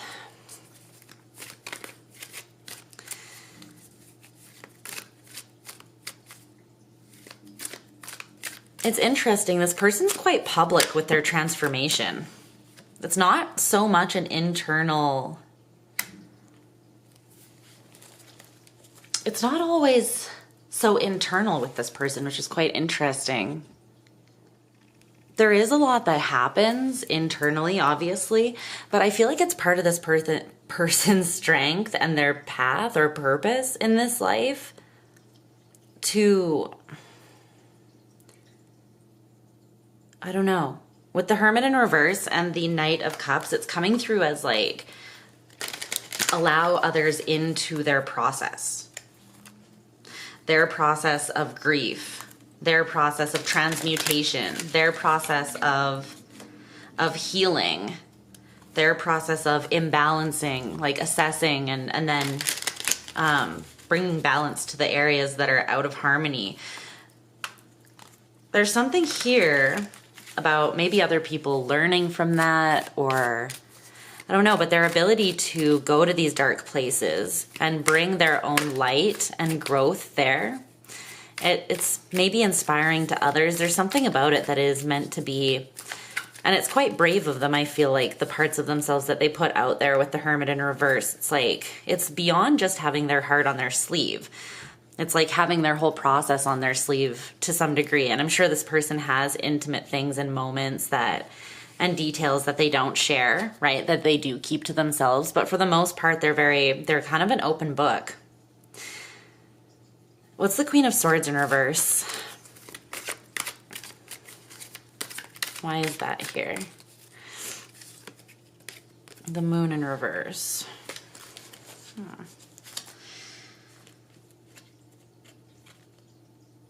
Yeah, they're very vocal as they shift, as they change. It's kind of coming through as Queen of Wands energy, a little like unapologetic about what they're feeling and expressing. This person is someone who understands that they don't have all the answers, but that doesn't stop them from expressing themselves no matter where they're at in any given moment. And it's because they're aware that the only constant is change. If we're really being honest, none of us really know anything that couldn't change in 1 second. Like, let's be honest, right? People who think they know the most, I mean, I can't help but feel that they actually know the least, because it's like you've put yourself in a box. You've limited your own intelligence by just labeling yourself intelligent to a degree because you're not open, you're not curious. Like, there's a lot to be said for being able to be in beginner's brain and put yourself in that learner's mind. Because how do we learn? I mean, you have to be open, you have to be perceptive, you have to be willing to challenge yourself as well, not agree with yourself all the time in this echo chamber of your own mind, right? Because truth is, there are always things that are coming up from the subconscious, coming up from the universe, being shown to us, being revealed to us that we don't know. Like, there's always unknown, because source is infinite. So we will never have all the answers. And this person understands. So it's almost like they're not afraid to look or to be misjudged as being unintelligent, maybe, because, or like flighty in their judgments, because the Hanged Man, the truth is they have a higher perspective that's not limited by the fear of being judged as wrong, or I don't know. There's something here. They're very wise, and it's very much on display, I feel like. So this person, they could be a teacher, they could be a writer, they could be a guru, they could be a leader of some sort, or a public figure, someone who has eyes on them, or maybe just popular in their groups that they run in. But it's like, people pay attention to how this person does things, and it's interesting. It might help them along their paths as well, or just give them insight. It might help people feel understood and seen and loved as well. Like, if this person, for instance, they share a story or a process that resonates with a lot of people who have otherwise felt insecure or misunderstood because no one else was brave enough to speak up about something so intimate, maybe, so personal, so painful, perhaps. It's like, part of this person's path is definitely to be brave enough, courageous enough to share parts of their own personal process here and path that I feel like are helpful and inspiring to other people, and bring light and this kind of beauty to places that can be scary, intimidating, or unknown maybe for a lot of people. That's what I'm getting from that. Okay. Let's look at the primary motivation or drive that this person has in life. What is that? The Queen of Pentacles. Yeah, there's a very mothering, almost nurturing energy about this person. They feel as though they have a responsibility. This is almost coming through as like Gaia energy. Like if you could think maybe the responsibility that Mother Gaia feels like to, I don't know, technically we're all her children. Every living thing really is a child of Gaia. So it's like a child of God and a child of Gaia both, right? But there's something where there is this awareness that what I've learned, what I can share, like a mother to their child, whatever I can share, whatever I can learn, whatever I can pass down to make you stronger, I will do. Why? Because I love my child more than, I would give my life for my child. I am here to support and sustain my child in a way, right? Not sustain, but like assist, support, love, care for, nurture in the ways, as many ways as I feel possible, right? It's that unconditional love. So this person, they have, it's a very strong motivator for them. It is what kind of drives them. They might be someone that's very sensitive to the needs of the world and like just how much people do feel misunderstood and how much woundedness there is because of that, and because of many people not even realizing that that's why they're all defensive and up in arms, because they're hurt, they're resentful. And resentment and anger, it stems from pain. Like if you dig deeper, it just means you're actually hurt about something psychologically, right? It's like follow the anger to the root and you will find a wound.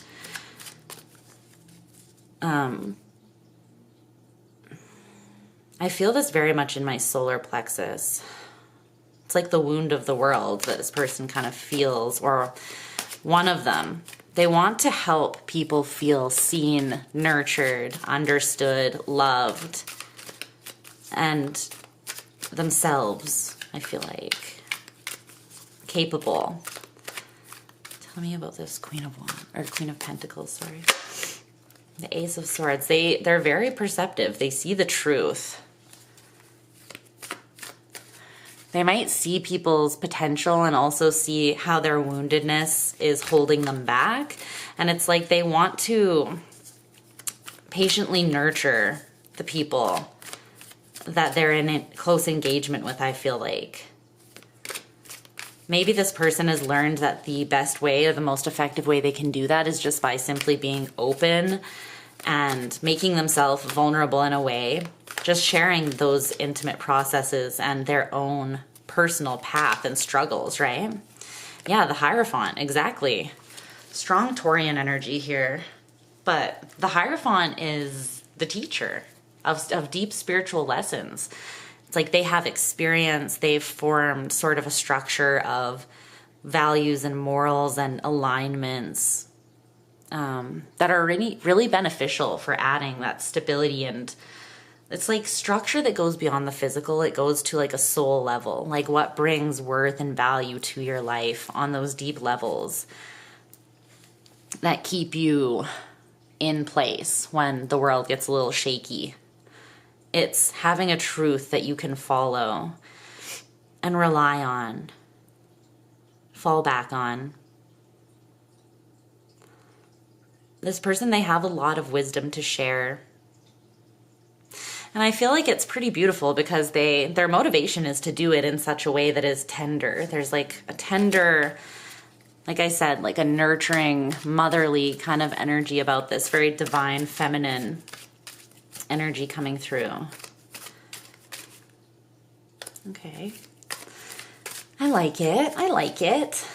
What's their most prominent path, purpose, or focus in this lifetime or currently?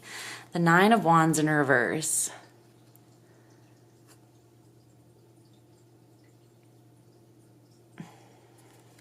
I feel like there's a tie from this pile to another pile. It might have been pile 3. I can't remember. There's something where their gift was kind of like helping people feel seen so that they could feel safe and put down their armor.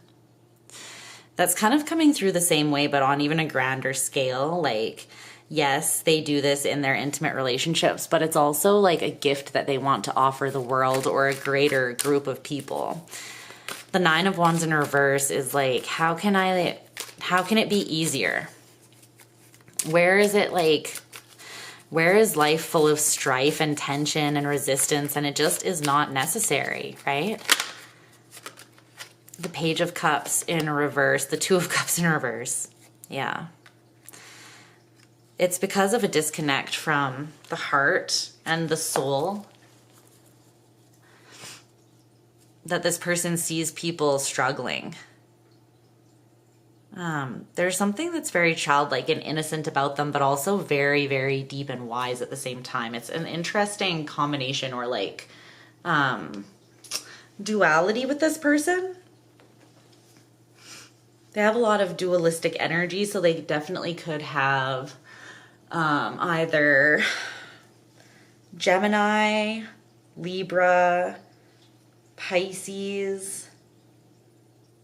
Gemini, Libra, or Pisces in their chart. Are those the main dualistic signs? I think so. Yeah.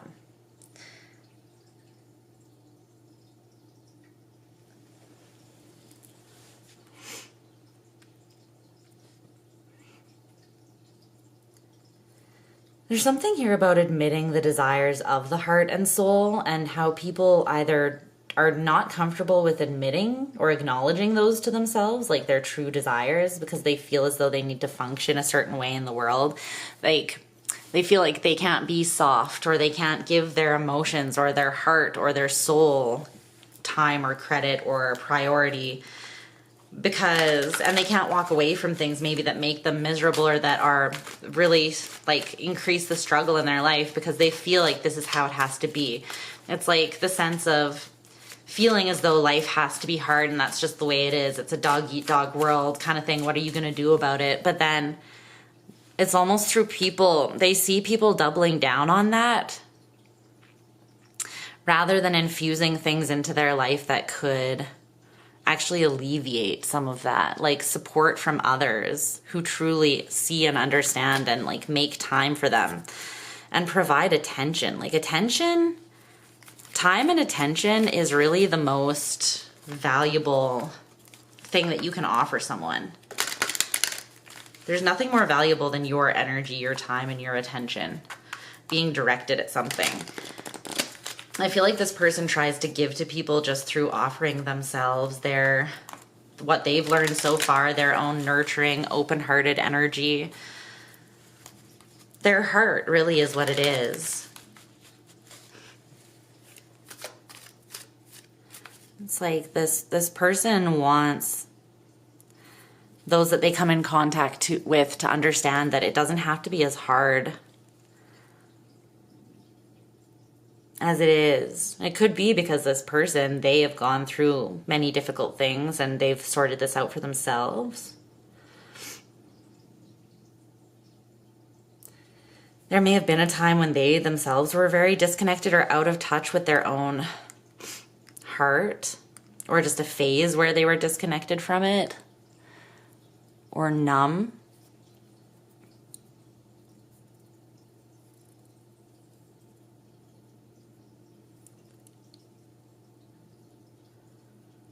There's something about like what is not love when you push and you defend things that are not love, things that like you feel like you have to do out of obligation, or things that have no soul and no heart in them. This person really sees how detrimental that is, how straining it is on the soul, the spirit. And our strength of spirit and our will is the strongest thing that we have as humans. So this person just kind of they see where people really give their power away, where they maybe break their own heart or keep themselves in cycles of suffering. This definitely feels like a healer, for sure. They've got some deep insights into the world and into suffering, like human suffering, human psychology, that kind of thing. This could be someone that's later on in their life, or else they are a parent, or they're just very spiritually and emotionally intelligent. It's not just that though. It's like they're intelligent on every level, I feel like. They've had a lot of experience and they've been shown a lot as well. Like they have these gifts that help them make sense of things as well. The overall relationship energy or feeling between the two of you. The Nine of Cups, aw, love to see it. So yeah, it's gonna feel pretty much like a wish fulfillment. It's gonna feel like the cherry on top of a beautiful sundae. It's gonna feel like getting everything you didn't even know that you wanted until you meet this person or until you have this connection in your life. That's what it's giving. It's like, I didn't even know what the perfect fit was for me until I stumbled across you, right? And it might be something quite unexpected or even something that's kind of hard for you to wrap your head around. Like this could be too good to be true. This is like the honeymoon phase that never ends, because the Nine of Cups being your overall relationship energy or feeling, that's really just like constantly being high on it, and not in a negative, like addictive, toxic kind of way, but it's just being in this constant state of gratitude and joy. Really feeling as though it's like every time you know those people that are in your life that you're just so grateful for, they're just so precious to you, whether maybe it's like a niece or a nephew that you have, maybe it's even a pet, whatever it is for you, or it could be a loved one of any kind, really, right? Every time you think of them or you look at them, you're just like, you're almost overwhelmed with emotion for just how much you care about them, how much they mean to you, how much they bring to your life. That's how you're gonna feel about one another. It's like, wow, we really hit the jackpot in terms of fulfillment here. What's this Nine of Cups?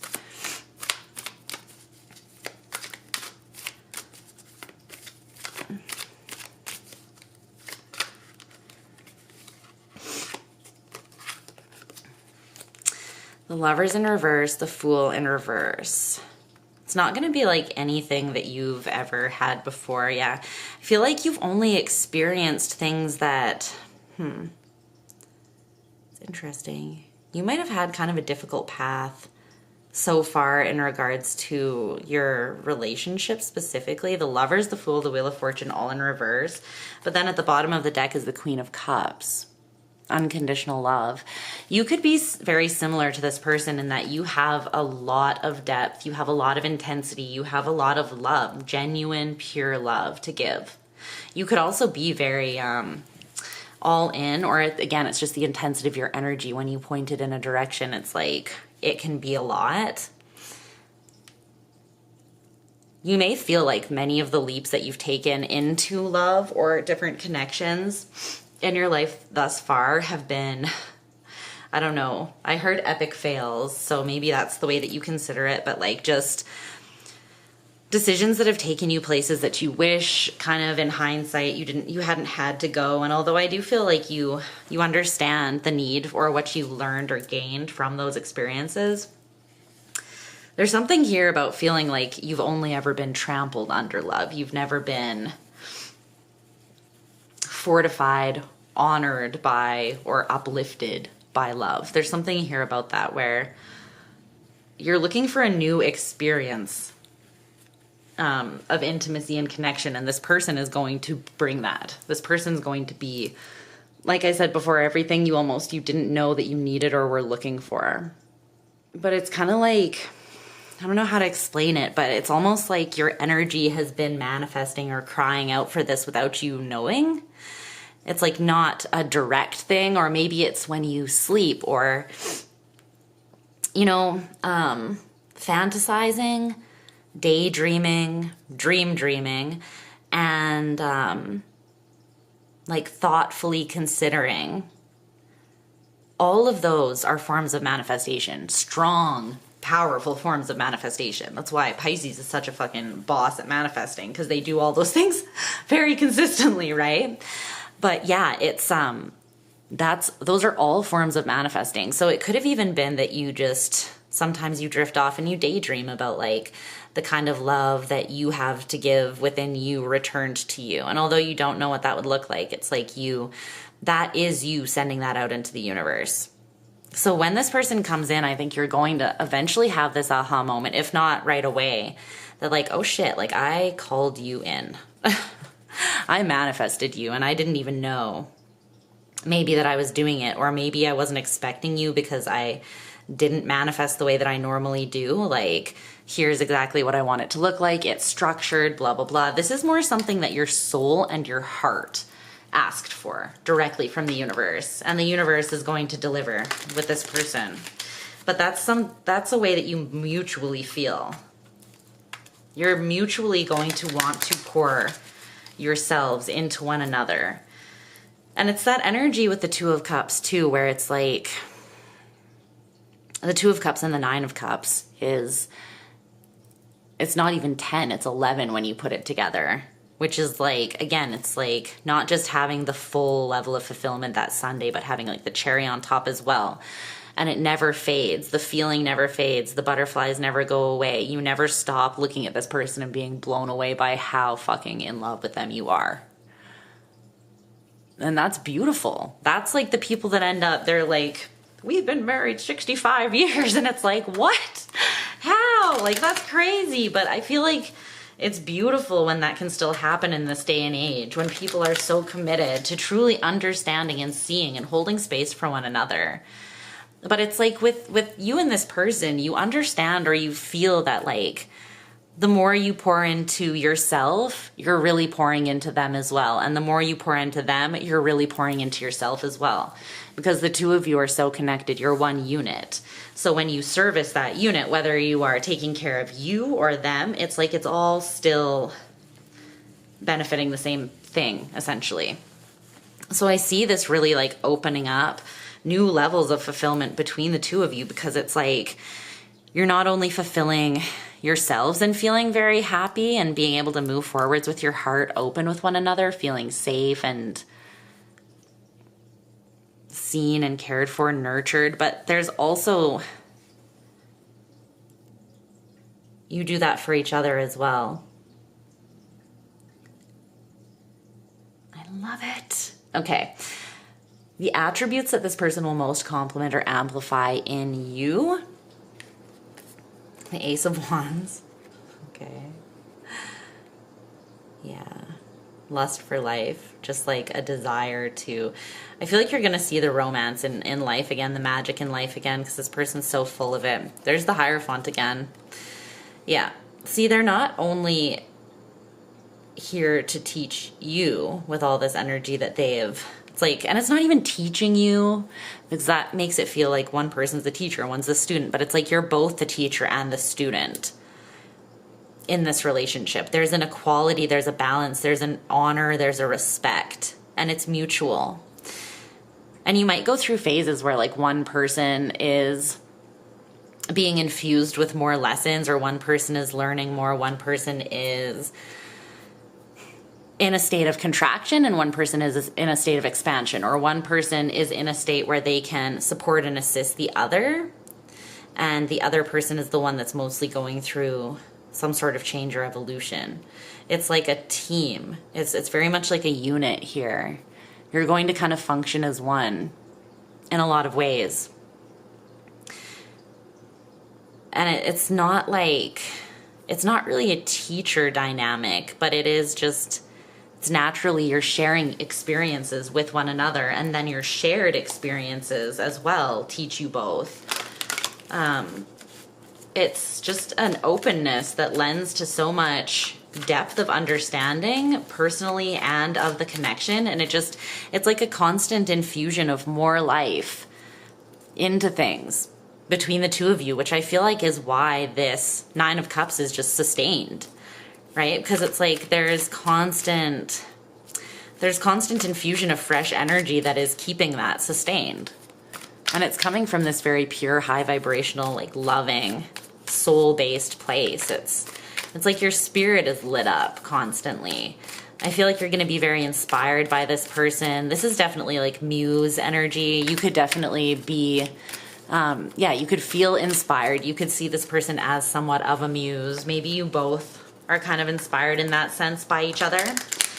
It's almost like if you're normally a very practical or kind of like straight edge or even maybe rough around the edges kind of person, this person will have you like reciting poetry to them in the dead of night in bed while you like smoke together after you made love or something. Like this person's gonna have you thinking that you're living in like the 1920s in Paris or something. Like you're just the prime of your life. Like you're just really experiencing, like you're living a romance novel or a fairy tale.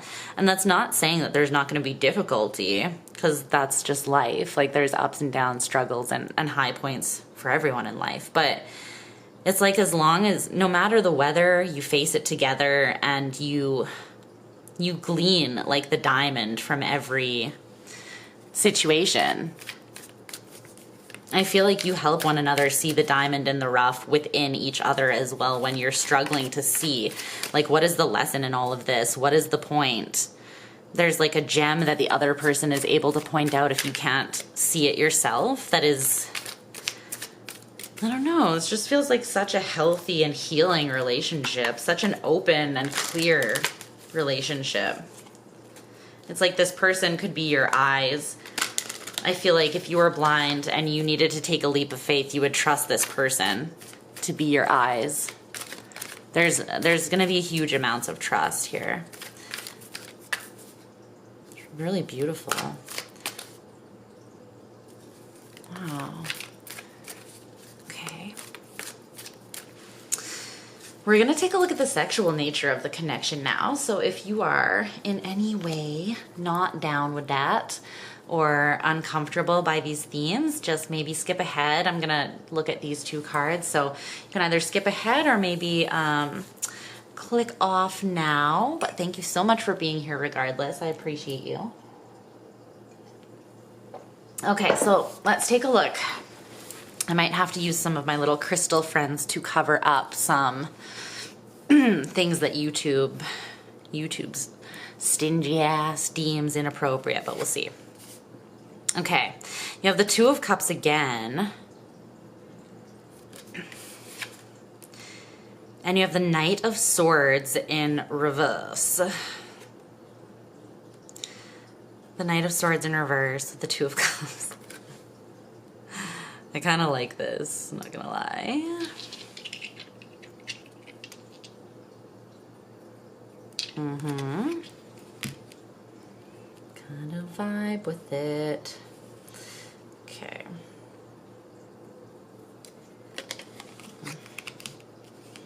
All right, I'm covering up some nudity here. Some sexy times. All right, so it's interesting. I feel like this is, again, it's like, it's going to be very intense. I'm just getting intense, not in a bad way, but intense as in like, this isn't someone that you're like, hit it from the back so that you don't get attached or whatever that song is. That's catchy but toxic as fuck. It's like, yeah, I'm into you. I'm gonna hit it from the back so that you don't get attached. It's like, okay, you're missing the point of sex. Just saying. But anyways, you go on with your subpar sex. But it's like, sex is like a very spiritual fucking, like it has spiritual and energetic implications hugely, right? Like spiritual people, I feel like all understand and know this because it's pretty impossible not to. But when you connect with this person, it's like, it's going to be like all of our bodies and levels are merging. It's not just the physical, you know? It's, no. Definitely not. It's like you're in my deep water, I'm in your deep water. Our souls are laid bare before each other, seeing each other. It's not just our bodies. So whatever your experience of sex has been up to this point, I feel like no matter how deep and intense and intimate it has been, it's gonna get deeper. It's gonna get more intense. And I feel like there's something as well where your spiritual gifts or telepathic gifts could definitely be like triggered, catalyzed, activated, opened up, even healed during this, like when you're being physically intimate with one another, it's gonna be way more than just like back shots for you. You know, it's like, no, no. This is someone that just would straight up be turned off by that anyways. I feel like nothing about that vibe would entice this person. And it's not to say that every time you sleep with them, you both have to like cry during and after, and it has to be this heavy, like emotional thing. No. But I'm saying, like, if it's intense in another way, it's gonna be like intense in like an animalistic, passionate, but still it's like no holds barred. Is that the... Like, no, nothing held back. No masks, nothing held back. No, like, toxic defense mechanisms, no distance kept. Like, it's not going to exist between the two of you.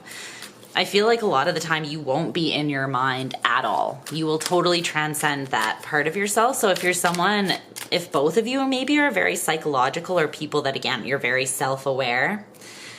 I saw this meme that was like, you're so self-aware, and the guy was like, thanks, it's ruining my life. I was like, relatable, relatable.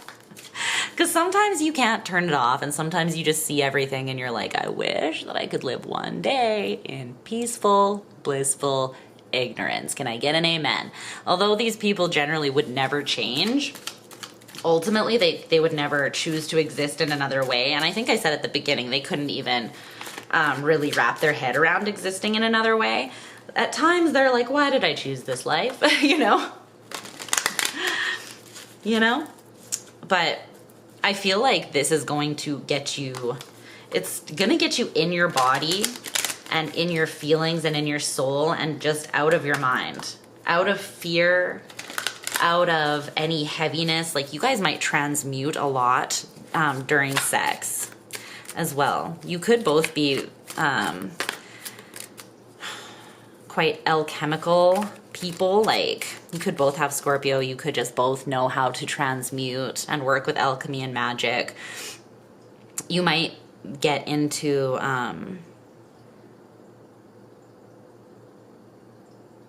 like tantric sex, which is essentially just being very, very, very present to heighten the experience, right? But it's definitely transcending the mind. Being so tapped into the actual feeling of pleasure that you can experience that pleasure on like way grander scale. Right? So if you're used to just like doggy style, no eye contact, like no real intimacy in the act of intimacy, this is gonna like blow you out of the motherfucking water.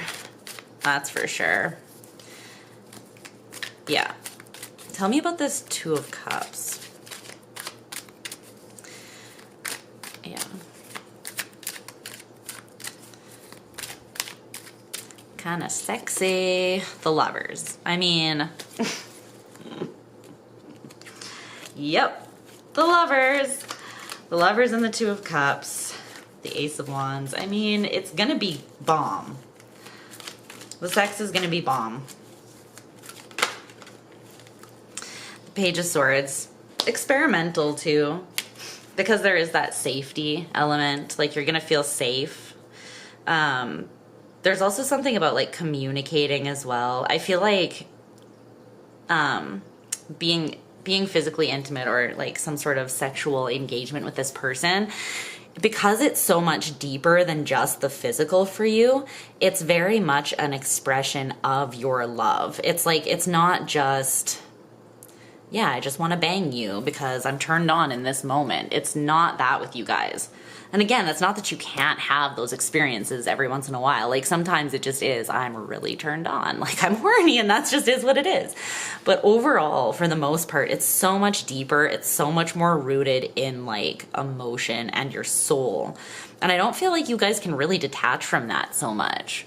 And again, it's like, it doesn't have to always feel heavy, but it is intense. It just is. But I kind of love that because it's like physical affection as a love language, but intimate expression as a love language. But it's because you guys understand that it is not just sex, it's an act of intimacy, and it is an energetic exchange, and it really is a laying bare of yourself, body, mind, soul, and heart to somebody else.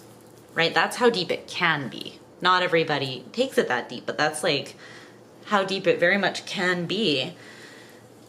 And I love that. There's also something like you say it best when you say nothing at all that's kind of coming through. So sometimes there will be things that you just can't find a way to speak to one another, like in a vocal or tangible kind of way. I feel like you'll be able to communicate through physical intimacy with this person. So again, whether that's like telepathy or your souls just connect in such a way during those times that it's like you have this understanding or this softness for each other that happens. It's like very healing again. But I feel like it lends to you understanding each other more deeply. Yeah. Your intimate life in a very big, real way, it helps you understand the depths of one another, the intensity of one another, each other's waters, the complexities, really the infinite, eternal nature of each other's waters and spirits. Something that could never be grasped by like the human mind of logic and ego. Your sex life is going to allow you to go much deeper. Much, much deeper. And it's because you're consciously using it as a tool, but that's also just the natural way that the two of you will connect. For sure. You might have a very strong connection with this person after you do start sleeping together. Like a kind of a bond that is created. So just be aware of that. I would say don't rush into anything because it will be, I feel like it will be there.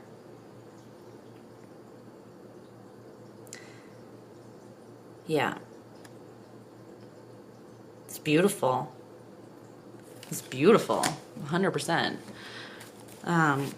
This, I don't think we really need to clarify that more. What's coming through very strongly.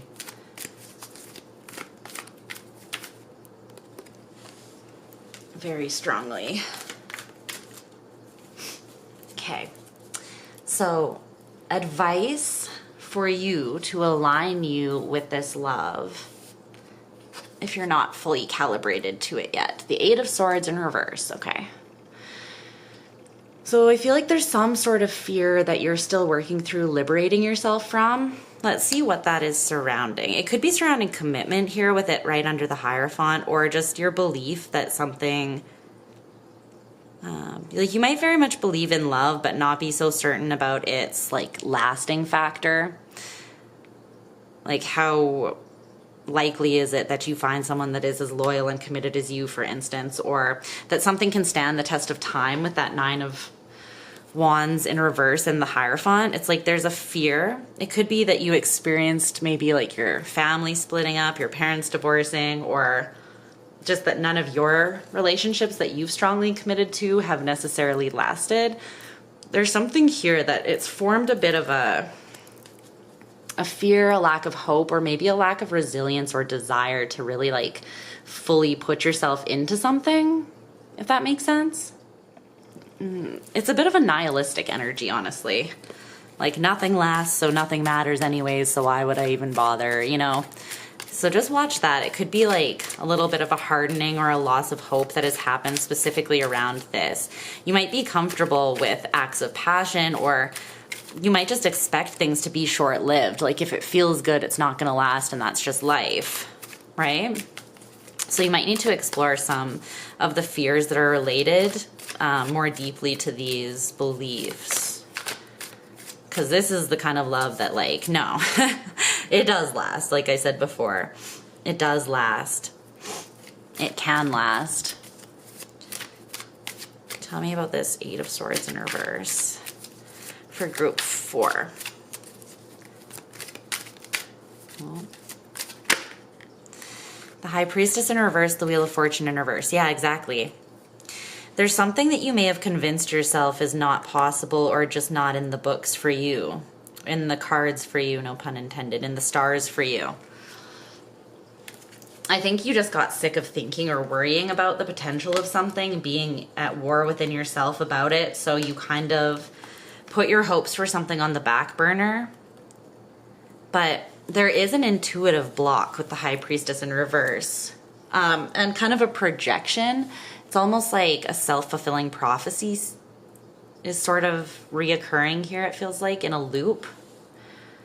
So it's like you're getting what you expect to get because that's what you are so sure is going to happen, right? To some degree. But it's not what your intuition really is telling you about what is actually for you. Because if this is your person you're meant to end up with, and this kind of connection is and always has been for you in this life, you just haven't experienced it yet. You just haven't ever met someone that loves and understands you or cares to yet, or is willing to pay enough attention or as much attention to you as you give to them. But again, it's yet. It's kind of like an if, or it's a when it happens, not if it happens. It was always meant to happen. You were never really meant to question whether it ever would. It's just that timing hadn't come yet.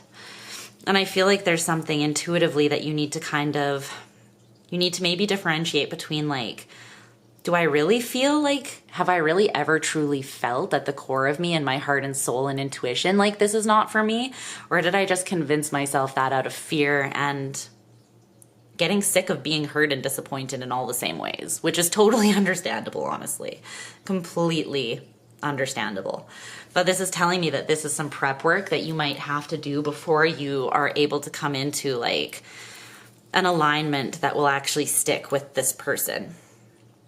It's like you have to believe something is possible in order to embrace it.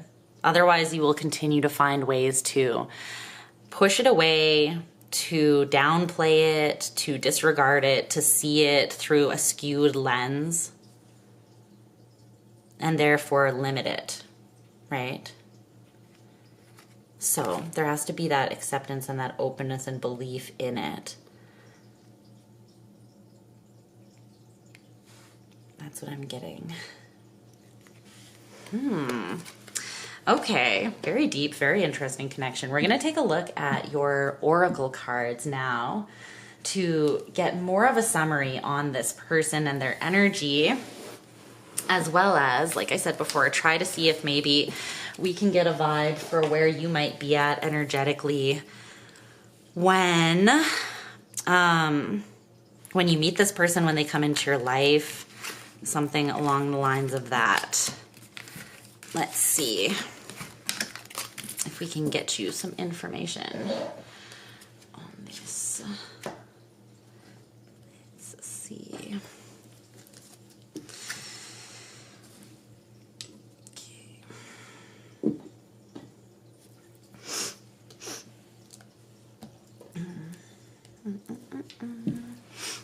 I'm so stuffy. I'm sorry if I keep on clearing or stiffing. It's like starting last night, I just started sneezing an amazing amount. And I'm all stuffed up, and I don't know if it's like allergies or something. I don't ever normally get allergies, so I'm not sure why it would be, but I don't know. Wow, interesting, because they got all that motherly energy, all that feminine energy, the Queen of Pentacles and everything. Now they have the Father. So this bottom layer here, or line, is going to be the validation or the further clarification on your person. Paradox. Well, that explains it, doesn't it? That's hilarious. Paradox. They are both the mother and the father. Damn. Okay, well, I got told. That's hilarious. It's because they're constantly weaving in and out of these experiences, right? They're very much, this is someone that cannot be defined or confined. Again, it's because they realize that to do so with something as complex as a human is so underwhelming. It's to take away like a big part of the magic, right? So there is like this unknown element to people. And all you can do is really just keep growing with them and keep on witnessing their deaths and rebirths and the people that they grow into and grow out of, and the things, the habits, the cycles, the trends that they phase in and out of. And to know and love someone along that whole journey is, I feel like, true unconditional love and loyalty, really, at the end of the day. It's like not just saying, when you say I'll love you forever, not just saying I'll love forever the person that you are right now in front of me, but saying I'll love forever you and every version of you that you decide to become. That's much more of a promise, right? It's much more of a commitment. So, oh, I like this. Yes, yes. Oh, this is so beautiful. Wow. This person's very much a part of your healing path, and you them as well, I feel. You're going to come into each other's lives in the absolute most divine and perfect circumstances. But let's start with their energies here first that we want to further look at. Okay. So with the Father, the light attributes, talent for creating and supporting life and a positive guiding light within a tribal unit. Again, I feel like this person leads by example, or they have a family, they have a community, they have, I don't know, they have sway with people, whether they are just, like I said, popular in their friend group and people go to them, or they watch them for advice, or just because, again, they find them kind of muse-like and inspiring. I feel like even their friends might get this energy from them. It's just like they're inspired by the way that they live life. People around them are inspired by the way that they live life. The shadow attributes is dictating kind of control, dictatorial control, and abuse of authority.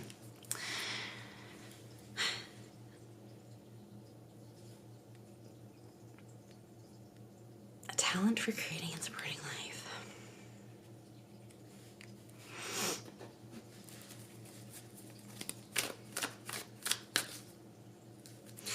It's interesting because it's like they really do have this paradox to them.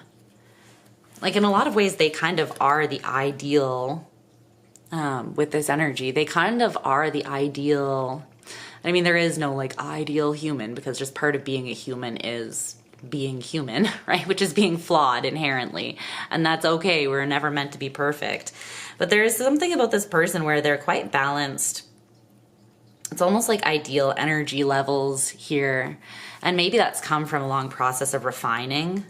Maybe that's through like many lifetimes as well. Who knows? This is someone who's put a lot of work into their soul, their spirit, and they continue to do so. That's for sure.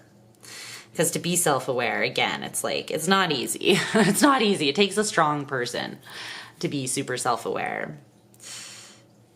Because again, we're not perfect. So that means seeing all parts of the self and being able to gently accept and love the self kind of no matter where you're at, which is not always the easiest thing.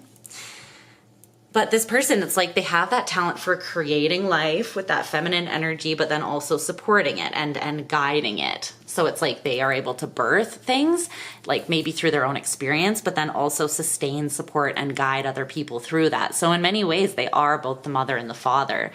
They're kind of balanced in their masculine and feminine energy, which makes them quite forward thinking, quite innovative, people see them maybe as the ideal. I don't think this person sees themselves as the ideal, but my camera died. It's kind of as if though this person, they had to become a paradox, like they had to strengthen both parts of themselves because they are so all in, right? That it's like with this person's heart for the world and for other people and that nurturing, caring energy, they would just, I feel like, get sucked into anything, any cause, give to everyone, and they would end up quite depleted. But they would do that if they could. They would give to everything if they could. It's almost as though the masculine or the father archetype needed to be further developed or developed in sequence with the feminine so that it can sustain and protect that feminine energy and know like when it is safe to go all in and when it's not. Another thing that makes this person kind of a paradox, though, is this Uranus energy of revolution. They're constantly, like I said, they could have Aquarius somewhere strongly in their chart. Maybe in their Mercury or Mars. But they're constantly having these breakthroughs. They're constantly, again, having these insights into themselves, these mini awakenings.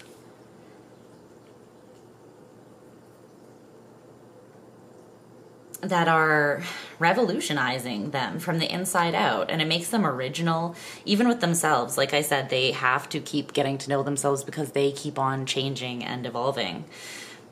So it's like if they got behind on that, they would just simply not know themselves anymore because they would have reformed,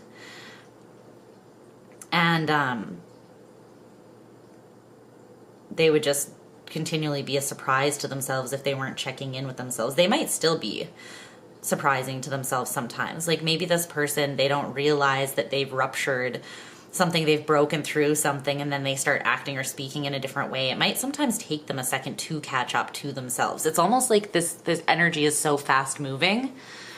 It's so quickly, like it's like rapid cycling renewal, rapid cycling transformations.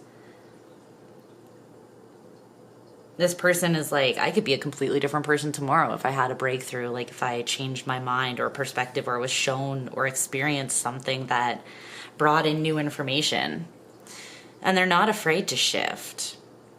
It's like they're constantly taking this new information in and allowing it to change them as much as they're able to.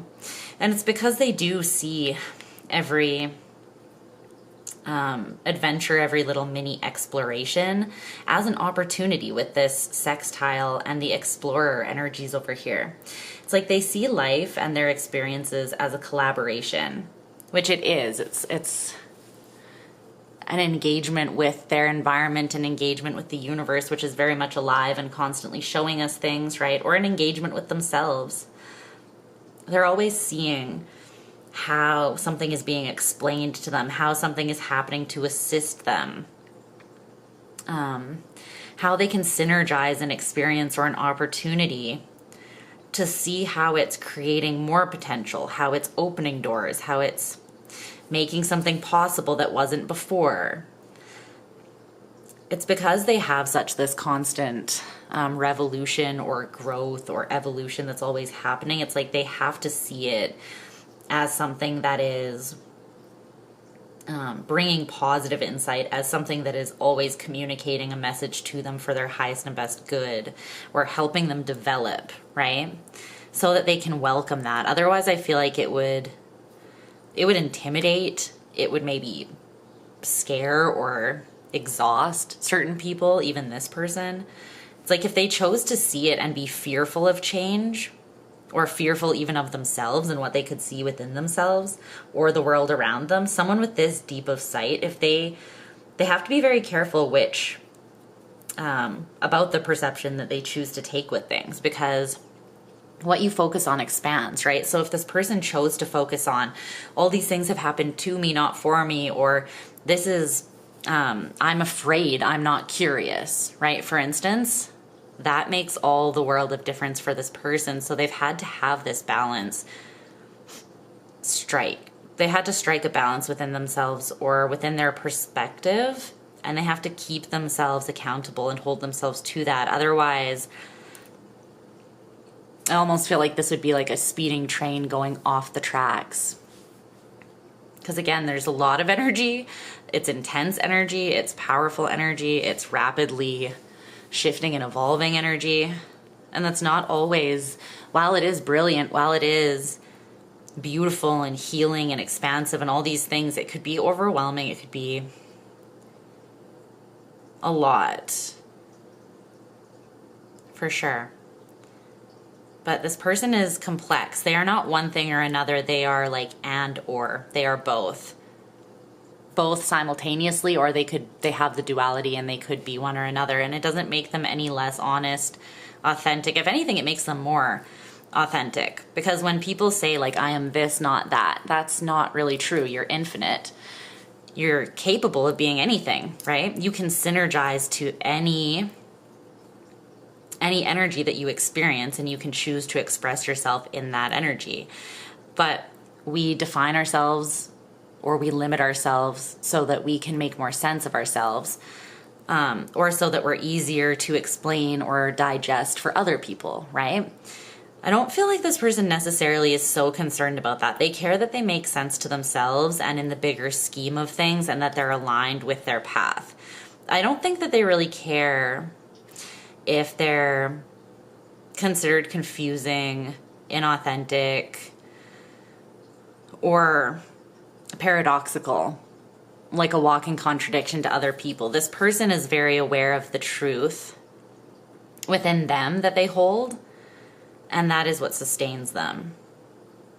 It's like they are their whole family unit within themselves. They are the mother, the father, the child. It's like this, they are all things for themselves. It's interesting. They may have had to do a lot on their own, or they may have been just very complex, and they may just be used to no one really understanding or seeing them as much as they see and understand others.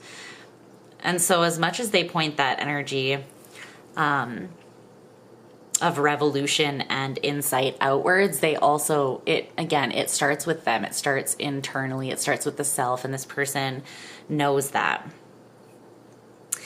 Okay, so your energetic landscape when you meet this person is really interesting, with rainbow transference, the nightingale, and this synergy card.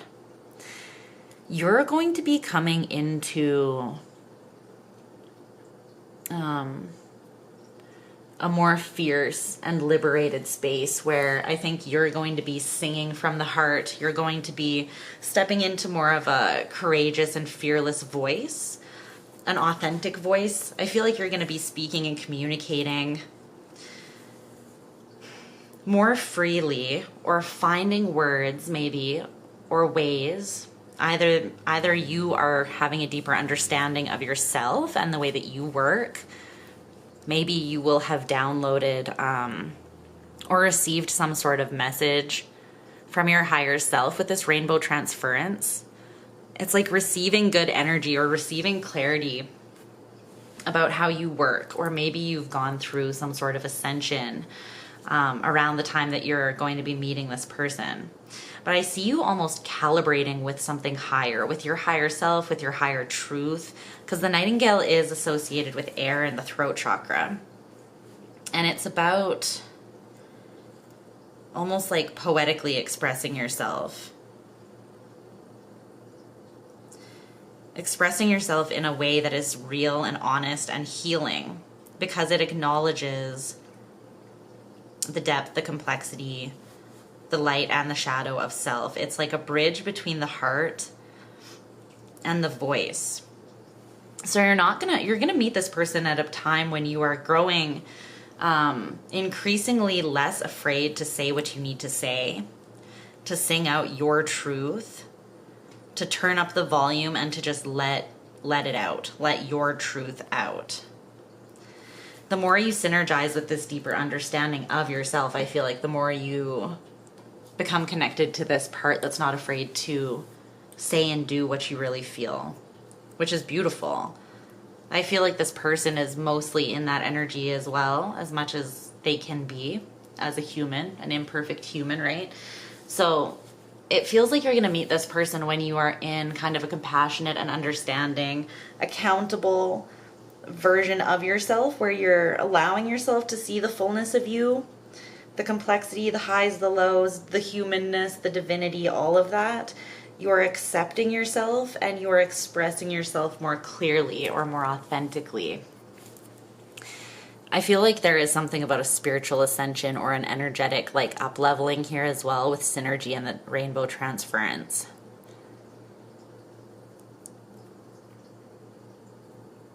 certain gifts from your higher self, or psychic gifts or spiritual gifts could be coming online around the time that you meet this person maybe.